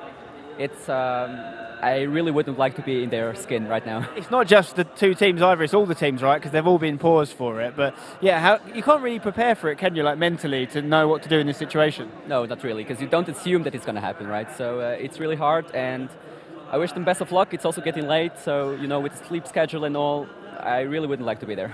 Let's talk about your day so far. 3 wins, 2 losses, so 9 points. It's exactly where you need to be. If you do that again tomorrow, you'll definitely be getting out the groups. Is that the aim, sort of 18 points maybe? Sure. We started really strong. We had a little hiccup there in the middle, but we're pretty happy with our performance, and let's just do it again tomorrow. Is there any teams out there you've got your eye on? If you were to make it to the final, I just asked this question to the other guys, who would be a dream opponent in the final for you? Riders. We just want to beat the champs. That's the way to do it. Beat the champions, become the champions. It could happen for the guys from Basel. Best of luck. Enjoy. And we're going to keep looking, see what else we can find. Obviously, we've got the games behind us there, just getting ready. Some people in the station, some people have left stations now. Let's see if we can find anyone else up here. These guys are waiting for their games to start. I wonder if they'll have a quick chat with us. Let's have a little walk up here because they're not getting ready to play. Hopefully they don't get told off this time. Guys, I know we're having a little bit of a wait. Can we have a quick conversation? Yeah? Who wants to speak? We're going to speak to... Do you want to do the speaking? One of the guys from Apogee Poland. I'm going to get settled in here. Also, let's get a little bit of the detailing here on the sofa. This is a nice touch here. This is the Saudi Arabian style. Right, talk me through your day so far. How's it going? Our day is really cool. We're just chilling, waiting for having possibility to play again. We would love to play again, but now we have to chill. Our day was like in the morning swimming pool, nothing special. Now we practice, played one game. Now we're chilling. Yeah, you drew the first game, right? You started with the draw? Yeah, it was close game as it should be. The first game on the tournament is always a little bit closed, and we don't want to press a lot on the beginning, and it's not that easy to put all energy on the beginning. It was our debut, actually, for me on World Cup. So the draw is not the worst, not the best, but we're looking forward for the next games. Obviously, you guys are Apogee Poland, but let's talk about the Polish part of that. You know, we don't have a lot of Polish teams here, and this is a Club World Cup, but how big would it be for the country you're representing as well in Poland to take home this trophy? The community is going crazy, actually. We trying to make hype. We didn't qualify as a national team. We qualified only as a Polish section of Apogee. That's, of course, always proud to be here as a Polish representation. People are cheering for us, and that's cool. We're trying to enjoy and make our dreams true. Fantastic stuff. Thank you for talking to me, guys. Listen, I know there's no FIFA being played, but these guys aren't too stressed. They're enjoying themselves. They're in the swimming pool earlier. They're having a great time. And they've got a draw, of course. That's not a bad start, is it, to things? And they've only played the one game because we have had this hold-up. We know we saw the City guys play 2 games, but I think it's only been 1 or maybe 2 sets of teams that have actually played 2 games. Everyone else is still stuck on the 1. So hopefully we get the games underway soon, but that's my feeling done. Back to you guys. Enjoy it. Brilliant feeling, Spencer. As always, thank you for just giving us a little bit of a tour around the set whilst we still wait to get the games underway. We haven't even completed the first round, have we, in Group C, because we had that problem with RB Leipzig and riders' frustration for all the players now, as we do have a little bit of a pause on day 1 here of the FIFAe Club World Cup. Group C, indeed, very much paused at the moment, but that does mean we get to do a bit of a substitution, a bit like JDT did earlier on. We've subbed out Richard and Brandon in for these 2. Alex and Lee, thanks for joining us. Lee, your first time actually up here, so welcome to the set. And I'm going to jump straight in because Alex, you were here earlier talking about groups A and B. Lee, before we even talk about group C and D, A and B earlier, drama everywhere. What was your biggest upsets and biggest kind of ones to watch going forward? Actually, pause. Let me tell you guys at home, Lee said who's top group A? Oh, who did I say now? Oh, you said Raptors. That's why I was picking it up. Yeah. I did say Raptors. That's true. The only person to say Raptors. Very impressed. In fairness, the guy next to you kind of had them as the dark horse for the tournament, so he kind of one-upped me there. Not Alex, unfortunately. No, it wasn't me. He stole it from you, actually. He kind of gifted you Napoli, right? If I'm not mistaken. Right? Aggie didn't let me finish my conversation. I was going to lead into Napoli, so then he had to change and go with Raptors there as well. But yeah, I mean, obviously, it's great to see the hometown favourites, effectively, Saudi team. Obviously, we had the heartbreak of Emis Dasari, obviously, throughout the qualifiers, not reaching the World Cup. This is a massive heartbreak. I was obviously there when he won the 2018 World Cup, lifted that. It would have been great to see him here, and we will do for the national team, as far as I'm aware. But, you know, what a story. And Abu Bakr, in all 3 competitions, looking to hit the dirt, running literally, and this could lift him. This could really lift him, could lift the country going into obviously Nations, the following tournament, and then into the World Cup he's competing in. He's looking good. Yeah, looking very good indeed. And Group A, Group B delivered. Group C, D, obviously we've got a little bit of a hold up. I'm hoping we might have a little bit of a similar sort of story with someone just coming out, flying out of the box. I'm hoping for with it. Yeah, I mean, Alex, you must have quite a lot of attention on Man City again, English team. Obviously, you're wanting them, I know we're biased, but to do well anyway. Obviously, a little bit of a tricky opening match up there, 3-2 in the end, but great to get their first win. And we heard, didn't we, from them as Spencer said, we're not that nervous, we're just trying to enjoy it a little bit. And Shell said it's his worst FIFA he's played in, 4 years? Yeah, and that's a big statement, for Shell to make, really. But the best thing about them two is that obviously they're good friends, they've played with each other for many, many years. But when they're relaxed and they're calm and they're just laughing together, you know at some point it is going to click. I was a little bit worried. I saw them lose that first game and I was thinking, Shells, Ryan, please don't do it to us again. But they came back out in that second game and they're looking good. The only thing I'm a bit concerned about for some of these players now is that it's got quite cold in here. Not just because the FIFA's cold down, but just in general. So it's really hard to keep yourself after you've just picked up a big win.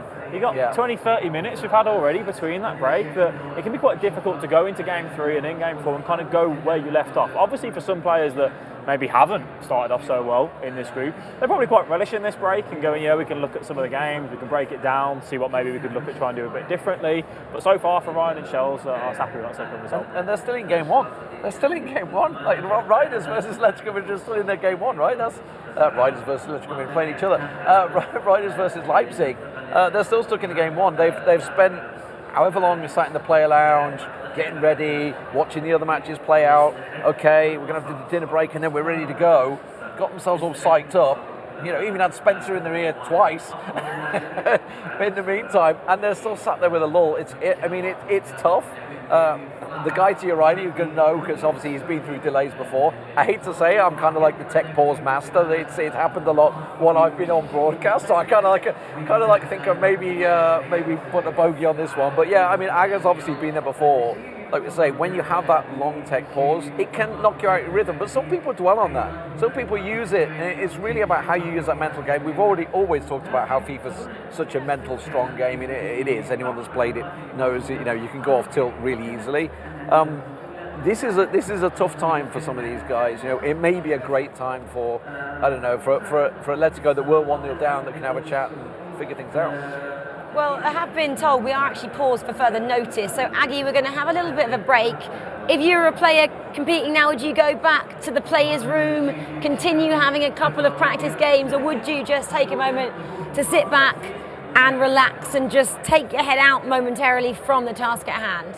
I think personally I would take a break myself and just, get some fresh air, but and just stay a bit in my own thoughts. But it's very different from player to player. And also you have to consider your team here. So it's not only what you want, it's what your teammate wants and what your coach is saying. So it's a part of something bigger, and I think that when these things happens, and they happens, you need to use each other as well mentally, speak about it or not speak about it, laugh like the Polish team did, or stay more focused and get some more practice games in. So there are different ways of solving the issue, so to say. Well, Aggie said he'd take a break, and that's exactly what we're going to do, guys, on the couch and everyone at home. I'm really sorry to say that, but we have had a couple of technical problems. So just to save everyone getting really tired in here behind us, we're going to come off air for a moment until further notice. And then when we have everything up and running, we will come back and show you some more incredible FIFA. But for now, we're going to take a break and we'll see you, hopefully, in a moment's time. Until then, goodbye for now.